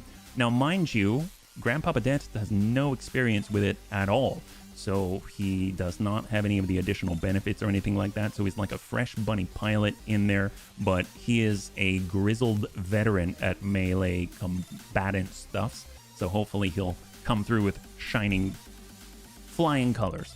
Not shining. Yeah, no, shining colors. We like the glossy stuff here. That's why we like the pink pony Care Bear stare. Yeah, that's the only way we can do it. I thought I lagged out. Sorry for the spam. No worries at all, Corey. No worries at all. If anything, I lagged out, yeah. That's a good idea. I'll restart. There we go. Restart as a team, succeed as a team. That's what we're talking. That's what I always say. Actually, I just said that right now. I think what's going to be really cool about this is that we are still going to mostly be in a polar environment. So Capra is actually an Arctic world. So even though we may have some inconsequential heating issues, the Arctic world will cover those right up, and then we won't even know a thing until we get to a different place. So it's going to cover up any problems that we might have. That's right. So don't worry about it. This is like easy mode.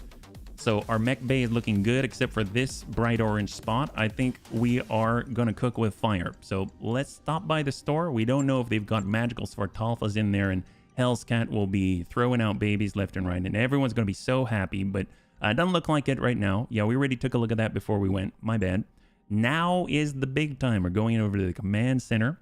We still have 2.5 hours in the stream, and there is a hunt. Oh my god. Okay, so the answer is no. We're tell you what, we're gonna get into a solo duel as a warm-up. We're not doing the hunt, although I really want to try the hunt. It's okay. It's okay. We're gonna be up against the Federated Sons. We're gonna be bringing our brand new Care Bear. So let's go ahead and clear this out. Care Bear's up. Here he goes. Care Bear stare. I forgot to add Bun in there, and we got Dents. He's ready for action. 5 skull difficulty red solo duel in the tundra. Oh, I forgot to say, will the Bunny League suffer a part loss? We did. So yeah, that was for the last one. And this one is a win the duel bet. So will the Bunny League win this duel? So if you'd like to participate, take a look at Twitch chat. There is a prediction system there. You should be able to put in any of the free bunny veggies. It's just for fun, and it should be a good time. So we're going to go in on a 5 skull red. It's going to be Grandpapa Dance. He's in with a brand new setup. Hasn't done it at all. We did. Who? Well, it was with the Bunny Rain. The Bunny Rain V2 lost a bunch of parts. So I recently updated our, was it the pilot loss bet to a part loss bet. So that was a part loss bet. And we lost over half of the Bunny Rain, unfortunately. So that's why it's a big red-orange spot in the mech bay. So it should keep it a little more exciting, because with pilot loss, I mean, fortunately and unfortunately for some of the bunnies, we haven't lost a bunny in quite a while. So this should hopefully spice things up a little bit. Right now, we are sending in our best Grandpapa Dance in the brand new Care Bear Stare Bun. And he's going up against God knows what, against the Federated Sons. Who knows what they're going to bring in shenanigans to us. I am hoping they're not going to have any of those fancy stone rhinos with a railgun, yeah? All right, here we go. Grandpapa Dance. We've got Vibro Claws. We've got to meticulously study this log, right? So here is the Care Bear. Here we go, bunnies. All the holocams are focused on your pink fuzzy dice. So put up a show, but finish that Davian champion in style. Oh, man. All right, so this storm blew up out of nowhere. Oh, there's a storm? Well, I guess we don't have to worry about shooting at long range, right? That's the important part. Let's go ahead. We're going to turn on that hot seat cockpit, turn on the supercharger. We're going to go passive with Angel ECM, shut off the minimap, and Grandpapa Dance is going to move on forward with style. So he doesn't have that 11 evasive pips, but that's okay, because instead he's got the stabilized UL gyro. He is going to take even less with the best. So what do we got? Oh, hello, they got a Cyclops. That's like a long-range Cyclops against Grandpapa Dance. What are they thinking? My god. Well, you know what? We're going to turn this off. Apparently, it's already getting some failure percentages here. And we're just going to walk on over and brace. I didn't expect that. Usually we can go 2 turns before that kind of shenanigans seem to happen. Dets was able to protect himself a little bit. See that? AMS for the first time made that a trip. Standing Is this by. a new Bun Punchy? It is a new Bun Punchy. That is correct. You are so correct. So we're going to turn on the supercharger again. We're just going to bound on forward. Actually, so the sprint is out here. If we want to charge that guy, there's a 10% chance, unmitigatable, that we will fail. Trigger NOS. Oh, that's horrible. Okay, so the NOS failed. But that's all right. We got to back up. Hang tight. Hold. Yeah, we broke it. Been busy working, but I put the stream on back when you were first started and injected into the normal patriotic broadcast. The Chancellor's Orphans have been blessed to watch this afternoon when I couldn't. They'll get to see Davy and get some come up. I freaking love you, Fo. I love that you came back in. It's like the first time that you type and you're like, it's because Davian's gonna get their come up. And it's high five. Good to see you, bud. I'm glad we can help out. So currently supercharger is off. Hot seat cockpit is off. There we go. We've got to bound forward because unfortunately it seems like we've been taking some dings here.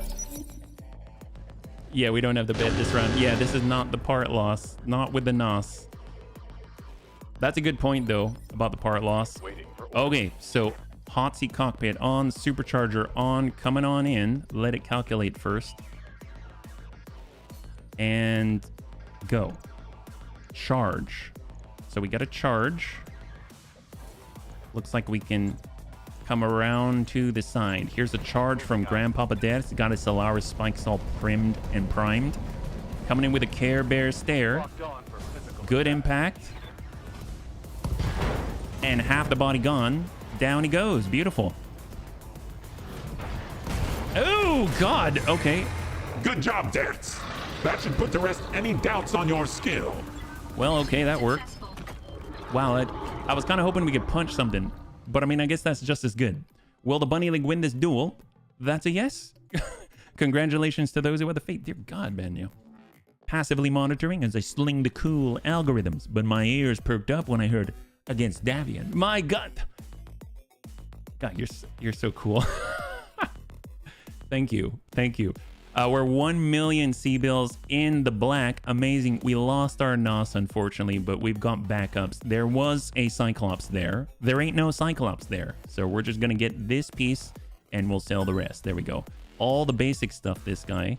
My gosh. I don't even know what he was thinking bringing in a Cyclops. He probably thought I could probably boost my own initiative and go before that guy. Yeah, but you only have the advantage on one guy. The porcupine struck again. That's right. I almost feel like we should just add more spikes. We want to do charge damage in the range of like 1 billion. Well, actually, you know what's kind of crazy? If the NOS worked, we would, I think you get more charge damage the farther you go, because we have hit over 1200 before, but the NOS worked that time, right? So yeah, one punch man, one charge man. That's right. He didn't quite hit hard enough to one charge man the guy, but he definitely fell down afterwards and then didn't enjoy what happened at that point. Yeah, Cyclopean tube. Oh, by the way, friend, Raven got us a box of the Bloomburrow. Is that what's called? Bloomburrow? The one with the animals from Magic? Cyclopean tomb. Turn any one non-swamp land into swamp during upkeep. Mark the changed lands with tokens. If Cyclopean Tomb is destroyed, remove 1 token of your choice each upkeep, returning that land to its original. Oh my God. Wow. Man, you can change all kinds of stuff. That's crazy. My gosh. Well, let's go ahead and get a NOS replacement here. Unfortunately, it's the single charge, but in a way, I kind of like that more. Just because then if it fails, it's not like it failed the other NOS charges. You know what I mean? So let's go ahead and get that back. Death is going to be back online. His fatigue will fade and clear.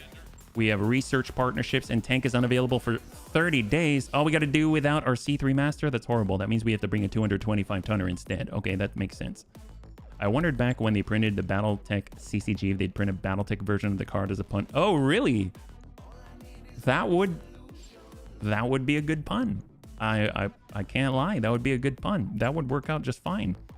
We got Diligent Warrior, Defend Base, Urban Environment. I don't like the whole urban thing. We got Brash Gold, Battle in the Tundra. That's kind of more our style. We got to do without the big tank hair. Unfortunately, that really crumps our style. Ooh, another Duo Duel. Okay, so maybe we'll do the Duo Duel. Just because it's cash and we honestly need it. And we're going to fight against Federated Suns again. Ain't that the truth? So we're going to bring the Care Bear Stair. What will kind of go with the Care Bear Stair the best? That's the question. It's got to be under 100 tons, so we can't bring any of these gigantic things. We could bring the yardstick. We could bring the yardstick. We could bring the big boot bun. I guess we could bring the big boot bun. It'd basically be two silly mechs that have no business. I know, the Naga bun. How about that? We're going to bring the Naga bun. All right, bunnies. That's 4 skull difficulty red polar duo. We've got the sneaky Naga bun and the Care Bear Stair bun going into battle. Will the Bunny League win this duel? So this is a win the duel bet. 2 minutes on the clock and we'll see what you got. So in the left corner, we've got the Care Bear Stair with a pink fluffy dice and a giant fluffy nose. And that thing is being driven by Grandpapa Dad. He's going to charge out there every other turn, slowing down because apparently for some reason I can't quite put my finger on it. Supercharger Hot Seat Cockpit decide they only want a 1-turn duration, unlike the Banshee. So yeah, I'm actually legit not too sure on that one. I don't know how that changed, but that's cool. And with this Care Bear Stair, he's going to be able to punch with the best of them. This time, ideally, we'd be able to punch someone because I kind of want to see how hard each punch is. And then we're also going to be sneakily hiding in the background with our small, tiny little Viking. And it's going to stand there. No one's going to see it. And we're going to shoot arrow 5 at him. Apparently, is this... What is this? Is this a Templar and an Annihilator? Finally! We thought you both chickened out. Really? Well, it looks like those expert duelists are waiting for you. Later, bunnies. Wow, thanks, guy. Just leave us there to die? Did the bun punchy die? No, we moved all its stuff over to a brand new Care Bear Stair. That's right, we've got a Kodiak Care Bear. It is the... Oh, they got the Annie.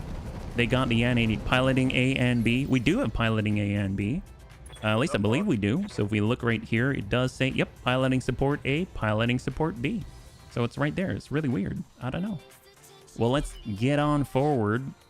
I guess we'll zoom forward on 5. Roger. And we'll hang tight. We got Superior Daisy. He's going to stay completely hidden, off of sensors. Enhanced imaging is on. Get on over and hold. All right, what do they got? So they've got the Templar Tancred. It's got double rack 5s, triple ER medium and an ER large. That Annie-RC has quad risk rack 2s and 4 medium X pulses. Holy moly. All right. Well, Superior Daisy is perfectly poised to dish out the juice. If we want to avoid the damage from anybody, it's going to be that Annie. We'll give him a double ding from hell. So 2 arrow 5 from Society. So slow, so majestic, until they hit and wham bam. I love how slow and lumbering they are. This guy's like, oh, I don't want to go anymore. Oh, wow. Ew. Okay, I don't like it. I thought we were invisible. Haha. Funny joke, Dad. Care Bear's there and Nagabun walk into a bar that explodes and burns down. Yep, that's how we usually do it. Hot seat cockpit on. Superchargers now on. How far can we go? Ooh, pretty far, actually. Can we just go there already? Oh, we can charge that guy. Or we can charge that guy. Well, maybe we should charge his pal. So take a look at this. We can deal 1,020 damage. I copy. All right, Grandpapa Dad, do your thing. Just hopefully you'll hit him. You wanna go? All right, we hit him right in the tummy. I don't know how the oh yeah, it just spread out everywhere. All right, he's fallen. All right, he's gonna have a malice on stand-up at least, yeah. And the cool thing is they're standing next to Grandpapa Dad's, so they should be getting the malice from the Pirate ECM for their initiative order on the next turn. So he's going to turn around. He's got double rack 5s and everything. Did not shoot. All right, so now we go first. We'll go ahead and send the double ping. Maybe. Sure, we'll go ahead and send the shaped charge mode. All right, we're hitting all different places. We'll break that line of sight there. Templar turns around. He's got the rearward arc on Grandpapa Dad's. I don't like this at all. I'm a little terrified. Oh, that's nasty. But we do have... Oh, yeah, we've got ballistic reinforced armor. Okay, cool. I forgot we got ballistic reinforced armor. We don't have Berserker to trigger. That's fine. I will turn off the supercharger, but we will go in and I will punch this gentleman on the opposite side. So you can see we're going to aha! So it seems like the retractable blades are okay because we deal 6 hits for 108 damage each. That's pretty good. So if we hit him from, let's say, the opposite side, there's a decent chance that we might hit the head. And if we do hit the head, it should be enough. We just got to roll and see. Oh, yeah, we did not. Oh, we didn't hit the head. Yeah, well, let me tell you, it wasn't ranged weaponry that did that damage to everything except for the head, the left torso, and the leg. It was definitely not the single ER medium.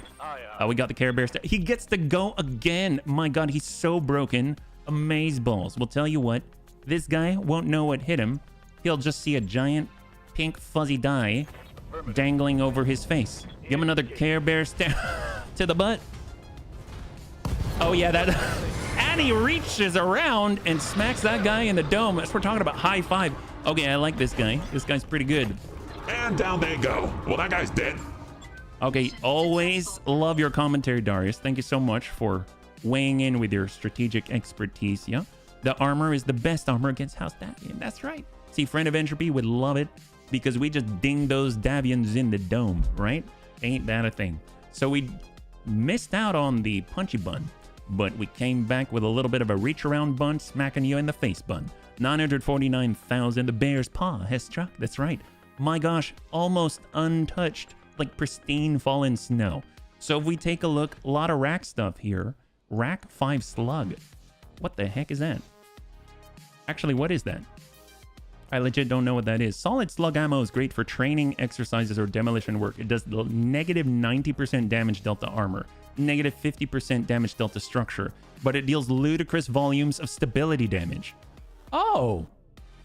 That could be very useful if you're trying to knock down a mech and then just overwhelm. Oh, wow, that's kind of interesting. 30 shots, though, so you'll be able to shoot it like 5 times at full. I mean, I wouldn't mind. Slug was a bit... oh, really? So maybe we don't want it? Okay. Well, I'll grab... Oh, there we go. Yeah, well, let's just grab the Annie part because we can sell it. We got both the mech parts, medium X pulse to clear, and we got a rack 5 double band. There we go. Don't know if it's fixed, might be fixed. Discord would know. And well, it sounded cool. I mean, be able to deal 200% stability damage is pretty cool. Tune up to 6. After all, can you imagine?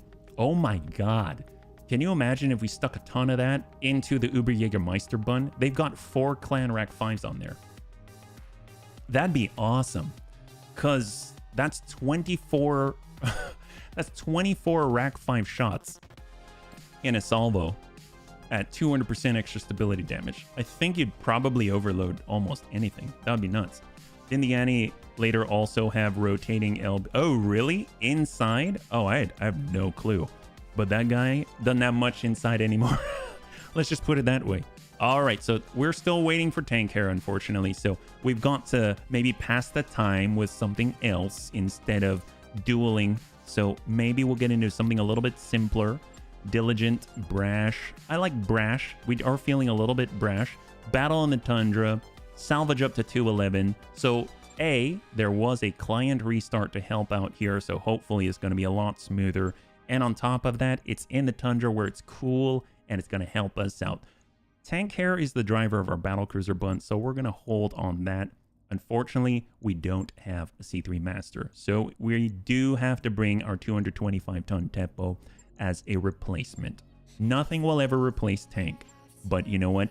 He's still in our hearts, even though we're bringing the Teppo. We'll get Gong Fu in the Wraith Massacre, as always, and you'll start to notice that some of our stuff is really just tuning up and kind of starting to seem rather samey. Well, let's go ahead and mix it up a little bit. So we now have... There we go. We got Amiel. We'll get, well, when I say mix it up and then I go ahead and put in the same stuff, I mean, you know what I mean. Well, actually, you probably don't. We'll get definitely in there. Great.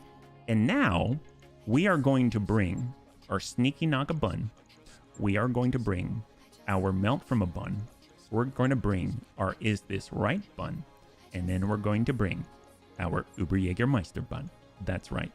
And we actually fit it under the 1220 limit. That's great. So That means Panzer gets to drive his baby. That's right. So Panzer's in his baby. Rhubarb's in his former... Oh, actually, Rhubarb is in his... Well, yeah, Rhubarb's in the new baby. So who's in the... I guess HB's in this baby. Okay. Sneaky Naga bun. We got Superior. The is... Oh, Rhubarb's in the is this right bun. The binary bun star goes for Chappie. And the Nobel bun prize goes to Left. That's right. So right now, it's looking good. 1180 on this Battle in the Tundra. All the hot stuff, but without all the hot stuff, if that makes sense. So, and for the last duel, will the Bunny League win this duel? That is a yes. Congratulations to those who had the faith. So now we're going to start another one. Will the Bunny League suffer a part loss? Capitalize on part loss. So Panzer had a very good point last time. We lost the part when we failed the 10% check when it came to the NOS canister. That does count. So we've got our... Wait, did I bring the Care Bear? Oh my god, I didn't bring the Care Bear stair. Well, I guess that doesn't count then, because I didn't bring the Care Bear. I really wanted to bring the Care Bear stair. My god. Didn't... Well, okay, never mind. All right, part loss it is. Straightforward part loss at that. After all, we wouldn't want to bring in the Care Bear stair bun without tank hair. That would just be a travesty. Care Bear stair is all about having tank hair here, and he's out for the rest of the month. So that's how that goes. That should not count. Yeah, I'm kind of starting to rethink that one too. I'm kind of feeling that. Well, either way, he's not in this one, so feel free to get your bets in, because we don't have to worry about the NOS on the failure, right? And I guess, so maybe we do like suffer part loss without... See, I think the big problem is that'll have to be like an unspoken rule, you know what I mean? Because I can only fit in so many characters in the prediction. I can't say like, will the Bunny League suffer a part loss except for self-inflicted failures of activation chances or something like that. You know what I mean? But I think you know what I mean. All right. Enemy dropship landed somewhere in this area, bunnies. Acquire their location and engage. Let's put a stop to their raid. All right, so we saw 2-pick-11 was phenomenal for the loot. It was really hard to choose last time, so we got our deployment. We want to be high up, but we also want a place where the massacre can just come down to massacre, right? I mean, that's kind of in the name. It's part of the game. So maybe we'll start like right here. Not all the way up here. Maybe midway. We'll start midway. I think that's the ticket. I believe this was the map where we fought against Comstar last time. This is against Davian, so Friend of Entropy should be very happy, yeah? Non-FF part loss. FF, as in like friend or foe part loss.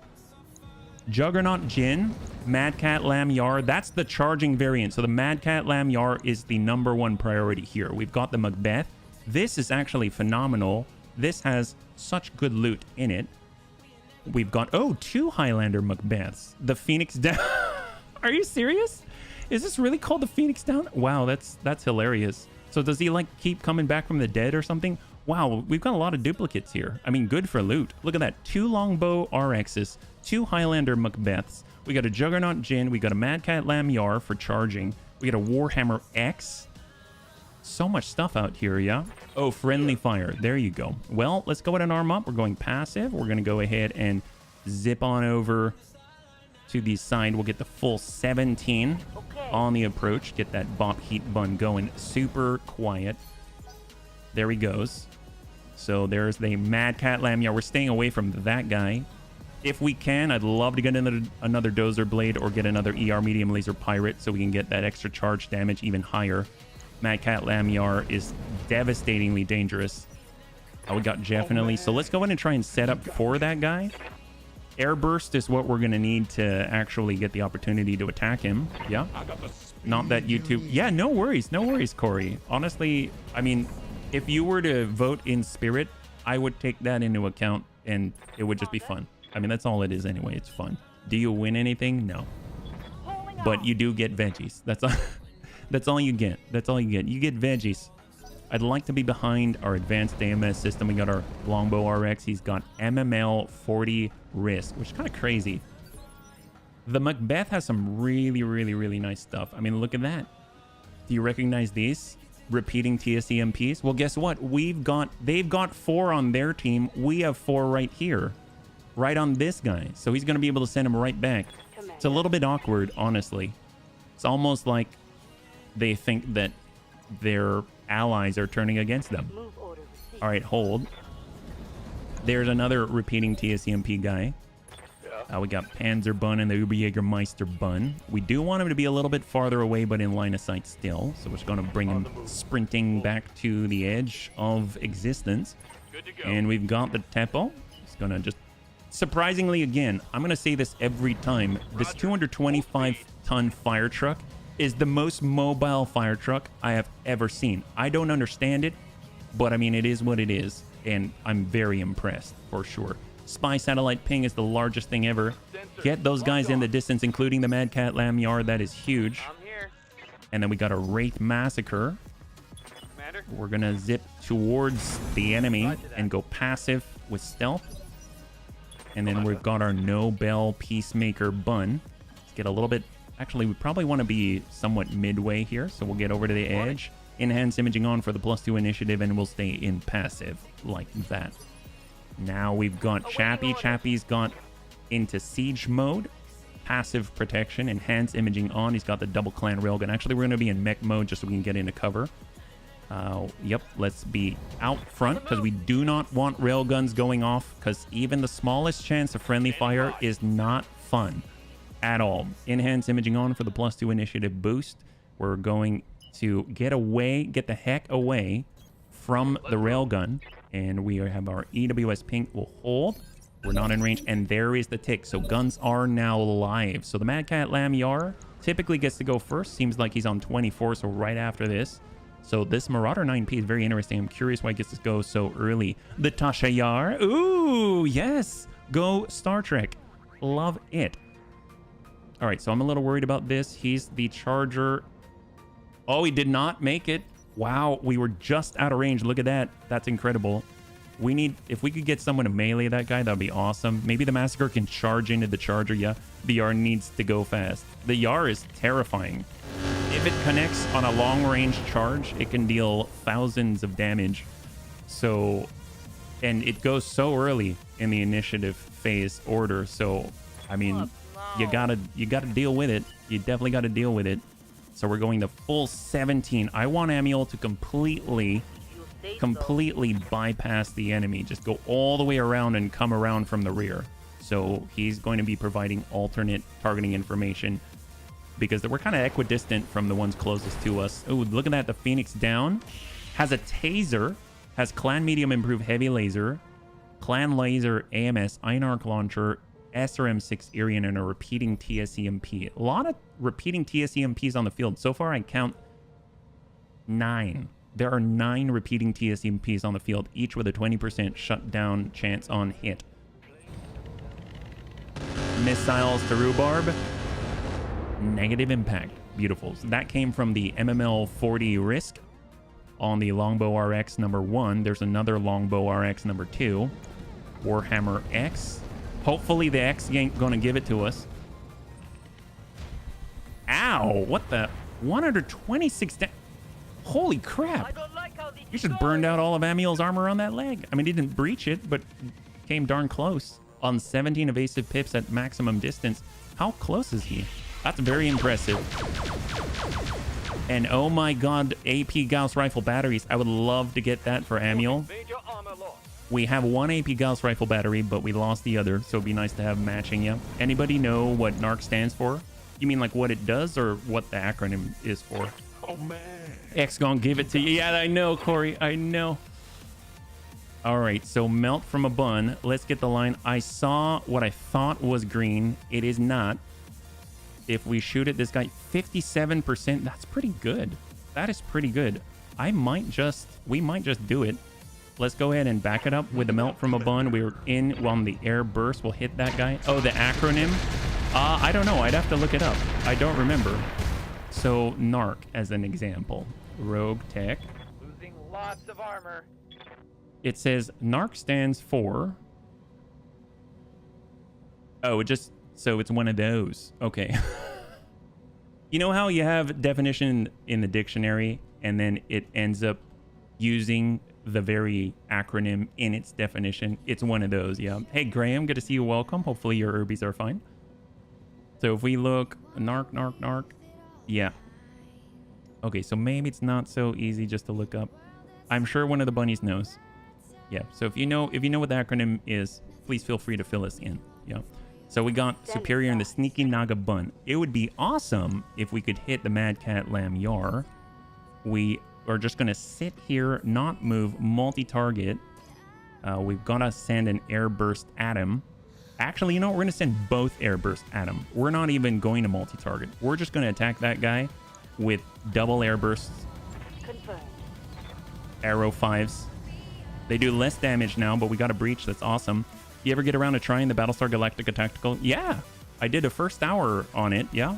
So one of the first hour series for Deadlock. Absolutely. It was excellent. Super epic. Very, very, very good music as well. So very, very nice. Oh, our no bull bun. So I'm loving that we actually have some decent chances to impact on the Mad Cat Lamb. Oh my God, who's shooting it? What are they shooting? Holy, are they still going? How many did we shoot out of the sky? I'm showing minor damage. Shutting down. Thank you, Tech. We shot 115 MRMs. Wait. Oh, it's the Pirate MRM 40.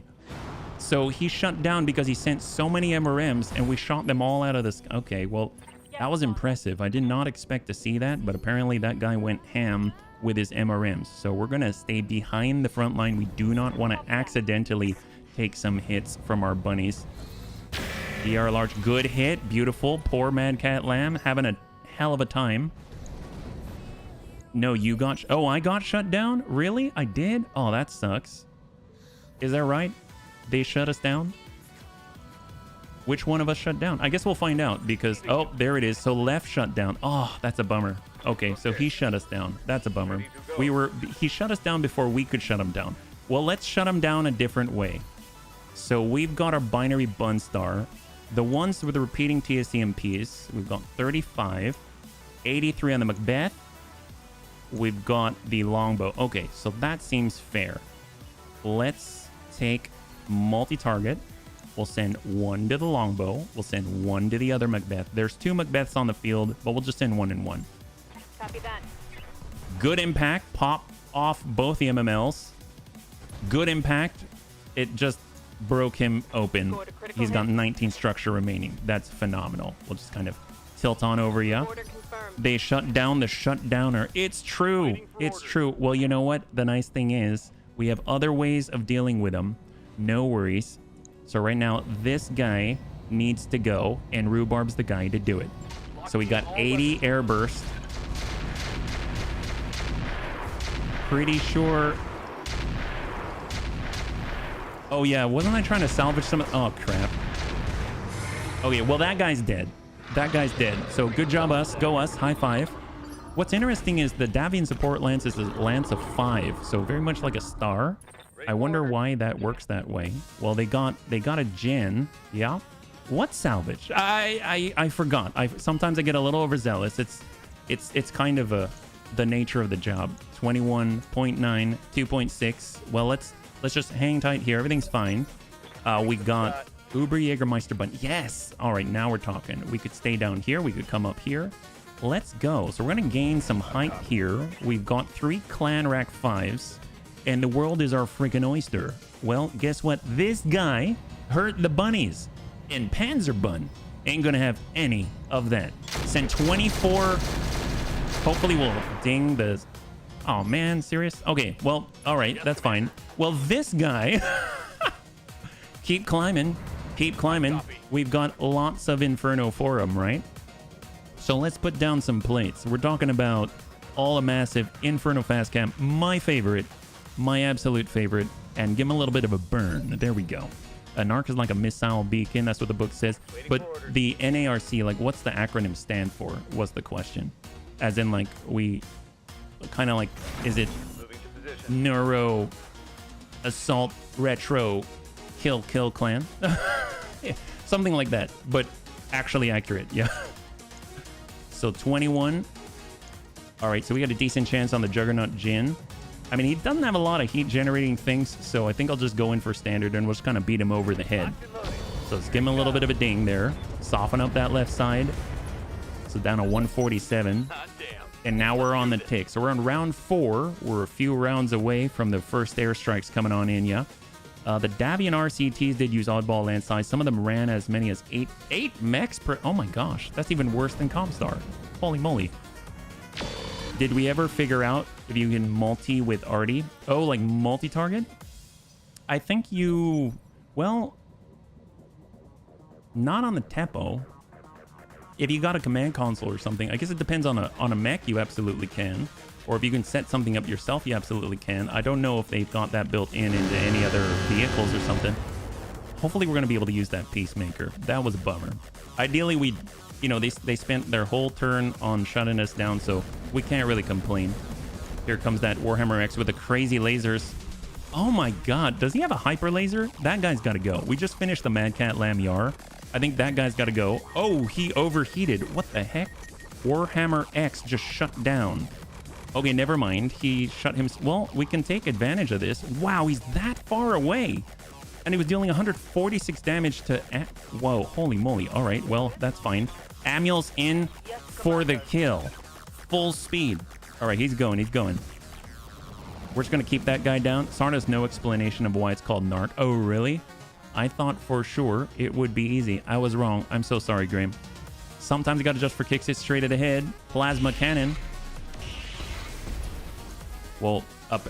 Aha! That means we triggered his emergency coolant, I believe. Because you saw it dip down there. Tepo does not have the command console. It does not. It does not. Has a boosted C3 master. It has communication equipment 6 ton. It has 2 Guardian ECMs. Got a bunch of stuff, but not a command console. Command console we currently have on the Bun Dome at the moment. Yes, Which, speak of the demo, we got the Bun Dome right here. Well, the Bun Dome is just going to keep shifting back and forth like a shifty shoe. Maybe we can line it up. Maybe we can get in alignment with the Warhammer X, which is way super far away. If we were to charge all the way forward, in theory we could. What about from the edge of the forest, like right here? Negative. We'd actually have to be outside the forest. See, he's a tricky guy, that one. It's almost like he knew. Well, tell you what. We're just going to step to the side where we can still provide coverage, but not get shot in the butt by a giant double railgun, because that would just be untoward in every way. Field command from definitely giving all the bunnies a +2 initiative, plus a little bit extra on the side, a little bit of something, kind of sensor repair on the Juggernaut Jin. It doesn't need much of it because AP Gauss rifle battery is basically like an easy button. This guy's got a lot of... Ooh, either he jammed up entirely when we popped off that arm. Actually, what happened to that? Oh, we dropped off some of his LRM ammunition and we popped off one of the launchers. But funnily enough, both look like they were offline, yeah? Oh boy. Commander! I'm wounded. Alright, so they hit left one in the dome. See, that's what we're talking about. That AP Gauss rifle battery is very dangerous. A lot of dangerous stuff on the field. Alright, melt from a bun. This is fine. We got this. We can target and drop the longbow. We can target and drop. Let's go ahead and hit that Juggernaut. We want that guy gone. So we're just going to stack him with acid, crack open the outside, and then give him a little bit of crit seeking just for fun. Now we're on 19. Man, they all want the biggie. It's a Tattletale, hence the code name. Beacon guides missiles that are non-streak or Artemis to target. Oh, gotcha. So instead of being an acronym, it might be like a cheeky reference to narking on somebody like that. All right, so we got Superior with a Sneaky Nugget. So this we're talking about. We were able to hit pretty darn hard with it. We got the Shape Charge. This guy's stacked with acid, so that'll be phenomenal. Maybe we send a double ping. Maybe we hit this other guy too. Maybe we send one all the way out to the Warhammer. That sounds like a good idea. So we're going to go in and multi-target. We'll send one of the Society... Oh, he does have double hyper lasers. That would explain a lot. One of the Society Arrow 5s, and then we're going to send the other one over to the stacked with acid Juggernaut Jin and let us go. So the first one's going to hit at full value. They're going to shoot, but they can't stop it because it's Arrow 5, so it wastes their ammunition and still impacts. Beautiful. So this guy barely has a leg left with 25 structure remaining on the Juggernaut Jin, and we are stealthily just going to walk to the back of the line. This is where I really want Nova CWS So I really want to test that out because we're going to get all these bonuses from all standing next to each other. Yeah. No acronym on the name. Doesn't know what it's called either. Oh, thank you, bunnies. Well, there you go. Then I had no idea. And apparently it might not even be an acronym. Let me guess. Is it the Macbeth? Damage is light. It is the Highlander Macbeth. That guy is insane. Fortunately, we have some AMS coverage, so that helps a lot. Looks like we don't have any bunnies in the way. So those Macbeths are proven to be a little bit of an issue. So we're currently in siege mode. We've got shot on the Juggernaut Djinn. We got a shot on the Warhammer. Well, let's repeat the process. So we got one on the Juggernaut Djinn on Alpha. We got one on the Warhammer on Beta. And let's do it. So this one's for 238 but we whiff it. And the next one, if it hits, is going to deal over 300 damage to the Warhammer X. And ow! Okay, that guy. Well, he's got a hyper laser left. He's got a hyper laser left. We're just going to go ahead and step up one because we always want to be in the front with a binary bun star. We don't want to get accidentally get hit with that. Let's get over. Yes. On the way. So we're switching on over to Inferno, Fire and Forget. We're super close. Well, I guess with target lock, that'll do the deed as well. Is this one busted? Well, he's got an opening, so we'll go in with standard and just stand and hope that we can connect. Might hit low. 15, 13. Good impacts overall. He's got 45 armor left on that side. And then the Noble Bun can finally fire. So enhanced imaging is on. So we are now good to go. So if we shoot from here, we've got 4%. We've got 20. I mean, everybody's hit the Noble Bun, unfortunately. So it's proving a little bit difficult. So maybe we just rotate hard and see if we can't connect with somebody. It's going to be difficult. Let's try the longbow in the distance. All right, impact with some of the with one clan ERPPC, but hey, now we're just like shaking out the cobwebs. We're good to go. Got the is this right bun. We'll go ahead and send it and then move, shot and move. So we're switching on over to acid stack, and let's try and drop out that AP Gauss once again. Got it.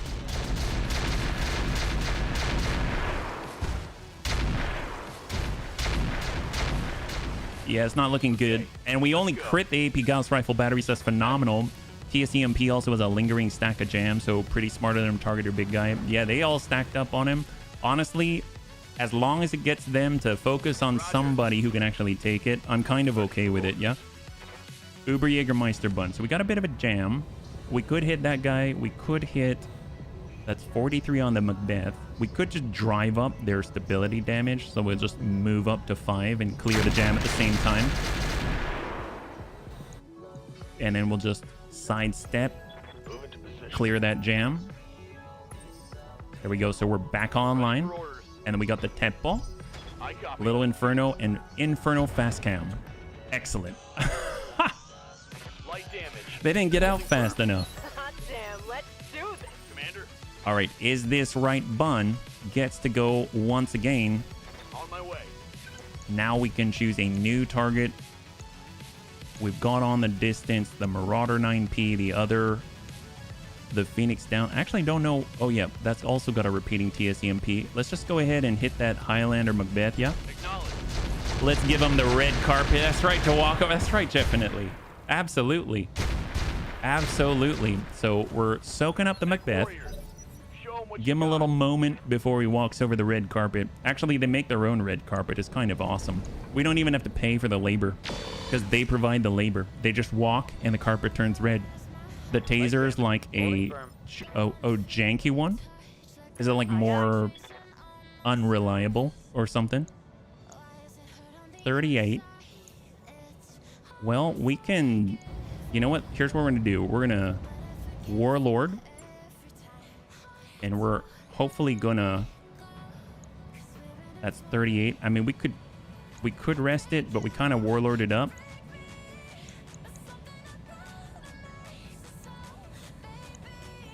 $18, $20. Let's hit the longbow. Shot out. All right, so he lost his leg. He's falling down. He's like London Bridge. And yeah, that's not a good look for him. And we'll clear some of the stability. Moving to position. And now we're on 23. He was going to go on 22. He ain't going anymore. There's the other longbow. It's got MML 40 risk. Misfire chance, lower range, but hits a bit harder if it connects. Oh, okay. Okay. All right, Superior's got the sneaky Nagabun. That's what we're talking about. So I'm really, really digging the Arrow 5. I think it's amazing. Let's see if we can't get a little bit farther forward. Nice thing is, I think we're just in range. Like, this is extreme range here on the Warhammer. We don't want the Hyper Laser to hit us, so we'll send one out to him. And if we are so lucky, maybe we'll ding that Macbeth as well. So we'll kind of give a one out to the Warhammer. Waste their ammo. Impact on the leg. So we're getting all this free damage before he wakes up. And I don't know if we'll hit this because it's a 54%. Oh, yeah, we hit him. Okay, cool. It's like a harpoon connected to the mech's battery or something. Right here. Of course it is. Of course it is. All right, so we got Amiel coming on in to spread the Amiel love. Roger that. We're going to go standard on this one. We're not going in with the Inferno bombs. We're just going to tag him up and send all the standard SRM-12. There it is. Beautiful. Warhammer X is clear. So now we have a pincer. We've got a fast-moving force from the rear, and we've got our main anvil, our pin, on this side, and we're gonna strike and squish together like some kind of sandwich of untoward proportion. All right, so we got melt from a bun. Heck, we'll keep pushing up and climbing. We got acid. I mean, that guy's easier to see. We just gotta keep focusing on the same. I mean, I suppose we could give a bit of each. So let's go ahead and lock up the Macbeth for the bunnies, just in case he's got any sort of shenanigans. And then I feel like we should probably finish the job here. So we'll come in with the airburst and just pop off a side before he gets to go. He's almost at that time. Pretty sure I might have just destroyed the... Oh, yeah. Okay, well, we didn't need another AP Gauss rifle battery. That's the beauty of the situation. Didn't actually need it, right? So we're getting in with a bun dome. Just keep shifting left and right. And we'll go in and just send out a ding. Maybe we'll get him in the middle. Maybe we'll pressure him to leave. Either way, it does give him a little bit of the heebie-jeebies about standing up when a big giant laser flies over your tummy as you're staring at the sky. Highlander Macbeth. He just rolled out a little bit of red carpet there. Didn't shoot TSEMPs. That's always a joy. And then now we have the opportunity to return the favor. So that guy, 24. This guy, 8. 29. 19. Okay, well, let's get out there. That's recoil heat generated. Tell you what, vigilance.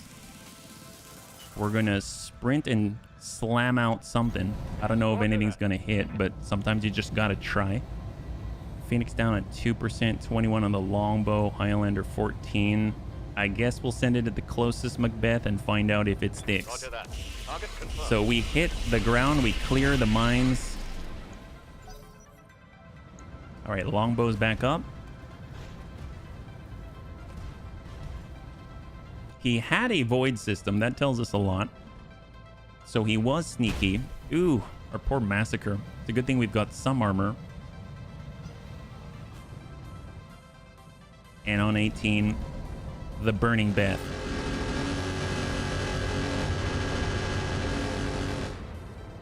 Awesome. Seems like they're very front-loaded, those guys. All right, so Wraith Massacre. Let's see if we can't... Oh, apparently... Oh, I was not even looking. You can't go down this way. Fortunately, we don't really care too much about... We'll pull away, but we don't care too much about the fast cameo. That'll be pretty good. Hey, MPG.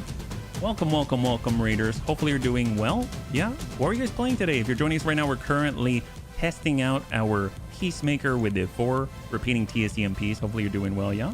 We're kind of also dishing out a little bit of heat, love, and joy. Welcome. Hey, Dex Tex to Wattis. Very good to see you. Welcome. Not awesome. Highlander. There is that. Yeah, Epic Taco. Very good to see you. Welcome. Oh, well, that guy, yeah, that guy's not feeling too good. Solid connection on that one. High five, yeah. Happy Friday.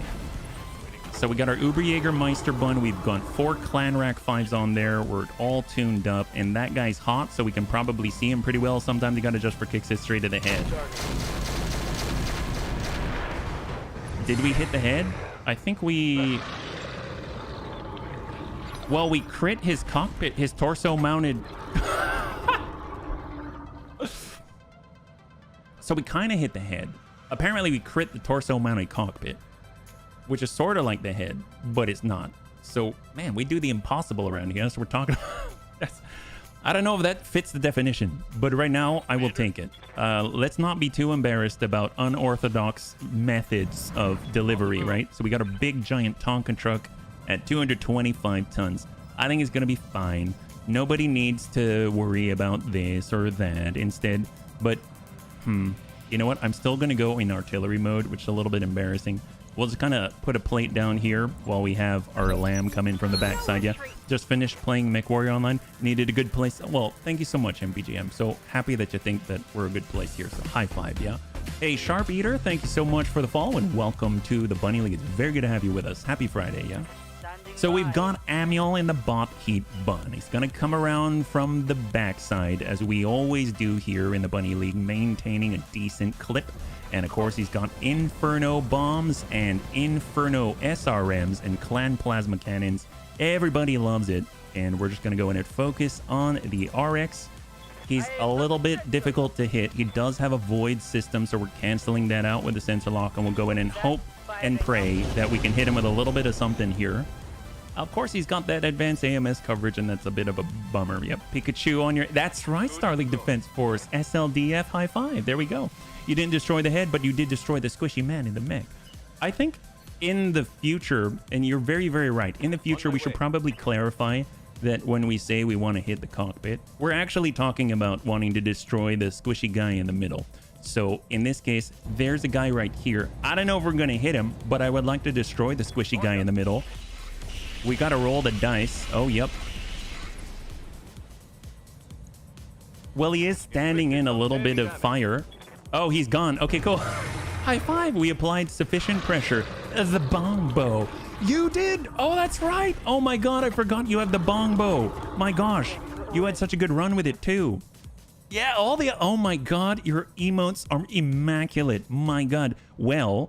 You know, we don't have the bong bow, but we've got the sneaky Naga bun. It's not actually a Naga, but it is very sneaky. It has a null signature system, and it basically stands still and is a Viking with 2 Society Arrow 5s in it.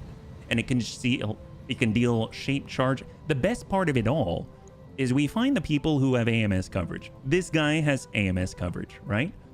And this guy has... Well, he doesn't have much because he's almost dead, but that's cool. So we'll send 1 to each, right? So vigilance, so that we can be awesome. Multi-target. We'll send 1 over to this longbow guy. Gonna be hard to hit him. He's got that void system helping him out. Kind of alpha and beta, and it will trigger the AMS, and he will shoot his bullets in the air, but nothing will happen.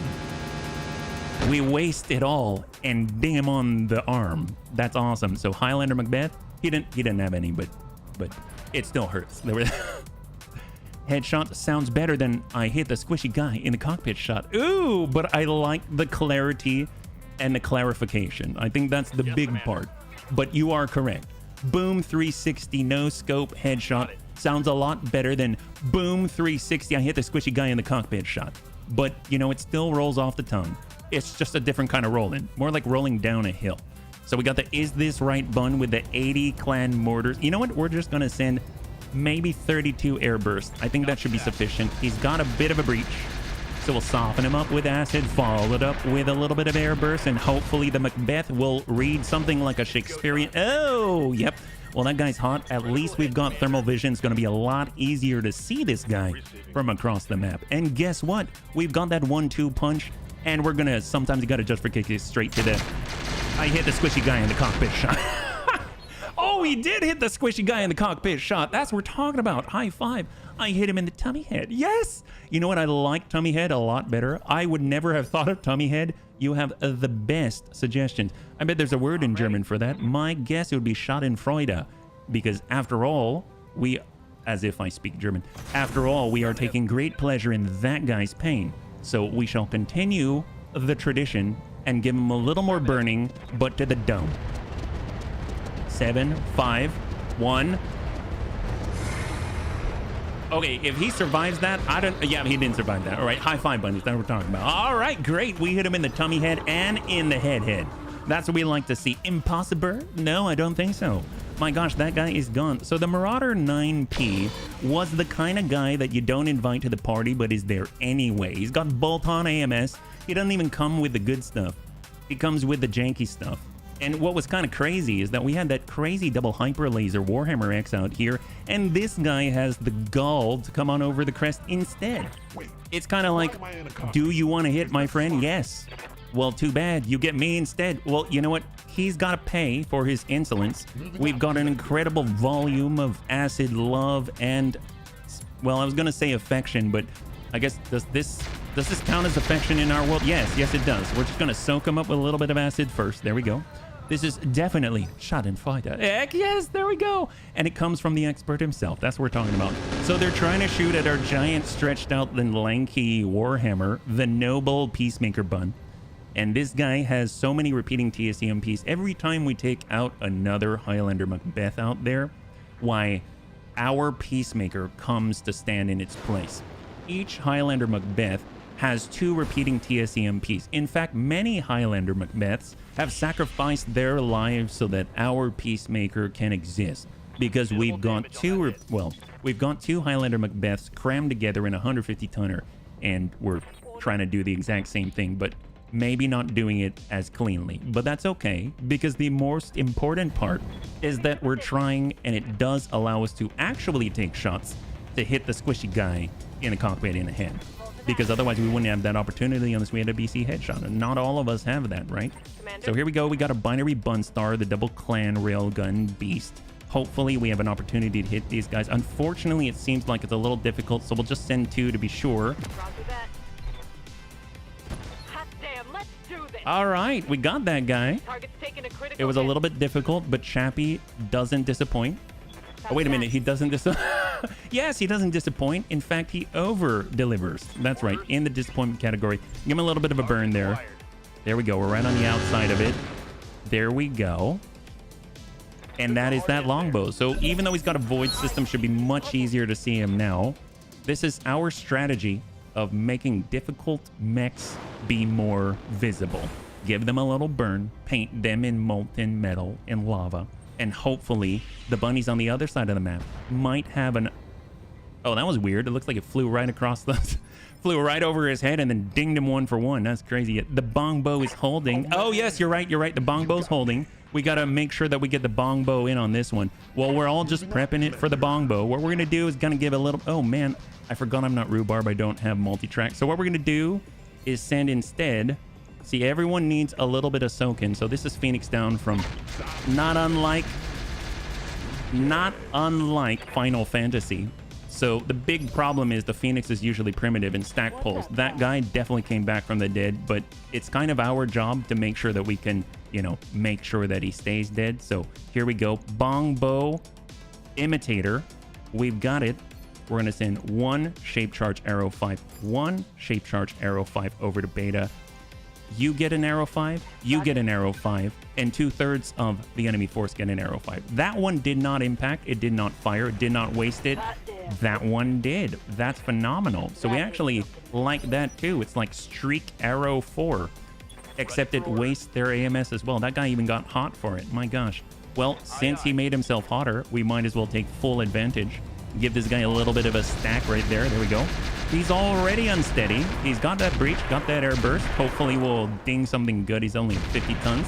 Got a taser even. I don't know what kind of self-defense situation he's in, but quite frankly, he's going to need a lot more than a taser, I'll tell you.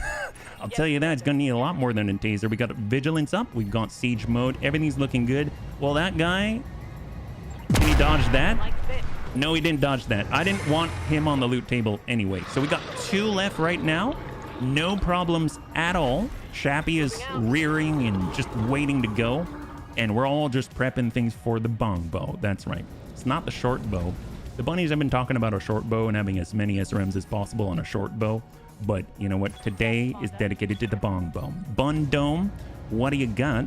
We are going to boost up with field command, +2 initiative, and increase our sensor and sight range. We've got the long, any higher.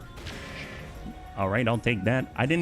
We don't actually expect our Bun Dome to hit anything. It's basically a walking command console with a bunch of AMS on it. But you know, when it does hit, it's the most interesting bunny on the battlefield.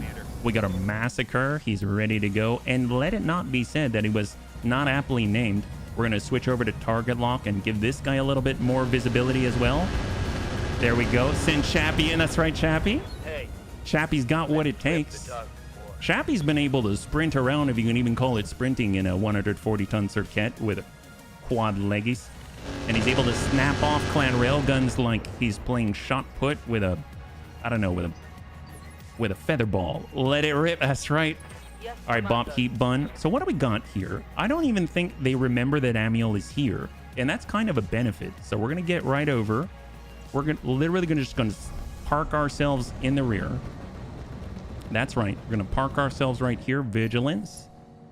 And yeah, it's still difficult to hit this guy. I mean, I guess what we could do is go active, which makes Amiel a little more vulnerable, but it does jam them a little more. And hopefully some of this is going to hit. And it's really difficult to kind of hold on to your stealth when you're very hot. Yeah. Lambs. That's right. Either laser AMS or land air mech. You take your pick. It don't matter. They're all good. Actually, we're looking for the blue. Fortunately, now that they are sufficiently painted, I'm not even talking about tag, but that guy's definitely tagged as well. Now we can give a little bit of a follow-up from the Uberjäger Meister Bun. Quad Clan Rack 5. There we go. And the longbow is down, and we got ourselves a good old stack pole. And that is just the last guy on the field, the Marauder 9P. So Teppo, can we get a nice line? Let's go ahead and charge with the Teppo. Has he ever seen such a thing? We're going to mow our way through the fields of flame like the chariots of fire. And right now we've literally the chariots of fire. It's quite a thing. We've got standard rounds. Oh, see, we can't do it. You know what we're going to do? We will assist and disable that stealth because we've got a bit of a satellite ping. Oh, yeah, got that guy. It's like the size of the map. Did you see the circles out here? It's so ludicrous. All right, well, now we have an opportunity to maybe hit that guy. 29%, we'll take it. Oh, we got one. Got two. And each one of those has a 20% chance to shut down. We did not roll the RNG dice. So now this guy is walking through the flames in the walk of shame, and he cannot even fire a thing. Well, that's all right. Don't worry, we'll put you out of your misery. Yes, Commander. Because after all, it's all about a bongbo. Locked on target. All right, good job, Bongbo. Panzerbun, can you follow that up, please? There we go. So now that he's sufficiently open, controlled burst, recoil control, reduction to heat generation, Sen 18. Show me your war. And down he goes. There will be additional damage. He didn't even care. Ain't none of that. Good job, bunnies. Let's debrief aboard the ship. All right, there we go. Total win, total win. Will the Bunny League win? Or will the Bunny League suffer a part loss? Well, that is a no. Congratulations to me. All right. I drive the lamb. I'm a bad guy. That's right. So the cool thing is that was our 2-pick 11 against the planetary government. We were in the tundra. Anything that was hot is no longer hot, except for the enemy. Most of them are hot. Tank Hair is currently out. I would like to try. It's not smart, but I would like to. Well, actually, you know what we got to do? Well, we have to loot first. So let's go ahead and bring this over and see what we got. We got the Macbeth. We got the Clan Laser AMS. We got a Taser. I mean, we've heard about this. It's janky. Uses a specially modified metal harpoon. So it's like a tiny little harpoon. Angel ECM, Apollo MRM attachment, BC Heat, BC Missile, BC Multi-Track, BC Optics, Bloodhound Probe, TC Mark II, as we're talking about. All the evasion ignore you could want. Gyro defense plus. Ooh, assault leg jump. Oh my god. Well, I will definitely... See, the thing is, we actually have a jump redo. Ooh, Einarch, Haywire. I'm getting all kinds of mixed up right now. SRM Magpulse, MRM Apollo, Ammo Taser. Oh, here we go. Mad Cat Lamb. We've got the Hyper... Okay, so hang on. We only get 2 pick 11. I'm interested because right now, if you look in storage right now, we've got one part of the Mad Cat Lamb Yar, right? Is it here? Yep. One part of the Mad Cat Lamb Yar. Got the Longbow RX. AMS Mark II stacked to 3. ER Medium Laser P... Okay, so this rounds out our Care Bear because it gives us extra charge damage. Repeating TSEMP, we already have enough. Armored Cowl, we got the Battle Computer. Another C3 Master. Oh my gosh. Wow, we just picked that up yesterday. That's incredible. I can't believe that. I'm so tempted to get another one. That's insane. Hey, Epic Taco, this is Roguetech, yeah. Too much tech, yeah. A little bit of analysis paralysis. It's true, it's true. Heat Bank, Lama Triple Strength Myanmar, Partial Wing System Pirate, Prototype Double Heatsink but not stack. We got Tactics, Upper Recall Plus, Upper Spike, we already have 2. Virtual Reality Piloting Pod, very nice if you want that extra. Ooh, Lamalore, that's negative 10% incoming damage, and then the Phoenix down. So, unfortunately, we did not get the Dozer, but that's kind of okay out of all of it.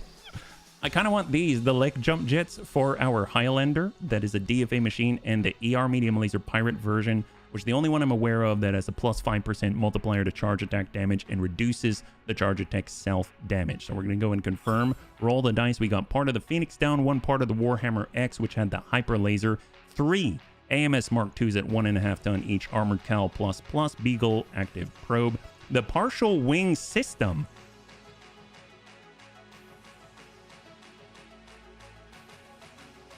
I did not even notice this. Hellscat told me about. Oh my god, wait, hang on. Piloting support, Beast, Lick Suite, Ammo, AMS. Wow, double caseless. So the Partial Wing System.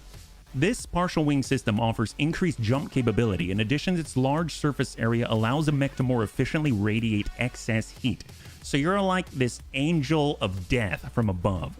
Blessed be the RNG. So it's kind of crazy. So right now, we have a DFA-focused Highlander, a Royal Highlander, 732B. It currently has leg damage mods, got reinforced legs. It has the sensor's flight. It's got the DNI cockpit for extra DFA damage. It has all kinds of stuff. It doesn't have a partial wing system. It even has a jump jet booster to allow it to jump 8 hexes, which is kind of insane for an assault mech. Now, we have the ability to use a partial wing system. I think that extends the range even farther, which is nuts because then it actually becomes viable to jump on everything. That's kind of awesome. Lore accurate. My god, I really want to try this. I got to retry it with them on.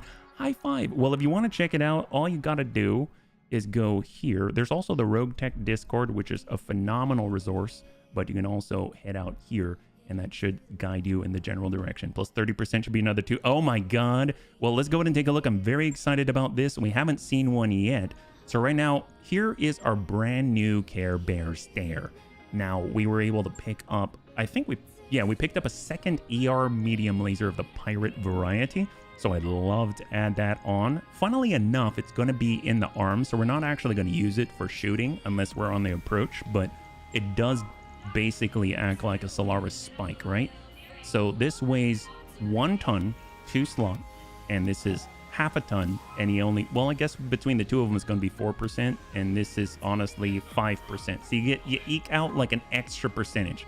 I mean, what are you going to do, right? I mean, you always got to eke out a little bit more. That's the name of the game. There we go. So now we have a little bit more. Great. We'll take it. We got reinforced legs. We can even take off the reinforced legs if we want and still be able to keep more spikes on us for charging. So this is our Big Boot Bun. Has a jump booster pack. It's got improved jump jets. It's got all of that. Now, I was super excited, totally forgot about it, but the leg jump jets are awesome because you can actually store them instead of the free crit slots. You can store them in where all these mods are, but I kind of forgot I have all these mods. We got Talons for the DFA multipliers. We've got leg DFA self damage plus. We've got leg DFA damage plus plus. Now, apparently, we have access to the partial wing system. I don't know how this works. If we drop it on, cannot add partial wing system to left torso component, not permitted. Where does it go? It goes, oh, right torso specific. That's very specific. Okay, that's fine. Well, apparently it adds quite a bit to our tonnage. Oh, see, we've got hardened armor right now. So we pull that off, we get another 15 tons. So maybe we have to switch our armor. We were basically jumping around with hardened armor to get around the walk malice. So ferrolamellar should work-ish, okay-ish. We do reduce our internal structure to make that happen. And maybe we've got, we got a slightly better gyro now, just for extra evasive pips on the approach. And now, in theory, we can jump 30% farther. That's a lot. That's like a lot. So, does it reflect here? 11 hexes with... We can jump 11 hexes. Oh my god. Wow, we can actually fit a weapon on here. That's kind of cool. We can fit a weapon on this baby. Is Clan Hardened lighter? It's... I don't think it's lighter. But, oh, actually, you know what? I actually don't know. That's a great question. I think it just comes with case. So this is 21.625 tons. This is also 21.625 tons. If we compare them... Yeah, I'm pretty sure Clan Hardened just comes with case in it. So, but I saw a C, and you know, it's kind of like when if you like cars and you like Nissans, and then you see a Nismo sticker, it adds another like 300% to the price. It's kind of something similar, I think. Actually, we had End of Steel and we pulled that off, and we could probably even fit in like reinforced armor, but again, I don't know where I put that. I think it disappeared. It weighs less. Oh, that's cool. So we got our engine XL. I mean, we could fit more jump jets if we just want to keep engineing this thing and just see how far we can jump in a freaking 90-ton big boot bun. Well, apparently we can fit no more there. We go 375. Now we can fit in one more. Obviously, we can adjust some things, but I'm just curious how far we can take this. Articulated jump jets give us better accuracy. Let's see. Can we slam in another one? I know it's off. How far would this take us? 13 hexes, so it actually will advance us by 2. Do we need it? Probably not. Do we need the durability and everything like that? Probably we do. Do we ever walk anywhere? No. So I guess we can stick with our 270 like this, and now we have tonnage to do something. I'm at a loss. I've never done anything with our tonnage. Never did anything with our tonnage before. I mean, I guess we could get hard gel. I mean, that's always cool. If we get hard gel on the legs, no, we can't do that. Oh, it can't be used with ferrolamellar. That's right, yeah. AC20. My god, the C stands for all the C bills you'll be spending. That's right. They do have higher tech costs. If we've got a B-pod, that would be phenomenal, right? We can B-pod it up so that we can just sort of stomp on every single clanner that we see and hope that they decide that they want to swarm us. I mean, there's always that. We could try stealth. Can we stealth jump on people? Is that even a thing? Mech requires additional free... Oh, that's right, because we actually have to have slots. So all we got to do is free up a slot somewhere, right? So we go B-pod, do it like that. We actually have to put some... Oh, no, we can't put it there. Can we put a jump jet on on an arm? Can we put a jump jet on an arm? I don't think so. They don't want it. Yeah, so that's the problem with stealth. You gotta have some spot available in every single area. That's just not gonna fly. Partial wing systems, too partially big. So we're gonna get the B-pod down there, and I don't know. I don't know what we're gonna do. I guess we'll get, yeah, we'll get the spiked armor. No, that's charging. Spall liner. I don't think that works with ferrolamellar, does it? Can we do a spall liner with ferrolamellar? Does that work? Although I don't think it needs it. I don't think it needs it because ferrolamellar is already immune to through armor critical hits and damage. So that's just superfluous. So I don't think that's an issue. Stealth's also very hot. Yeah. Ooh, micro miss. Now we're talking. You're speaking our language. I don't know how much we'll be able to fit in though.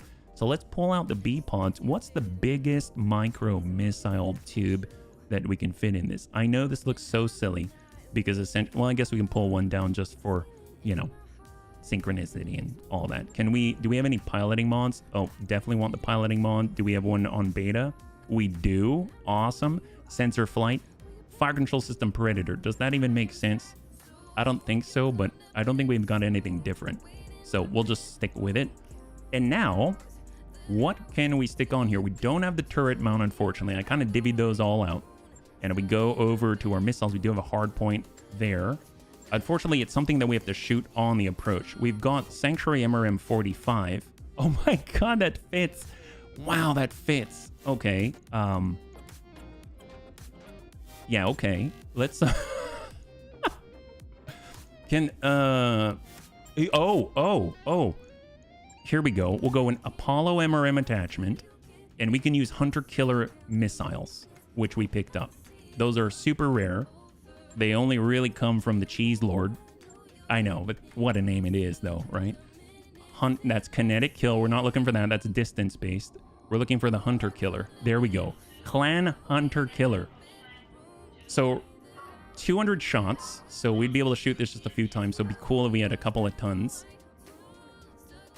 Attempt to bring on onboard guidance system back to MRM munitions. Hunter Killer missiles sacrifice yield and range for powerful fire and forget systems on each warhead that build upon targeting data provided from the mech board Artemis 4 fire control system. Upon receiving a critical hit, any remaining ammunition stored inside an ammo bin will explode, dealing damage to the install location. Risk can be mitigated with the use of case. Okay, so I mean that's all well and good, but we haven't even tried it yet. Can your launcher use it? This one can use it, yeah.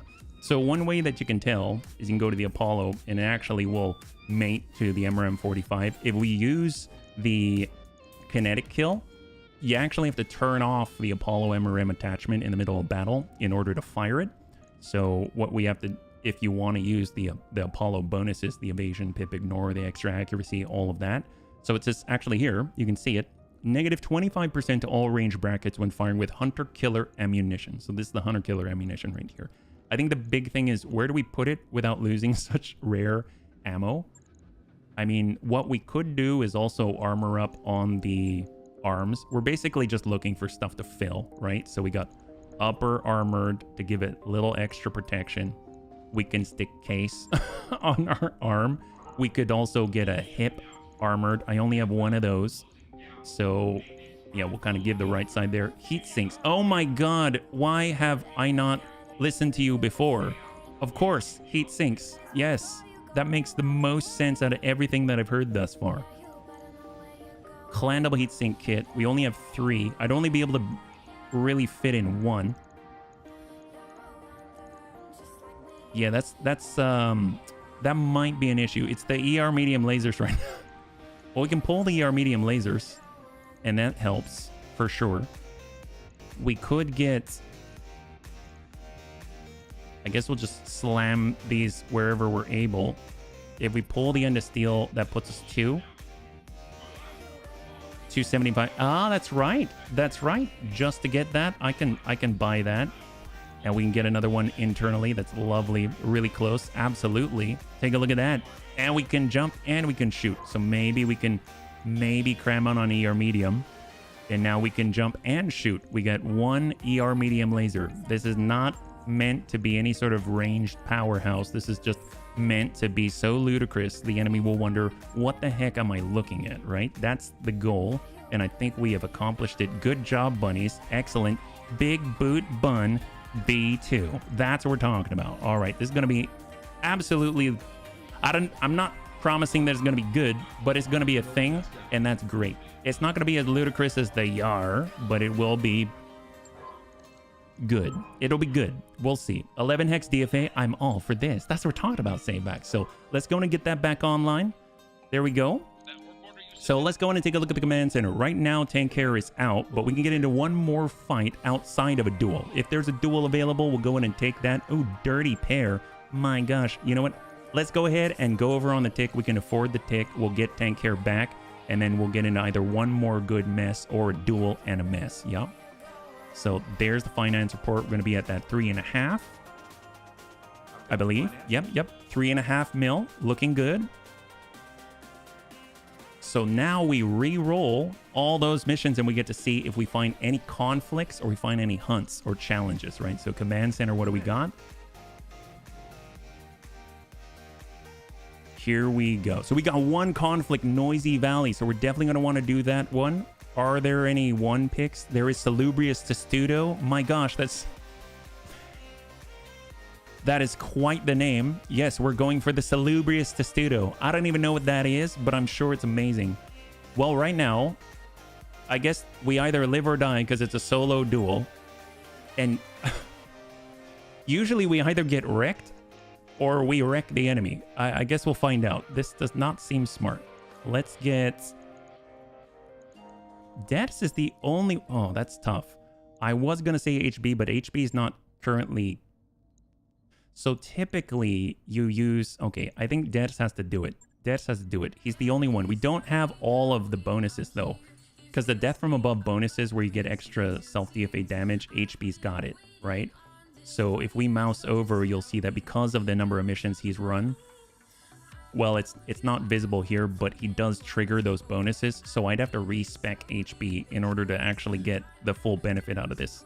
So we could try it. We would just recognize that we're missing out on 35% extra DFA damage, and we're going to take more self-DFA damage. So let's have Deaths. He will not be able to do all of that extra, but hopefully he'll be able to do enough. Yeah, so it's going to be a 3.5 skull red solo duel in an urban environment. We're going to go ahead and start up a prediction, and this time we're going to give you a win this duel prediction.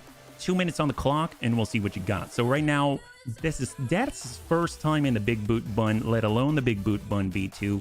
It is currently tuned up as the Highlander 732B with talons on the legs, self-DFA damage reduction, damage output for DFA. We've got extra evasion. We've got sensor flight. We've got the DNI. Well, actually, do we have the DNI cockpit? I don't remember. But all in all, it's been tuned for DFA and DFA only. That's all it does. Has 1 ton of ammo, and it has a laser.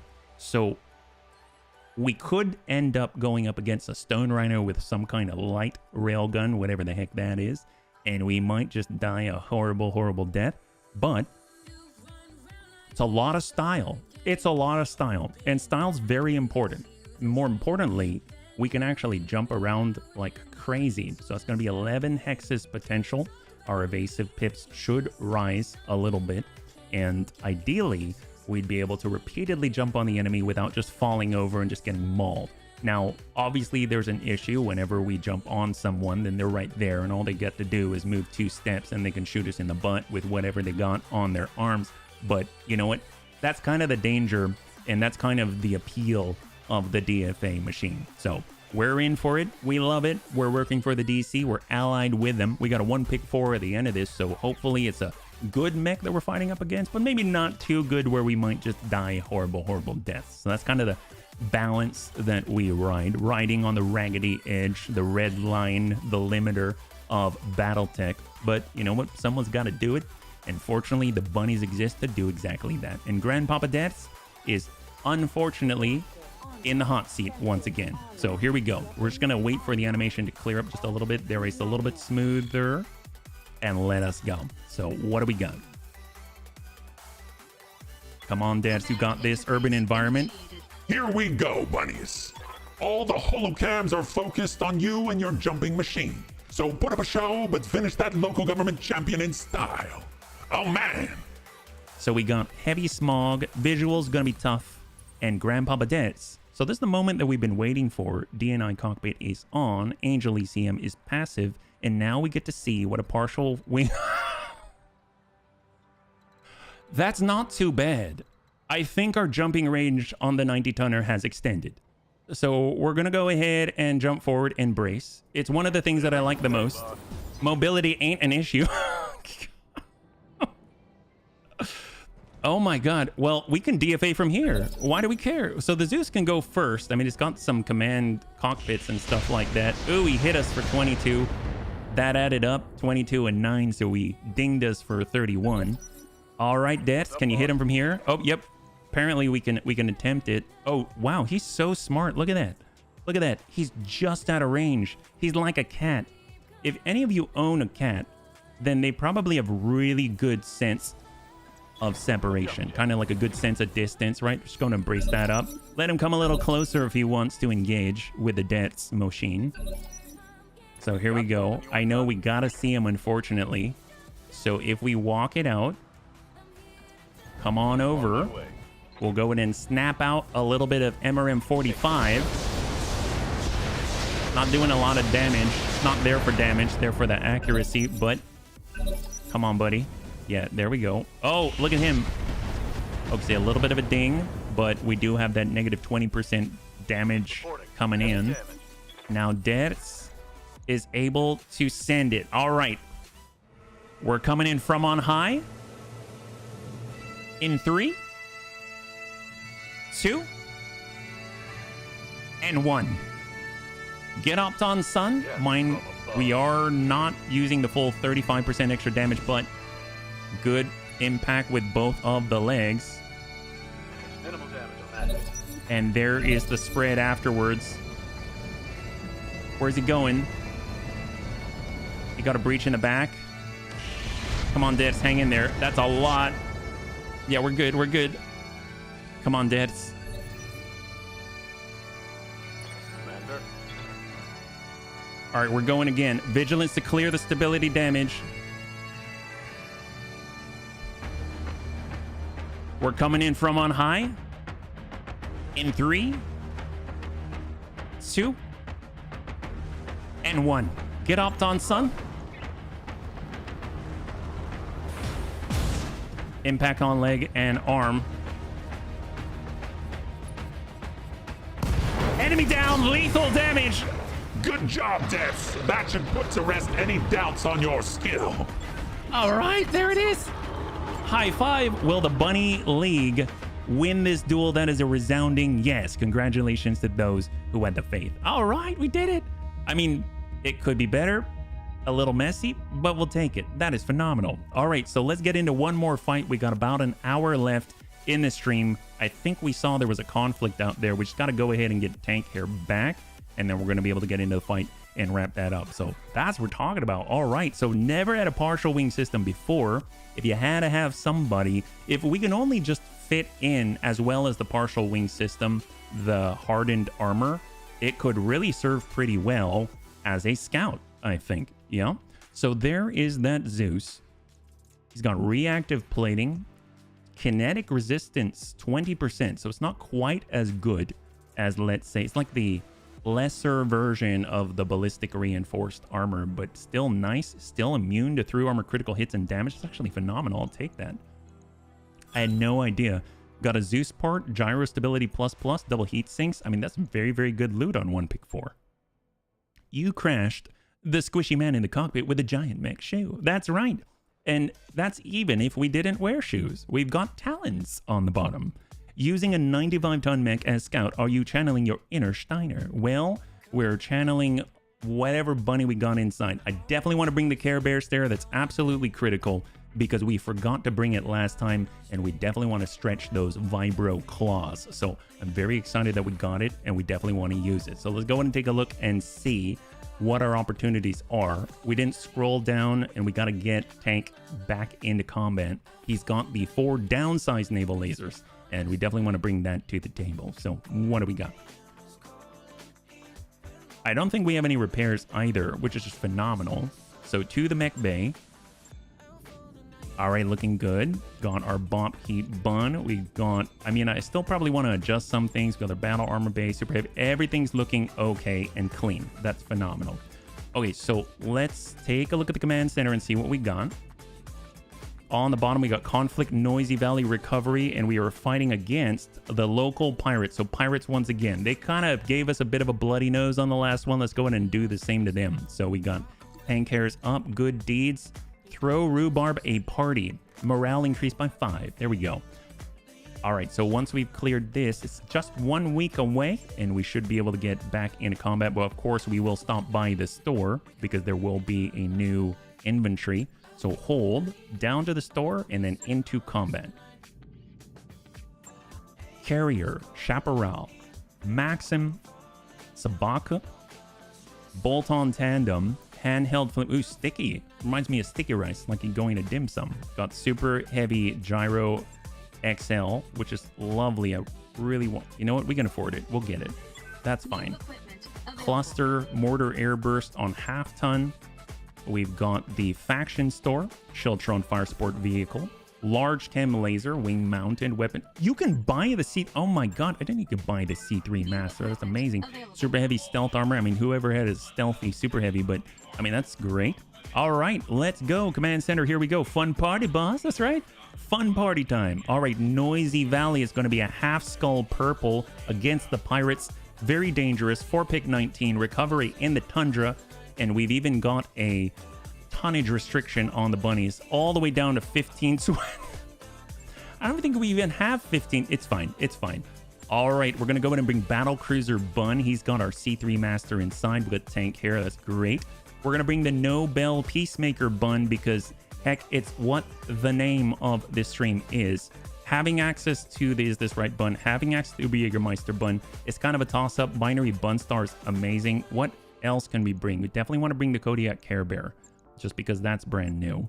And we're bringing it to a purple, which is a little bit terrifying. We've got the Bun Dome with the Command Console, Triple Advanced AMS. We'll get definitely into that. He's got Field Command to give extra boosts. We've got Amuel in the Bop Heat Bun. He's just got to keep his distance, tag up the enemy, give him a little burn. And then if we want to, what else can we bring? Because we've got 3 more slots. It's critically important. I feel like Panzer's been doing such a good job on the Angry Bun. We've got the Triple Society Light Ultra Gauss Rifle. We will take our Sneaky Naga Bun Bong Bow. I love this thing so much, and we don't have to worry about any of the munitions getting shot out of the sky. We've got our Melt from a Bun. Honestly, a game changer, or we bring the Is This Right Bun on its own. We'll go ahead and just queue that up for now, get Rhubarb into there. Naval lasers. Yeah, the Battle Cruiser has these. It's got 4 of the downsized naval lasers. They're like giant pulse rifles that pulse 5 times, and they have a untapped potential of 50 per pulse. So with 4 of them, it's 1,000 points potential of damage. So hopefully those will mostly hit, and then everyone's going to cheer and have a good time. Okay. We've got our Angry Bun. We've got we could bring the Uber Jägermeister Bun. We could just bring even more Binary Bun Star. I guess we haven't really messed around too much with a Plink Plonk Bun, and it is a command mech. It does give initiative boosts, but then we also have the Sustain. Maybe we'll go with the Sustain of the Head Kick Bun. It does pretty well. Nope. We're gonna bring Panzer in the Angry Bun. Okay, so we're at half purple anyway, so we might as well push the limits. So we got our Tepo. We've got our Wraith. We've got the Mobile Long Tom. And we've got the Gremlin. So that is 3. So 2 Long Toms, 1 Sniper Artillery, Double Arrow 4, Double Arrow 5. We'll get Gong Fu in the Wraith. We'll get TX Mad Dog in the Temple. We'll get Geigen into the Long Tom. And for the Gremlin, we will get... Let's get HP out there. There we go. So I think that's going to fit. We can also stick in Battle Armor if we just want to have it. But maybe that's pushing it a little too far. I think this will be just fine. Okay. Half Skull Purple. Recovery in the Tundra against the Pirates. It's going to be the very last fight of the night. Will the Bunny League suffer a part loss? Very high chance of that. It does not count for us to maybe accidentally break our own stuff. But if the enemy breaks our stuff, or we trigger their mines or something and that busts something, then that does count. So that is a clarification I need to make. So if you'd like to participate, get in on the prediction. Still have another 4 minutes and 40 seconds. And that's all for this upcoming fight. We got 1 hour left, but of course we will try to finish it. This is a big one. It is a conflict, so there are going to be super heavies on the field. And it is a half skull purple, which is probably the highest that we've done this entire night. So it should be pretty interesting. We got our Care Bear out there. It's going to get pretty beat up. We're going to try to reserve it as much as possible and then get in when the time is right. We only have 1 charge of the NOS, so it's a high risk, high reward type of scenario. So you might see the Care Bear hanging back, not doing too much, but it does have some semblance of hard gel. So if it takes a little tiny dings to the middle, to the left, or the right torsos, then it will slowly come back at 6 armor per round. Round 6, we should anticipate seeing some airstrikes coming in. For the most part, we're not too worried about it. We have mostly either the capability to absorb those hits, or we have the speed to get out of the way. Hopefully it'll go cleanly. It is in the cold, so it should be decent enough. Here we go. Gonna keep the faith. FF part loss. No FF part loss. There we go. There we go, Corey. All right. Command interface Let's hope we get high ground. We found that pirate prison, bunnies. Prepare to move in closer and initiate the rescue mission. The scientists will board the closest unit once their cell is open. Keep them safe as we extract. Let's do this, bunnies. All right, so hopefully... Yep, looks like just very cold. So it looks like the cell is up above. We've seen a scenario like this. This is the very border right here, so we got to watch it. If we're here, we can kind of play with the crest of the hill. We can deploy all the way out. And the corner is right here. It terminates right here. Okay, so where are we at? Do we have an angle from here? We do. Can the Massacre get in? That's important. He can. If we're on this side, we can break right. We can break left. He can come up this valley. He's got to go very far to come out this way.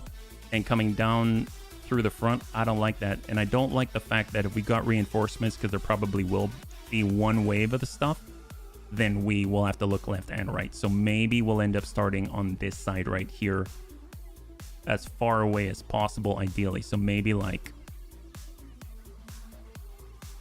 maybe right here. Yeah, because we can still back up. Actually, yeah, maybe here. And then we'll move up from there. There we go. Okay. Kind of out in the open, but we kind of like the line of sight. If Tank Care can take full advantage of his naval lasers for as long as possible under standard firing mode, that would be phenomenal. He's got a range of over like, he's got like 1,300 meters or something like that, like 1,320. Looks like they're all grouped up on the prison. We now have the Lamb in the air. We hear those burners. There's the pirates. They've got the Etten, the Sea Monkey. They've got a Carolina Reaper that just disappeared off sensors. We've got the Banshee P. Small Bertha, that sounds like that's a super heavy. Got a Marauder 2 Wolf and the Angry Burb, the Behemoth 2. So we saw some mechs just disappear off sensor. We've got 2 super heavies down below. All right, we're going passive. Full speed. Amiel's going to be our scout. He's going to ride the line. If we can actually split him, that'll be phenomenal. So we'll actually have Amiel ride into the center, but it's going to keep his distance as best as possible. The super heavies have incredible evasion ignore. Okay.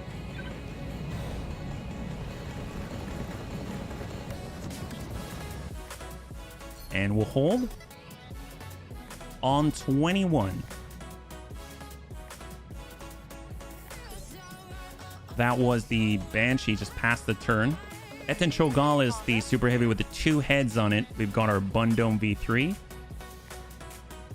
I guess we'll tuck to the back here of this little round top. We're right on the border. Ideally, we'd be able to get Tank Hair somewhere near the top of that little hill.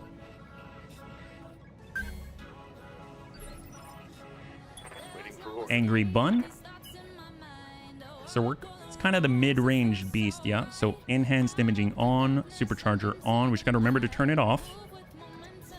We've got some line of sight, but we're at least on the hill, so it has an obstruction between just being shot at by everybody. Here's the Wolf. Oh, NLRMs. Okay. So NLRM 65. So each of these has a potential to hit for like 7. It's very consistent, unlike the ELRMs with distance. We'll go ahead and get the Gremlin. And we'll dive into the ditch. AMS flares are online. And we'll hold. No need for EWS ping this early. Sea Monkey Smog. So both super heavies sticking together. Ready for orders. Sneaky Nagabun. We have a 2,000 meter range, as long as we have some line of sight. So we'll just kind of stay back here. Enhanced imaging on and brace. On 17, we got that Angry Burb. Actually, what's on the Angry Burb? It has a Poly and 3 Pirate Arrow 4. So the Poly is what's on the Blackbeard Atlas. Care Bear Stare. Super Shotgun is armed. We are blocking this medium laser. Oh, that's the one we put on the arm, so we can't use it because of the Super Shotgun. I should put it on the other one. We got Supercharger on, Hot Seat Cockpit on. We're going to go with passive with Angel ECM, and we're going to just get some distance and break off to the right side. Obviously, if we go to the right side, we're not going to be able to hide from the super heavies. So maybe we'll dive down into this valley, stay in the red, where we're going to have the least resistance to our movement. And we'll just kind of follow in with Amiel right here. Yeah? Yes, Commander. Bunnies, hope everyone is cozy. Hey, Chang, good to see you. Welcome. You're joining us right at the very last fight of the night. Very, very good one for you. Hopefully having a lovely, lovely Friday, yeah? We got our Wraith Massacre. We'll get low. Understood. Moving fast. And we're going passive here. We got advanced AMS coverage on that machine. 2 tons of caseless AMS ammunition. We've got our long tom. We don't want to take any direct shots here, so we're just going to start marshalling it back. Spy satellite ping has the range midway. We'll hold. Small Bertha. So the fact that it has 2,270 armor at least makes me think that is another super heavy. So I'm guessing it has some kind of thing. What did it even tell us? What kind of hardpoint? Quad energy. Okay, makes me think of the particle. So battle cruiser bun. If we're, let's just back up. Range is our friend. And we're going passive, Angelis, or enhanced imaging embrace. There we go. Left. How's it going?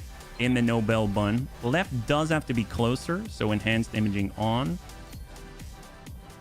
So we will march up and brace. We'll want to be up here at least, and then maybe push to here. Commander. Tempo. We'll back up so we have some cover. Going full throttle. And we'll double check spy satellite ping.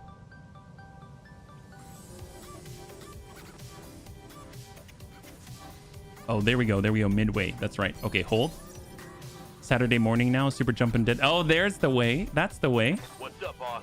All right, is this right, bun? So currently we're in mech mode. We're going to stay in mech mode until we get to our position. I mean, I'd like to be on the right side. I'd like to be a little bit higher up. We'll hold here. And that is the turn. So they probably have battle armor that's currently counter-reserving. There's the Carolina Reaper down there with the AP Gauss and 5 medium Rex laser quick cell. So we fought against that before. I don't remember too much about it. We got the small Bertha. 4 large rotary chem lasers, so we got to make sure that Amiel's away from that. Here's the Banshee P. Fluid gun, heavy rotary rifle, super shotgun, so probably a melee beast, yeah? Mine dispensers. We've got the Eten Shogal. So this is just the first wave. It's got all the improved early clan weaponry. LRMs, streak SRMs, PPCs, large pulse laser, ACs, got everything. And then the Carronade, so this is the artillery variant of the Sea Monkey.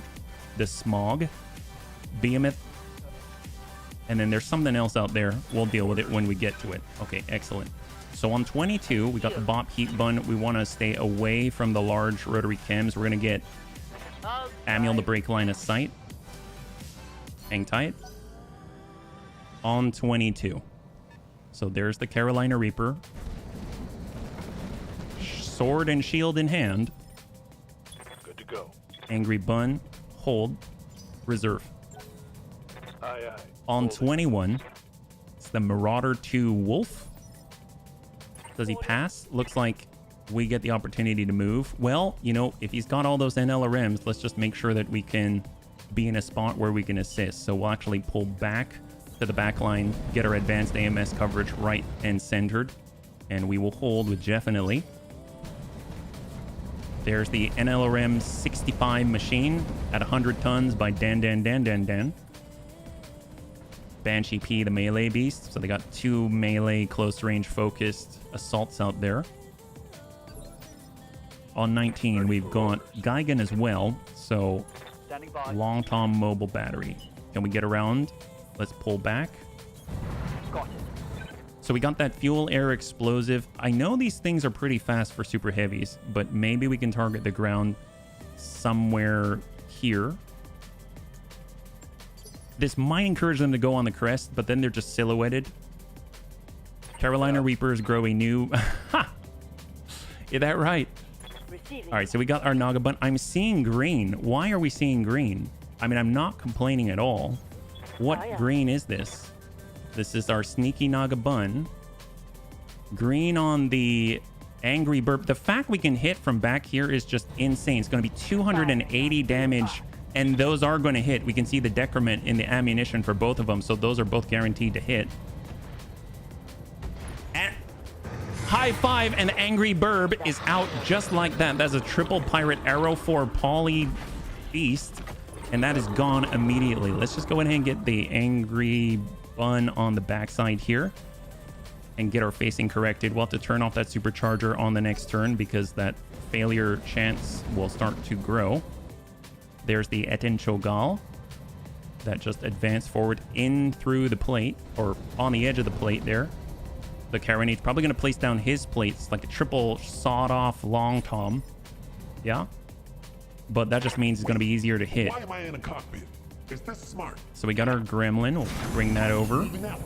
We are visible, but I'm going to just land... I mean, I guess we could put one on the hill, right? There is the Bertha.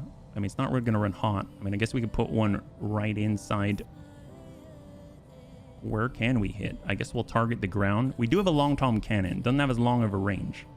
So we'll kind of cross where the Reaper might go. Fuel air explosion. Ready to rock. Battle cruiser bun. So this is excellent. We can take the hit from the Carronate. We can shoot right over the Tepo. 10-4. Let's choose our target. Got the Eten Chogal at 28, or the Sea Monkey. I mean, it's going to be standing 87, 83. I mean, he's advancing 366, and the Sea Monkey's at 501, so he's just stacked up. But we can avoid this a lot. We can avoid that more easily, so I think I'm going to start focusing on the Eden first. Accuracy. Volume of 5. Just soften him up. So we were able to take off on the side almost 300 in that one spot. So he's got 14 armor left there. So we can definitely exploit that. We got the Noble Bun. We are actually in range, extreme range on the Carolina Reaper. Will hold. We got Rhubarb. We got Death. Let's get Rhubarb. He's in the mech bun. Or he's in mech mode. Doesn't look like we can get the reach. So we'll just kind of bring ourselves over to the far right and hold. Commander. With left. I mean, I guess we'll just walk up, embrace. Moving out. The Nobel Bun is just the slow and steady wins the race, right? And then we have the Hot Seat Cockpit and Supercharger that's both on just to give us that extra distance. So we can actually get up front and ready. And we'll hold.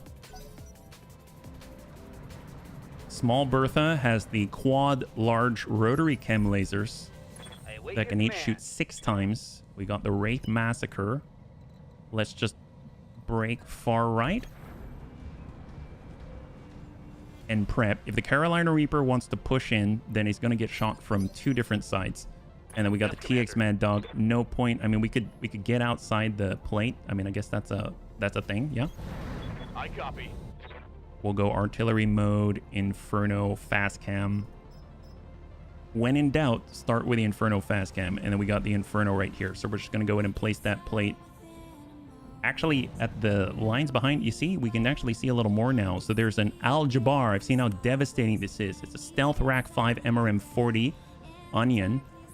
We've got the Archer Jonathan with an LRM 40 and an Avenger rifle for close range. So I definitely want to put the heat on that. If we can make them walk through mines, that's going to help us to spot them, because otherwise we can't see them and we can't engage them. So Innersphere Standard is currently being carried by the Banshee. Is there any other that we are aware of? I don't think so. So they're all gathered up in the valley. That's phenomenal.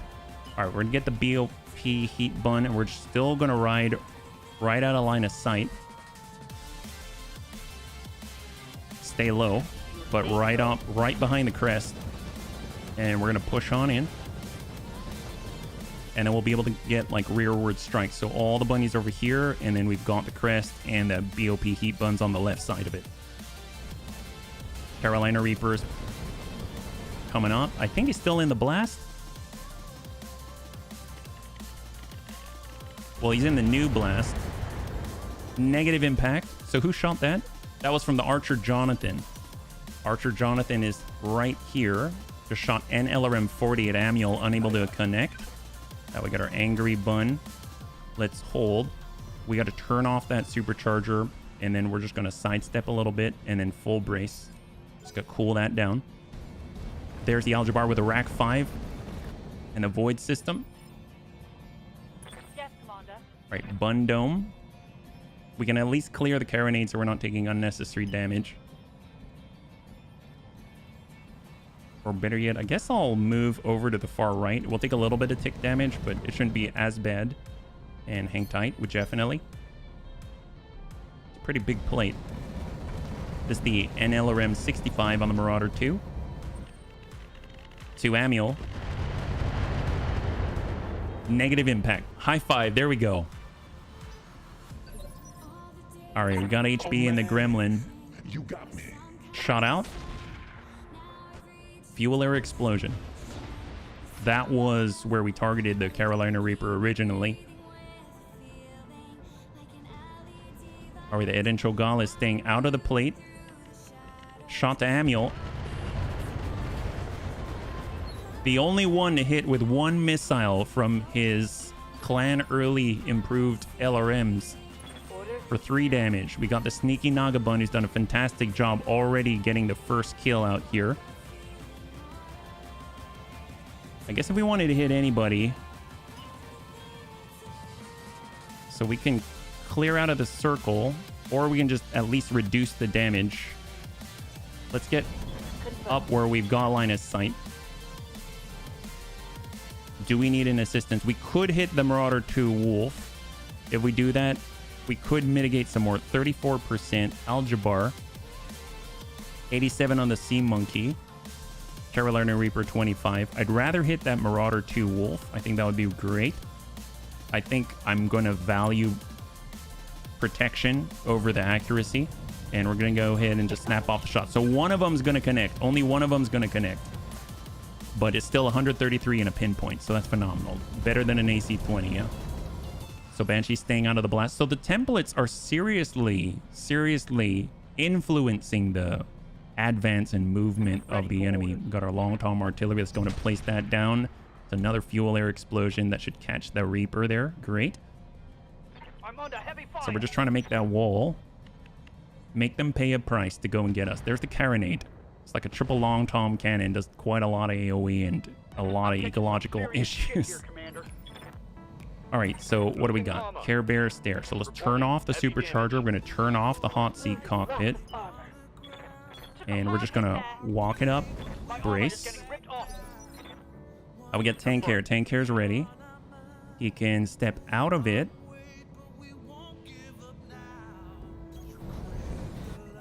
And we got shot. So 16, 61 on the Eden Cho'Gall. We already hit that guy. 55.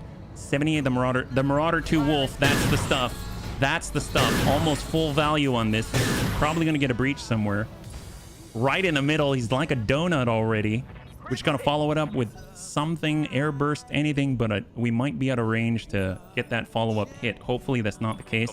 We got left in the Nobel Bun. We can get shots on the Carolina Reaper, but it's going to be difficult to pull that off. We got Rhubarb. If Rhubarb's currently in mech mode, but even on the fastest, it's kind of a little bit out of the way. It's going to take him a little bit to get into the fight. And that leaves Lev. Let's hold while he still is able to mitigate some of the damage. And then we got a Wraith. If we follow this up, we could get to the edge. 0.9%. Not liking it. Let's hold. TX Mad Dog. Land the plates. So Inferno Fast Cam and the Inferno Sniper Artillery round right on top of the Algebra. So ideally, even if we can't see them, we can see where they are. We'll hold. Right now we got that Wraith Massacre. Let's just go ahead and tuck up. So we're breaking line of sight. And then we got the Nobel Bun. So Nobel Bun does have to continue to advance, but he can always just brace up because they will shoot at him. All right, there's a tick. So now we're in round 5. We're 1 turn away from airstrikes. Superior has been incredibly valuable with this as a Sneaky Naga Bun. We can get double dings on the Eden Cho'Gall. We could also hopefully finish the job on the Marauder 2. 40. 25. I mean, Airburst could hit that Carolina Reaper. Let's go in and double tap the Marauder 2. Reporting negative damage. So no hits, no hits. Because the ammo did not decrement. So we'll just go ahead and back up a little bit. Move order. On 25, that's the Eden Chogal. The big 180 tonner that was able to ding Amiel once. Shooting the Amiel again. One impact. One impact again. Out of 45. Speaking of which, we got Amiel. Amiel's going to stay low, continue to come around. I don't think the Carolina Reaper can push it, but just in case, we'll kind of stay midway down the hill. We definitely have their attention just by proximity alone, and we'll hang tight. We're saving the resolve in order to sensor lock and cancel out stealth for a turn or something. Oh, the guy pushed himself too hard. The Carolina Reaper just popped his supercharger, I think. I heard some component pop. My guess is he had a supercharger and he pushed it too hard. That's phenomenal news because he's probably going to be dead in the water as long as we can keep a radius around him. He had his void system. Void system's been neutralized. I guess that's the thing that popped. Interesting. I'm curious. Oh my god, he's got a DNA Mark II.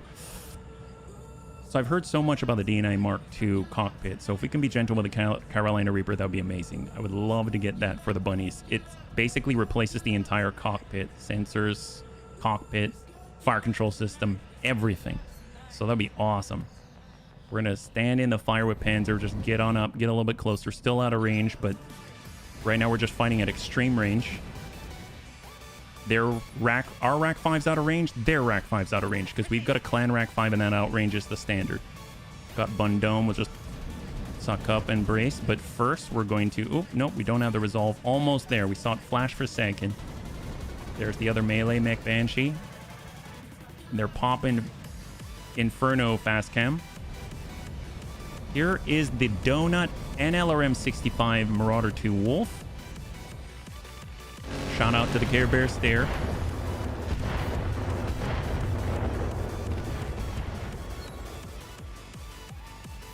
Took a hard hit there.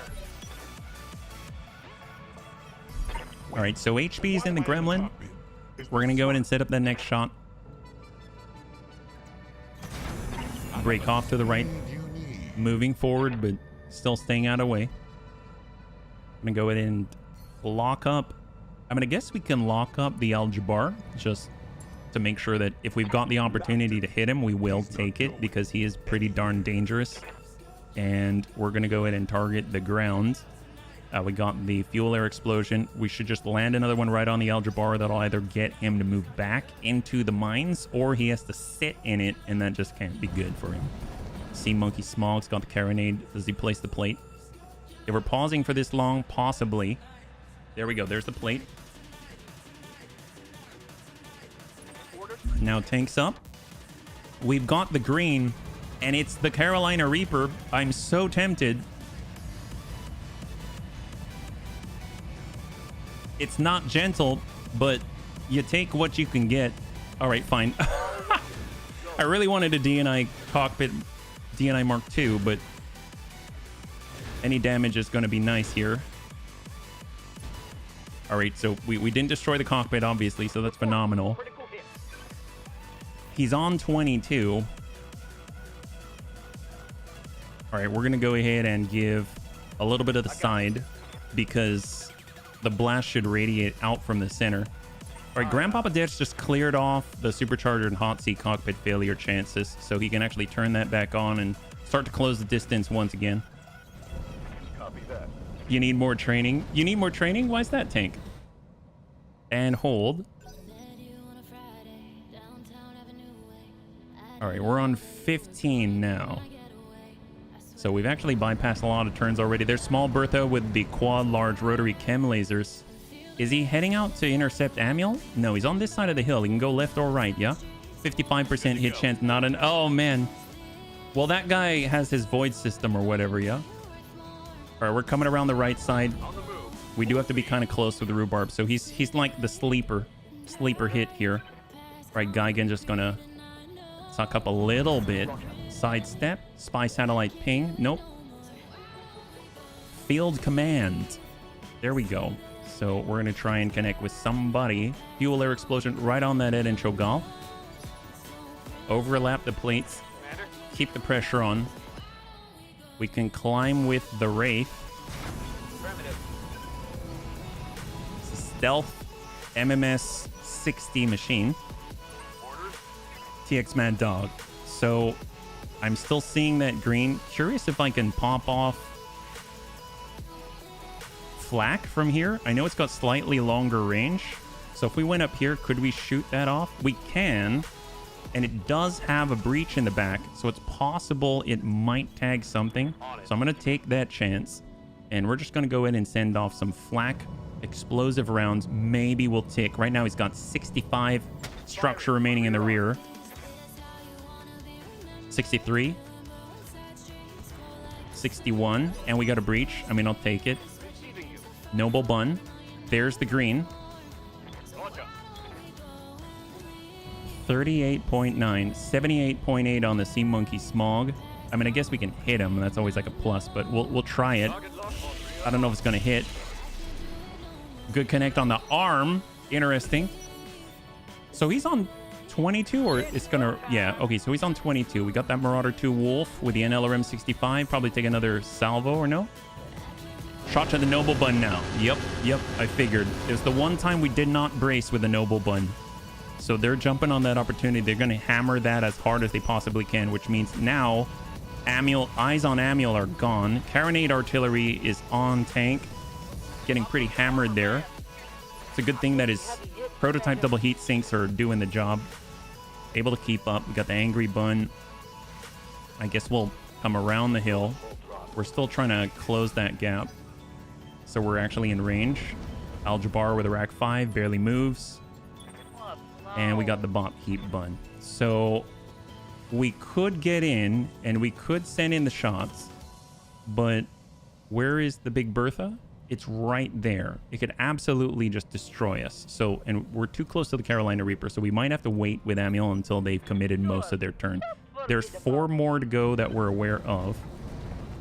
Banshee P and the Carolina Reaper. Carolina Reaper's probably going to advance on Amiel is my guess, because he's currently in the plate. Yeah, he just got out of there. Amiel can easily get to the rear and dump in some shots there. Definitely in the Bun Dome. We'll just move over to the right side to try and assist with any sort of AMS coverage. We'll get in the fire for it. And we are going to trigger field command. It does stack up to twice and hold. All right, there's the airstrike. They're trying to hit Grandpapa Des. A really strange place to put it. That's probably the best place they could have put it, is try to hit Grandpapa Des with it. He doesn't have to go very far to get out. Wait, why am I in Got HP in the Gremlin. Let's go ahead and send the shot. That's where the Al-Jabbar was. Looks like those buildings are not doing too well. And we got our sneaky Nugget Bun. All right. So we're going to be on the outside of this. Or we can be on the... Do we sprint out of it? Hold up. Superior. Waiting for orders. We're coming on out. Full speed. So there's the Reaper at 31.99. Ed and Cho'Gall. I guess it's the super heavies, really. Let's just keep focusing that Ed and Cho'Gall because we've already started to hit him. Roger. We're sending the 2 shape. Both are going to hit. Arm and leg. Opposite arm and leg. We got tank. Yep. Tank's up. He's shooting out of the fuel air explosion, and he's able to hit the Al-Jabbar, which is phenomenal. We definitely want to deal with him before we close this, so let's go ahead and take that. Or we're going to go Warlord. And then we'll shoot at the Al-Jabbar. 91%. Locking off. All weapons.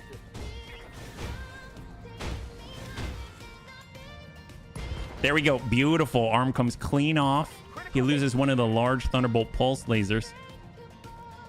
And we'll just walk it up in unsteady ground. We got Grandpapa Des We're going to go ahead and turn off the hot seat cockpit, turn off the supercharger. We can't advance in this direction, so we're just going to clear the artillery strike. On my way. Double time. And vigilance to clear and hold. Hey. And we'll hold with the bomb heat bunk because I'm still waiting for the Big Bertha.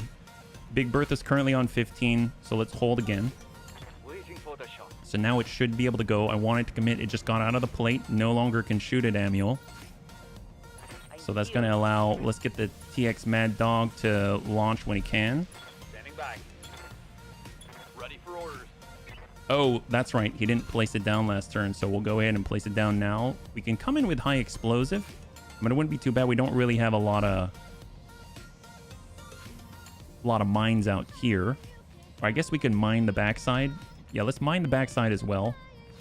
We want him caught between a rock and a hard place all the time, so we're going to go ahead and target on the Bertha. Taking a protective stance. And that's going to allow, let's see, Gong Fu can get on the edge, can get some shots in. On the Al Jabbar. I mean, we might as well take it. We're coming with standard, and we're just going to roll the dice. If nothing fires, he wasn't going to hit, but looks like one of the tubes is going to hit, so we're going to hit with 30. And we breach that leg. It's going to be really hard if he's walking on mines.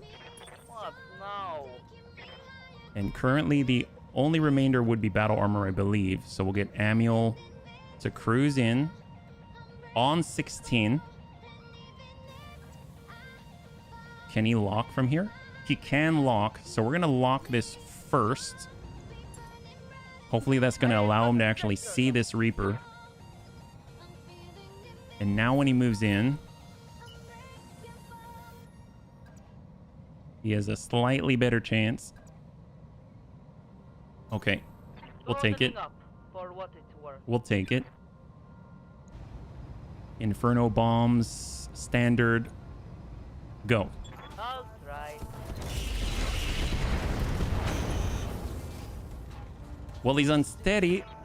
He's unsteady, that's for sure. Oh, I was hoping. It's fine. Long Tom, send a blast. Fuel air explosion right on the super heavies. And it looks like the super heavies were the ones who called in that airstrike. Major armor lost. So we're hitting the right targets anyway. Noble Bun. So we're actually going to utilize vigilance because we're going to be advancing out in the open. So what do we got? 83% with the Kalani RPPC. I want those TSEMPs, but we're not going to get it here. See Monkey, Eden Chogal, 91. Send it. Good. Center mass. He's under 3,000 armor now. And they pass. We've got Rhubarb. Last of the bunny. He should almost be at the point where we can actually start sending some shells. Let's hold. Fortunately, we were managing to kind of keep him bundled up and far away. So as long as he's not having to shoot, that's kind of a good sign. Hot seat cockpit off. Let's get into cover. We'll brace. Care Bear Stare is just sort of staring, drawing any sort of ire or heat while the bunnies are engaging from range. Carolina Reaper is coming on over to Amiel. He can't engage with the Lamb. Round 2 Wolf. Negative impact. Fantastic. So we're sitting right under 3,500 armor remaining. We got left. Left can go again. He's got enhanced imaging, so let's go ahead and see what we can connect with. We've unjammed one of the PPC capacitor shots, so we've got the Sea Monkey. We've got the Eden Chogal. We can hit that again, but it's only for 57. So maybe we'll actually move. We'll double check the percentages, and then we might actually just brace. I guess we could hit this guy. It's only for 48. I'm gonna brace. It's gonna take a while to get into range. We want to be kind of where, you know, the massacre is, or we're a little bit far away. If they close with us, when we get reinforcements, it might come into play. We've got a bot heat bun. We definitely want to pull away, so we are going to move earlier than we normally do. I don't want to get in where the small Bertha is, so we're just going to dive off the backside here.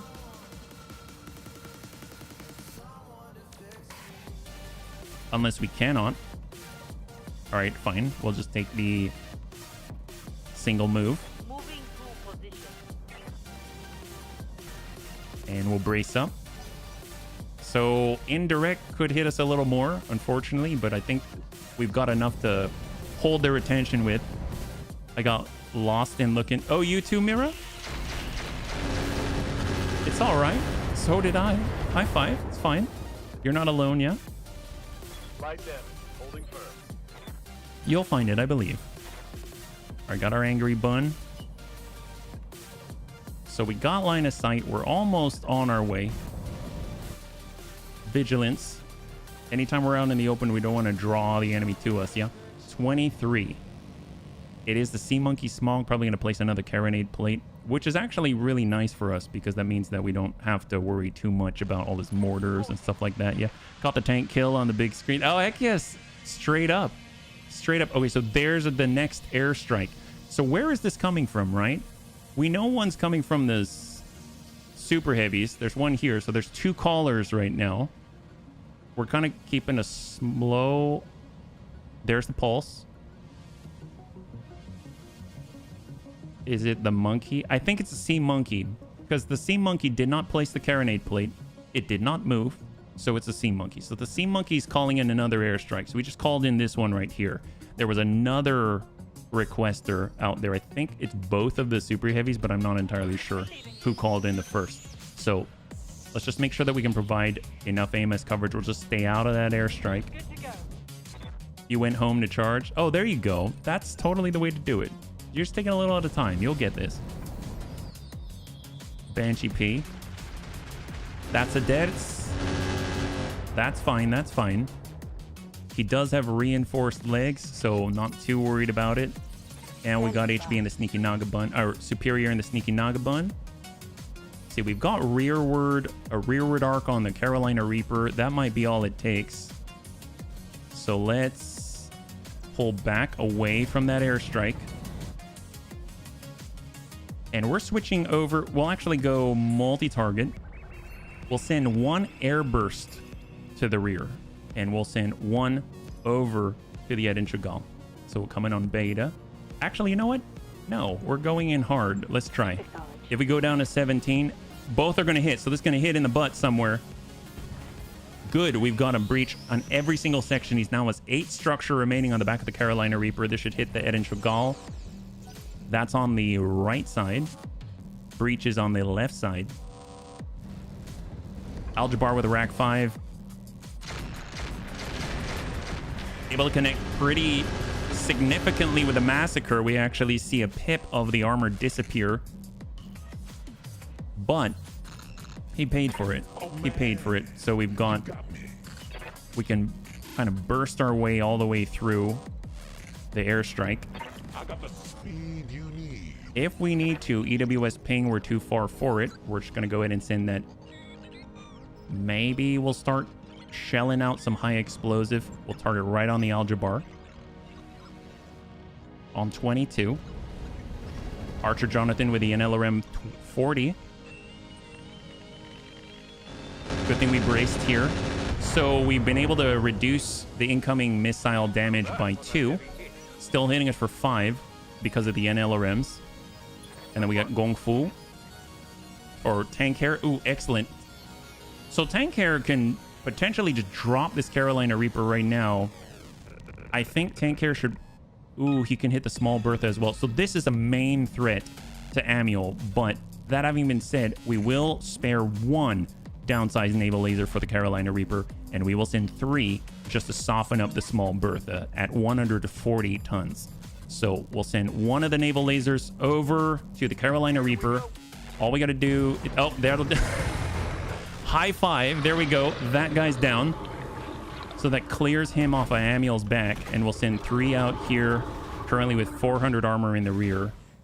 It's coming in at high value. Down to 112 in the rear and 210 on the right side. And Tank Hair can just continue to gain that distance. Just pull back a little bit. There we go. We got Rhubarb. Rhubarb in the Is This Right Bunnies. He's finally able to fire. We'll go ahead on somebody. I don't care who it is. We're shooting. Siege mode. We'll tuck up 1 hex. And we're going to go ahead and target the Aljabar. Why not? Yeah, we'll kind of come in with a double air burst. Everything else is acid stack. So So we're going to send 8 acid stack. That's 64 clan mortars of acid and 16 of air burst. Maybe we'll clip the leg a little bit. Target's taken a critical hit. Yes, it has. And that allows us to strike back with the Wraith. Well, actually, you know what? Maybe we don't... We can't really get down from this direction, so we might have to go around. So we're actually going to start falling back. We'll come around where we're actually free mobily. We got Mad Dog. He's got the plates shot out. And this is on the Bertha that was just hit by Tank Care in the back. I think Tank Care could have dropped that guy if he shot all 4, but it was very, very, very nice to remove that Carolina Reaper from the field. Spy satellite ping is too close. So we're switching over to high explosive, and we're going to go ahead and target the Ed and Chagall. Maybe we'll have another breach at that point.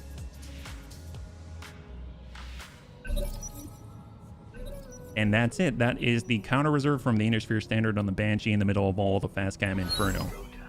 So this is their situation right now. They've got 2 plates to make decisions about, and they got a whole field of mines, and they're all in it. So this is looking really, really good. We have got 2 airstrikes coming in, and we've got Grandpapa Dad, who isn't doing too much, but he is drawing attention and essentially like not allowing the bunnies to take those hits, which is phenomenal. This is the right time to use the supercharger to escape. So we're going to go ahead and get the Angry Bun out of there. We'll clear that, brace up, hold. Or not brace, but hold. Got our NLRM 40. If they're going to shoot at anyone, no bell bun again. Each of those hitting for 5. That is significant. But we still have 200 armor on the arm and 357 in the middle. Taking it hard out here, Commander.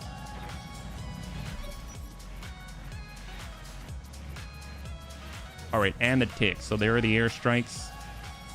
Enemy airstrike. Ed and Chagall's moving back. Oh, does he give us the butt? Did he give a Tank Care the butt? He might have given Tank Care the right side. Either way, if he doesn't give us the red, it's a plus for us, yeah? Spaniel. So we got our Massacre. And we're going to come all the way around. On the way. Double time. So we should be ready to strike on the next turn. We can also lock to assist. So if there's anyone with any sort of shenanigans like the Aljabar, he did have a void system. Probably not anymore. We'll go in and lock him just to help out, and we'll hold. And of course, they've got to get by his advanced AMS as well. See, Monkey, there is the Ed and Chagall. He did give the rear to the bunnies. We've got line of sight. We are going to be able to take advantage of that. We're going to hold with Amiel again. He's already done a fantastic job. There's the Aljabar. Shots to Depths. Depths has braced up over here. And barely takes anything. That's amazing. Look at that. That's Clan Ferrolamular with a negative 20% damage reduction. He's also braced inside of a cover. Okay, that's to the Noble Bun from the right side. That's pretty heavy. So we're down 140 right now. Reporting heavy damage. So left's got to get out of that strike. Sneaky Naga Bun has been an MVP, in my opinion. So we'll be able to walk it over to reduce the damage you take from the carronade. We're going to go ahead and use Vigilance, and we're going to send Shaped all the way through. We could send 1 and 1.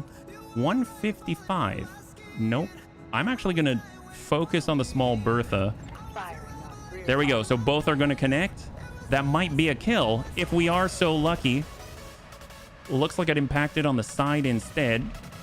Shots in the Noble Bun. I mean, all we're really doing is taking big hits here.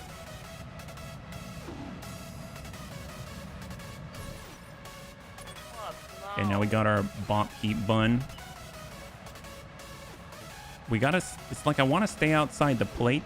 Here we go. We're on 15. I'll take it. Amiel does have the green.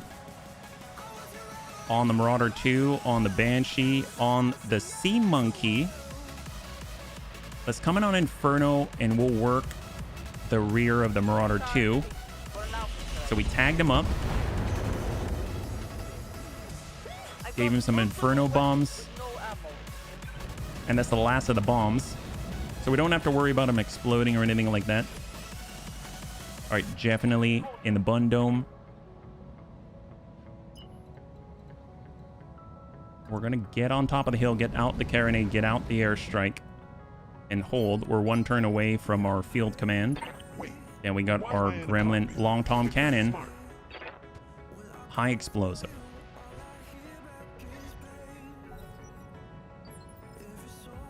Geigen. Oh, never mind. Tank here. All right, so we got the green with tank here. We definitely dropped this guy, but with the Ed and Chagall. Okay, I'm going to focus on the Ed and Chagall. Full salvo from tank here. It's a potential 1,000 damage in the rear. Excellent, excellent result. Half the body gone. Big breach in the center torso in the rear. The moment they give tank here the green, it is a bad day for them. All right, so got left. He's got to get out the airstrike. So we're going to sprint on out. But we are supremely exposed right now. 73. I mean, we could try to luck out on the Marauder 2. Tag the middle. Negative. Instead, it clears some of those mines. Yeah, we got some big boys. That's right, Smoke. Why is Warcraft in this battle? I didn't think Ogre Mages could pilot mechs. Oh my gosh, yes, Cho'Gall. That's right. You got this. Okay, so if we want to clear out of this, we've got some standard mines. I'm going to suppose we could supercharger on, hot seat cockpit on. And we're going to push the distance a little bit. So let's see, what do we got? On 10 to the Al-Jabbar. Let's move. So we detonated some mines on the reinforced legs. Grandpapa Dets is kind of, it's a bit risky, but it's going to push it. 22. And he is going to provide the C3 bonuses to the rest of the network, so that's going to be awesome. The Al-Jabbar is notoriously difficult to hit, so hopefully we're going to be able to land something on him. There we go, a little bit of high explosive counter already to the carronade. And now we're looking at, is this right button? So is this right button is not in the airstrike. We don't have to worry about that. We're in siege mode. That's phenomenal. If we want to hit anybody like the Al-Jabbar, now is the time. We're coming in this time with just full acid. We don't care how. Warlord for plus accuracy. And let's go in and send it. Almost 40% chance to land with 80 clan mortars stacked with acid. Just get another breach anywhere. Anywhere. That's a breach. High five. There it is. Holy moly. ST reference with the arch. Oh, really? ST? Is that Star Trek? Good job for Rhubarb. So that's down for Al-Jabbar. Suck up. Roger. Yeah, they always pause. They always pause. All right, tempo's up. Let's go ahead and line this. I mean, we could... Let's see. Everyone's out here, so... They're kind of open. You know what? I'm just going to keep shelling. So we're going in with Inferno again. Don't let them get out of it. Because we cleared some of those fast cam with the PPCs. Yep. I'm sending acid on my bombard. You're sending acid on your mortar. That's right. All right, shot to the Nobel. Oh, wait, so this is a little problematic now. Lef is getting hit pretty darn hard. And he was unable to. He had to sprint out of that airstrike. So now he's getting hit for full value. It's not intended, Panzer. I'm glad it works out. That right arm, 28. Well, fortunately, we just have a clanning or PPC with a PPC capacitor on it. It's not too bad. All right, so we're going to go ahead and move up with the Nagabun. Still MVP right now. We're going to send 1 and 1. See what we can accomplish. A and B. Shot. Center mass. Another one. Small Bertha. Right to the rear. 32 structure remaining. That's what we're talking about. Serious critical damage to both of the super heavies at 140 and at 100. And was this guy at like 180 or something like that? Incoming carronade. I saw 99 in the distance there. Oh, it's dealing heat damage from the Sea Monkey. That's problematic. and then the tick. So airstrikes are going through. Looks like our Naga Bun is in a little bit of trouble. Let's just not shoot over the Naga Bun. We're going to sidestep so we don't accidentally hit the Naga Bun with tank hair. Warlord. And we're going to send... Ooh, that's tough. I guess we should finish the Eden Chagall. Send it. That's a game over. All right, Eden Chagall is down. I can't tell if it's stack pulled or not, but there's a lot going on out there. Looks like we got another airstrike. Didn't even see it. They're trying to take out Amiel with an airstrike. Shoot over it. I kid. Oh my gosh. Well, let's get Amiel out of that zone. I don't know if I'm going to really want him to. That's on 17. We're going to be in the plate. Doesn't seem like a good idea. Tell you what, we're just going to run it right back, but not with our butt hanging out. So we'll go down and get out of the airstrike there. And then we'll be able to come back at a preferred angle and hold. So we're on the left side of the crest here. I don't know. I'm hearing the beeps. I don't see it. Airstrikes inbound. Oh, probably came through here. All right, we got definitely in the Bun Dome. Let's just reserve. On 18, we got the Angry Bun. So Panzer has not been able to shoot yet. But now he has a prime opportunity. So he's going to take a standard salvo, no problem. Breach in the middle on the Marauder 2 Wolf with the NLRM 65. And enemy down. Beautiful. When it counts. When it counts. So that's another assault off the field at 100 tons. We got the Gremlin coming around. He's got that rearward angle. So we got high explosive direct on 13. And once again, I destroy. We got that flak high explosive. You know, we'll just send the direct on the Archer Jonathan. It hasn't really been touched so far. So we're just going to pop off an Inferno and see where it goes. Looks like we're able to kind of cover him a little bit. Impart a little bit of the bunny's heat to the enemy once again. On 16, we got the Nobel Bun. So Nobel Bun hasn't really been able to shoot at anybody. So we got our left side. Definitely want to give it to him. Still no TSEMP range. So we might as well sidestep, give the left. And we're going to try to connect with a small Bertha. Negative. No joy. We got Grandpapa Dad's. The Aljabar is down. Well, here's the thing. Grandpapa Dad's, in theory, could charge the Sea Monkey right now. But maybe we should hold on that. If we get our Hot Sea Cockpit and we turn that off and we start to approach and brace. So just small movement, approach and brace, cool off. Maybe on the next turn we'll be in range. We've got the Wraith Massacre. If we get shots onto the Big Bertha, we might be able to take it out, but it's a little bit far away. Kind of in a dangerous spot. So let's hold. Nobel Bun's been throwing snake. Yeah, seriously. Really. It's no joke. And the big thing is we haven't been able to get in range at the TSEMP. That's the biggest problem. All right, let's go in and focus. We will offensive push. That means less are going to hit, but we're going to be able to push the Archer Jonathan back in the initiative order. So we'll stack him with acid. Just prep him for the rest of the bunnies. Does have that Avenger rifles. Very dangerous close by, yeah.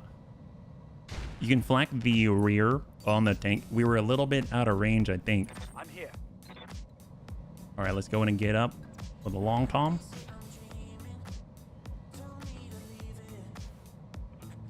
We can place the plate here. So if it doesn't get out, then, I mean, that's going to clear a lot of mines, though. That's fine. And we'll just stay over with Rhubarb with a Bun Dome. Hold. We're going to hang on to our field commands. Shot with TX Mad Dog. We're going to reapply the Inferno Fast Cam. I'm out of LRM. That's fine. That's fine. So we should have those. There we go. There we go. We've got sufficient coverage once again. We got Gong Fu. So they're not really going anywhere. if we just do a small move up, that's 8%. We're this close. 12%. I think he's got some type of stealth shenanigans. It's on the Banshee. I don't want to be close to the Banshee, that's all. So let's just make the smaller the movement, the less chance that they'll be able to shoot at us effectively. So we'll stay behind the flame. And we're going to go and embrace right here. And then that's the counter reserve on the infantry standard. Hell yeah. Getting off. All right, so we got 1, 2, 3, 4. 4 plus 1. That's on the left side. We've got 170 on that side. That was a big hit. Big hit.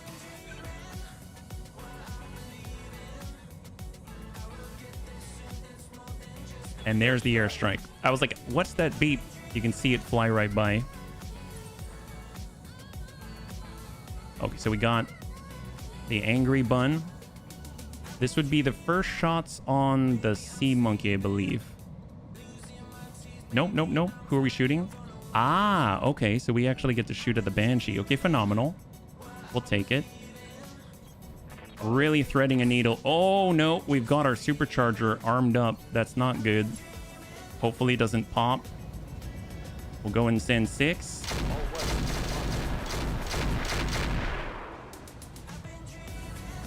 Please don't pop. Okay, I think it didn't pop, so it should be critical next turn to turn it off. I always forget about those superchargers, yeah. Care Bear Stare is hanging tight. Got a big blast to center mass at 206 out of 310. And the guy shuts down. All right, Tank Hair's ready. Anyone's going to take this thing out, it's going to be Tank Hair. Let's go ahead and split fire. We'll send 2 to the small Bertha, which is way more than enough. And we'll start to work on the Sea Monkey. So Alpha and Beta. There we go. Yeah. Supercharger off. Yeah, I gotta take it out of there. There we go. Big Bertha is down. It's another Super Heavy off the field. The remaining Super Heavy is just the Sea Monkey Smog with the Carronade artillery. Tank Hair is laying into him for the very first time. No one has fired upon that guy at all. So Tank Hair cleaves off a few hundred right there. So just a little bit of a movement here. Our battle cruiser is fully operational. All right, what do we got? On 24. And it is the Sea Monkey Smog. Is he going to place a plate? He did place the plate, and he is putting it out on... Oh, I thought he did place a plate. Oh, maybe he called in another airstrike. Jeez, hard to keep track of which ones are which. I'm pretty sure he called in another airstrike. So if that's the case... That guy shut down. That guy's still active. And that guy cannot move. So Amuel's going to get right in there. Okay. He called one on you. Okay, okay. And what do we got? So we get full rain here. I don't think the Inferno is going to do much, so we're going to stay on standard. Not your lucky day. So at least we tagged him up. I mean, that's something. And we are providing the targeting data on that last Super Heavy that's currently exposed. Airstrike just went through. How's Sneaky Nagabun? Still too hot. All right, got TX Mad Dog. Let's get out of the airstrike. I'm still impressed with the mobility of the TX, the tempo. Field command.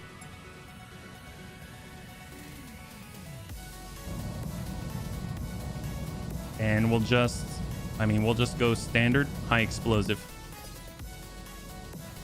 Definitely in the bun dome. Looks like the airstrike cleared here, so full speed ahead. And we're gonna stack up field command up to the maximum of 2. So that we get the opportunity to do something first. And right now, I don't know if we can clear out because of the heat. It's actually reducing our movement, yeah? So we might be in a bit of a tizzy. So fortunately, we haven't taken too much damage thus far. So I think what we have to do is just kind of... If we run, we can't brace. So we're just going to have to move and turn sideways. I'm not too sure on the direction. I know when I read on the Roguetech Discord, they said that it's like an arrow, you can tell, but it looks more like a hexagon with a really wide area in the middle. So I don't know what the direction is, so we're just going to turn left and right so that it can't catch the rear of the sneaky Nagabun, and then we'll just brace up entirely, yeah?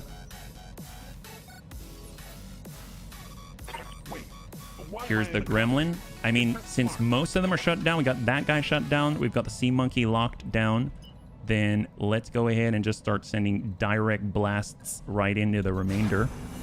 So we got high explosive. We've got our lock, so let's go in and lock this Archer Jonathan down. Locked him. He's not going anywhere. And we'll snap off a high explosive long tom cannon round. Direct hit. It's got 43 armor remaining on that side. We're on 16. We got the Care Bear Stare. All right, so Hot Seat Cockpit is on. Supercharger is on. Our range has now increased. But if we wanted to, I'm going to risk it. Nitro canister. This does not count against the prediction. 10% chance to fail. And it worked. It was successful this time. So now the game's going to recalculate. We get a 300% boost to mobility on sprint. Once it finishes calculating, then we can actually do the check. And maybe while the Sea Monkey is occupied, we might be able to land a charge. I don't want the Archer Jonathan. I want that guy. 1,008 damage potential.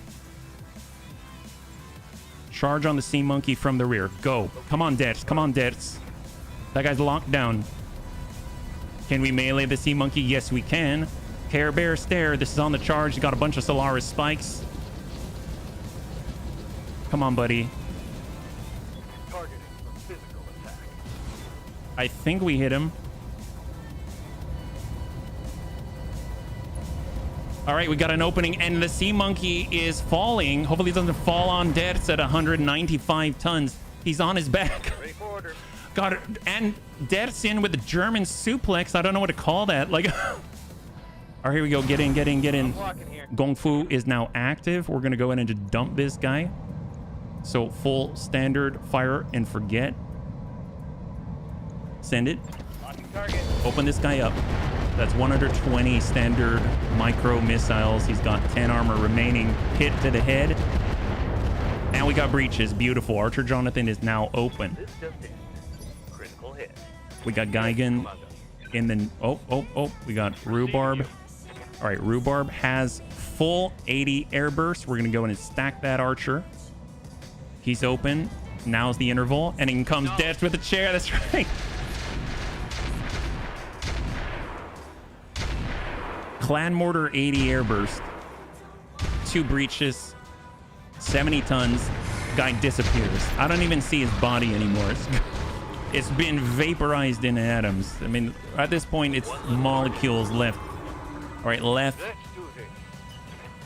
So full sprint. Full speed. No target. Sometimes you got to just for kicks it straight to the head. Banshee. Alex. We got breach. Standing by. Got our long Tom high explode. Oh, actually, no. Is this high explosive? No. No, it is. Oh, yeah, that's high explosive. Yeah, Clan Mortar 80. Greater than FPS. That's right. That's right. There is no frames per second here. This is all that remains on the battlefield right now. But obviously, this is a recovery. It's actually, no. I think this is it. The recovery doesn't have another wave. I think this is it. Angry Bun. Okay, I'm glad it's blinking bright red. We're going to turn that off with a supercharger. And we are just going to stand our ground. And sometimes you got to just for kicks it straight to the head. That's not the head. Oh, it was the head. Lethal damage. High five. And the Banshee P is down. Angry Bun is angrier than ever. Didn't get to shoot as much as he wanted to. And that's what happens. Okay, great.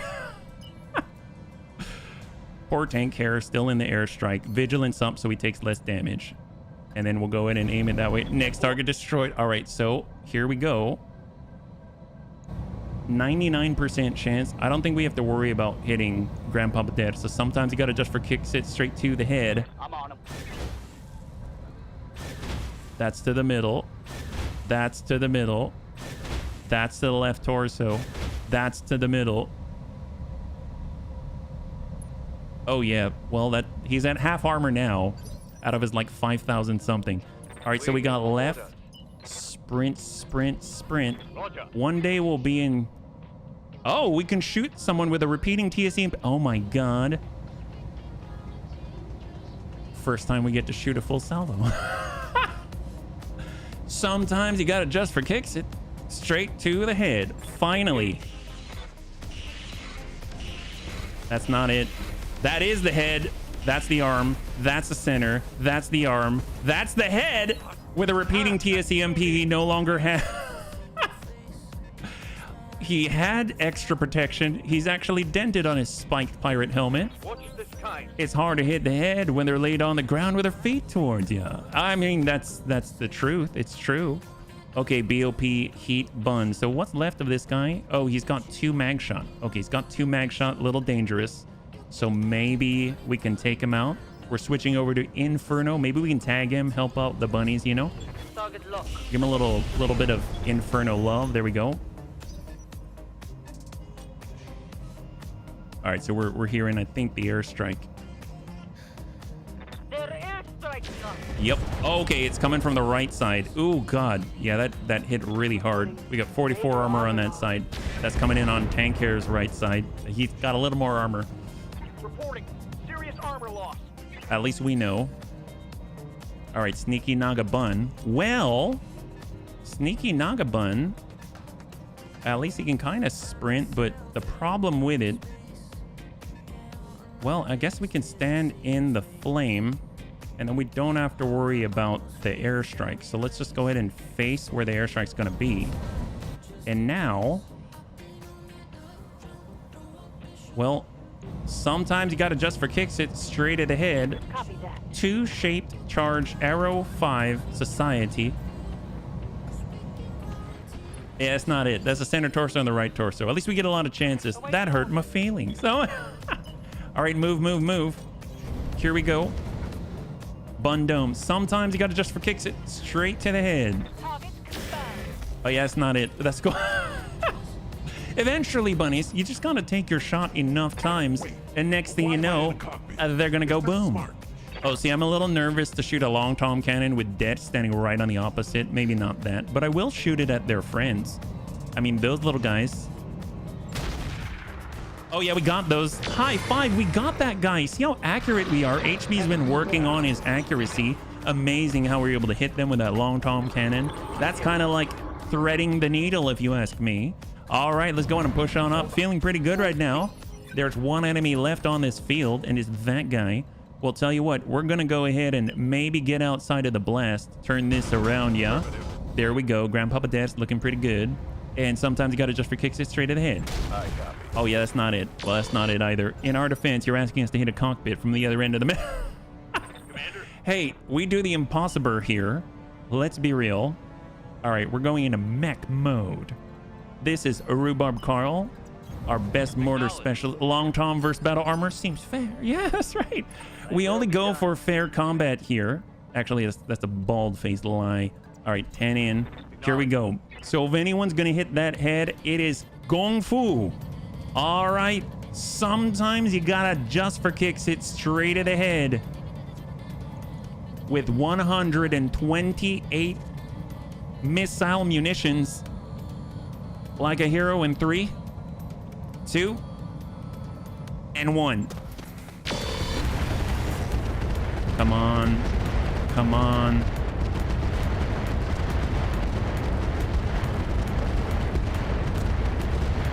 Come on.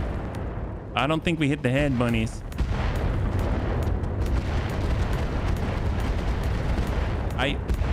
Oh, we hit that head.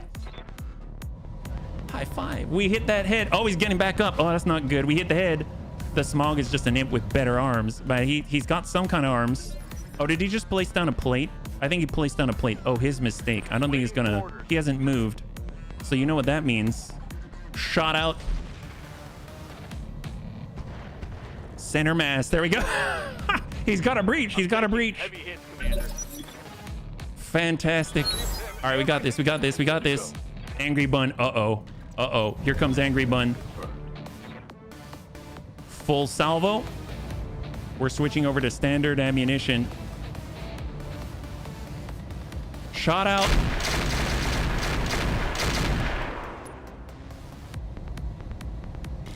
He's not out?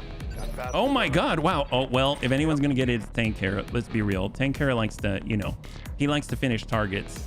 Kind of a little more than anybody I've ever met, really. Let's get... Yeah, we'll just walk out that way. Poor Tank Hera's gonna get shot, but it's all right. He's used to it by now. Vigilance. Brace for impact. Shot. Here we go. Oh, boy. Oh, God. Yep. Target down. Yeah, Tank. Target's down. Target's very down. Yes, Okay, Commander. let's just go and get our target up here. Yep, almost there. Almost made it. Hold. Everybody brace. I'm ready. We've got Gong Fu. Just hang tight, guy. Hang tight. He did not go gentle in that night. No, he didn't. No, he didn't. No one went gentle here. All right, Nobel finally got into cover. Look at that. We made it into cover, bunnies. We finally made it in cover. After everyone's dead. Oh, there's the airstrike. Airstrike. All right, that's down. All right, Sneaky Nagabun. Come on, just get out of there. I copy. Brace up. Man, that Arrow 5 Reporting. Sneaky Nagabun is serious gold. Pure gold in a situation like this. Holy moly. I'd love to get more. Hold. Because it wastes their AMS ammunition. It ties up. It causes them heat on laser AMS systems. All that Tanker's going to get hit, I think. Oh, no, he didn't. He got out. But then it hits like crazy. And they're not exactly fast at this level. Here we go. Gremlin. Hold. Ready for orders. Care Bear stare. Turn off the supercharger. Turn off the hot seat cockpit. And brace. Got Ready for rhubarb. orders. We are switching to mech mode. Yep, in mech mode. Full sprint towards the target. Got it. Hang tight. I don't know if there's going to be more. I don't think there is. I think that was it, but you never know. Let's start charging at insane speeds in our Tonka truck. More importantly, it burns a charge of their AMS, so they only have 3. You can force them to spend. Yep. It's amazing. Airstrike. All right, Amiel, finish this up for us, buddy. You got this. Uh-oh. Is that the airstrike on tank? Oh, no, I got tank selected. Okay, there we go. Amiel's ready. Standing by. There it is. On my way. Hold position. The scientist is approaching Amiel now. Everyone done. Bunnies, the area has been cleared. Darts, give me the green light to land immediately. Hold position. All right, bunnies. Total win. Will the Bunny League suffer a part loss? That is a no. Congratulations to me. Heck yeah, no. You had the fate high five, Corey. There you go. Oh my God. Wow. All right. So that was kind of awesome. Let's go and bring this on over. We get 4 pick 19, which is insane. You're going to stuff the scientist in the cockpit of a Llama machine that's infamous for a complete lack of internal space. Also time. That's right. We were trying to finish this one up. We finally did it. Awesome. We went a little bit long, but that was expected. So let's just take a look at the loot and then we'll clear on up. So negative 636,000, but we get 4 pick 19 on a super heavy fight. Did we get that cockpit? I have no idea. We're going to find out. Thank you for reminding me. DNI Mark II is the gold standard is what I hear. And I've never actually seen one in person. And that was on the Carolina Reaper. Unfortunately, it looks like we didn't leave too much of the Carolina Reaper. Oh, we actually have a poly available that is separated. Advanced optics, tracking, boosted Beagle active. Oh my God, look at that. The boosted Beagle active probe removes the limiters from a generic BAP and increases the scanning power of any unit it is attached to. but turning it on might as well be blaring "Shoot me, bro. I'm looking for you" on a loudspeaker. Oh my god, wow. Polly on the Care Bear. Oh, that's right. BC Indirect. Oh, that's right, that's right. Oh my god. Okay, we've never had this before. Yeah, boss. Whatever you brought me here, this is art. Next level cybernetics. At the base, this is a simple DNI system with a VR pod, but all its failsafes got triple buffered, shunted into backup relays. On top of that, most of the basic cockpit is gone. And you may not believe it, but the seat basically turns into a wheelchair. Oh my god. So what is this? So cannot be piloted without neural implant. Fine. Allows moving after shooting. So basically as ace pilot. Breaching shot has breaching shot. Targeting computer fire control system allows battle computers. So it allows battle computers. Wow. +2 accuracy with all ranged weapons. +2 melee accuracy. Melee? What the? Modifier of +2 to every pilot skill allows exceeding maximum skill level. +1 hex of walking distance. +2 maximum evasion pips. Plus evasion pip gained from movement. +15% sensor range. +15% increased sight range. Bonus of 2 to sensor detection, providing additional targeting information. 1% regular EI base failure chance. Reduces bleeding out speed by 50% instead of 40%. Oh boy. That's a lot. That is, you know, this takes the entire cockpit. I've seen pictures, but I've never seen it in person. This is incredible. And it's made by manufacturer Deadly Synths. So we got Guardian ECM, laser insulator, night vision, patchwork material tier 3, prototype double heat sink, quantity 8 on a stack, thermal exchangers, lot of turret mounts, upper hardened on stack of 2, thermobaric long tom ammunition. That's the fuel air explosions. My god. Okay. Okay, so is there, let's go top to bottom. We got the Archer Jonathan. I don't think there's much of that, and I honestly, it's got, I guess we should just break these down, because I'm not going to grab all this. This is the Carolina Reaper, Mad Wolf, Small Bertha. I don't think we're going to want the Small Bertha, because we basically have 4 energy hard points. So that kind of leaves, I think everything else, they don't have any other mechs, right? So we might as well disassemble them all, because we've got 3 more pick, and we're definitely taking that. Yeah, the Poly. Yeah, yeah. We're gonna cry the day we lose that. Yes, yes, I will cry the day that I lose that. Europe. Marauder 2, Wolf, Ed and Chagall. I don't want any of those. Avenger Rifle, Bolt-on AMS, Heavy Rotary Rifle, Clan Early ILRM 20, which is nice because you can use standard ammunition with it. And I remember this just wrecking us before. Wow. Large rotary chem lasers. There's the Poly. Sure, we'll take the Poly. NLRM 20, regular Rack 5 super shotgun. We got it. Active probe clan. We've seen that before. I mean, they're excellent. BC Indirect. 2 BC tracking. The boosted Beagle active probe. I'm just going to put that aside momentarily unless we see something better. Enhanced imaging. I don't think we need it right away. Grippy hands for weapons. Gunnery support. Industrial triple strength Myanmar. We've got leg spike boots. Night vision. Lot of patchwork materials. Rangefinder triple plus. That's the best rangefinder as far as I'm aware. Spiked fist, thermal exchanger, turret mount, upper hardened, upper recoil, weapon mount accuracy, arrow 4 inferno ammo, all the large double bins of chemical ammo. Thermobaric, faster than... Okay, awesome.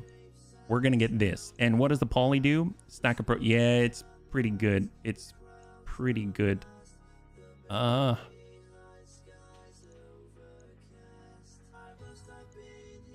Weapon mount instead of the BAP. We have enough weapon mounts, actually. We actually have enough weapon mounts. This is 1.5 ton at 2, which is basically a Beagle active probe, with the only downside that we increase our visibility, which isn't too bad depending on what you put it on. I mean, we can also roll as well, and that stack is really nice, yeah? Could you put the Poly? So the Poly 7 tons, it's 3 slots, has a range of 510 meters because it's basically like a fused-in pulse laser. So it's electronic warfare and the pulse laser. So it has +3 accuracy for weapons mounted in that location. So it almost acts like a turret mount as well. Pulse lasers have +1 accuracy, ignore 1 evasion. I'm curious if I have 2 Polys at the same time. We do have a Poly already on our Atlas Blackbeard. What if you can have 2? 1 on each shoulder. Electronic warfare suite included. Comes with 2 shields. It protects carrier with 2/2 for enemy jamming and ECM shielding. EWS probe for AoE ping. Has area sensors out 3 hexes. Has a 10% visibility green circle.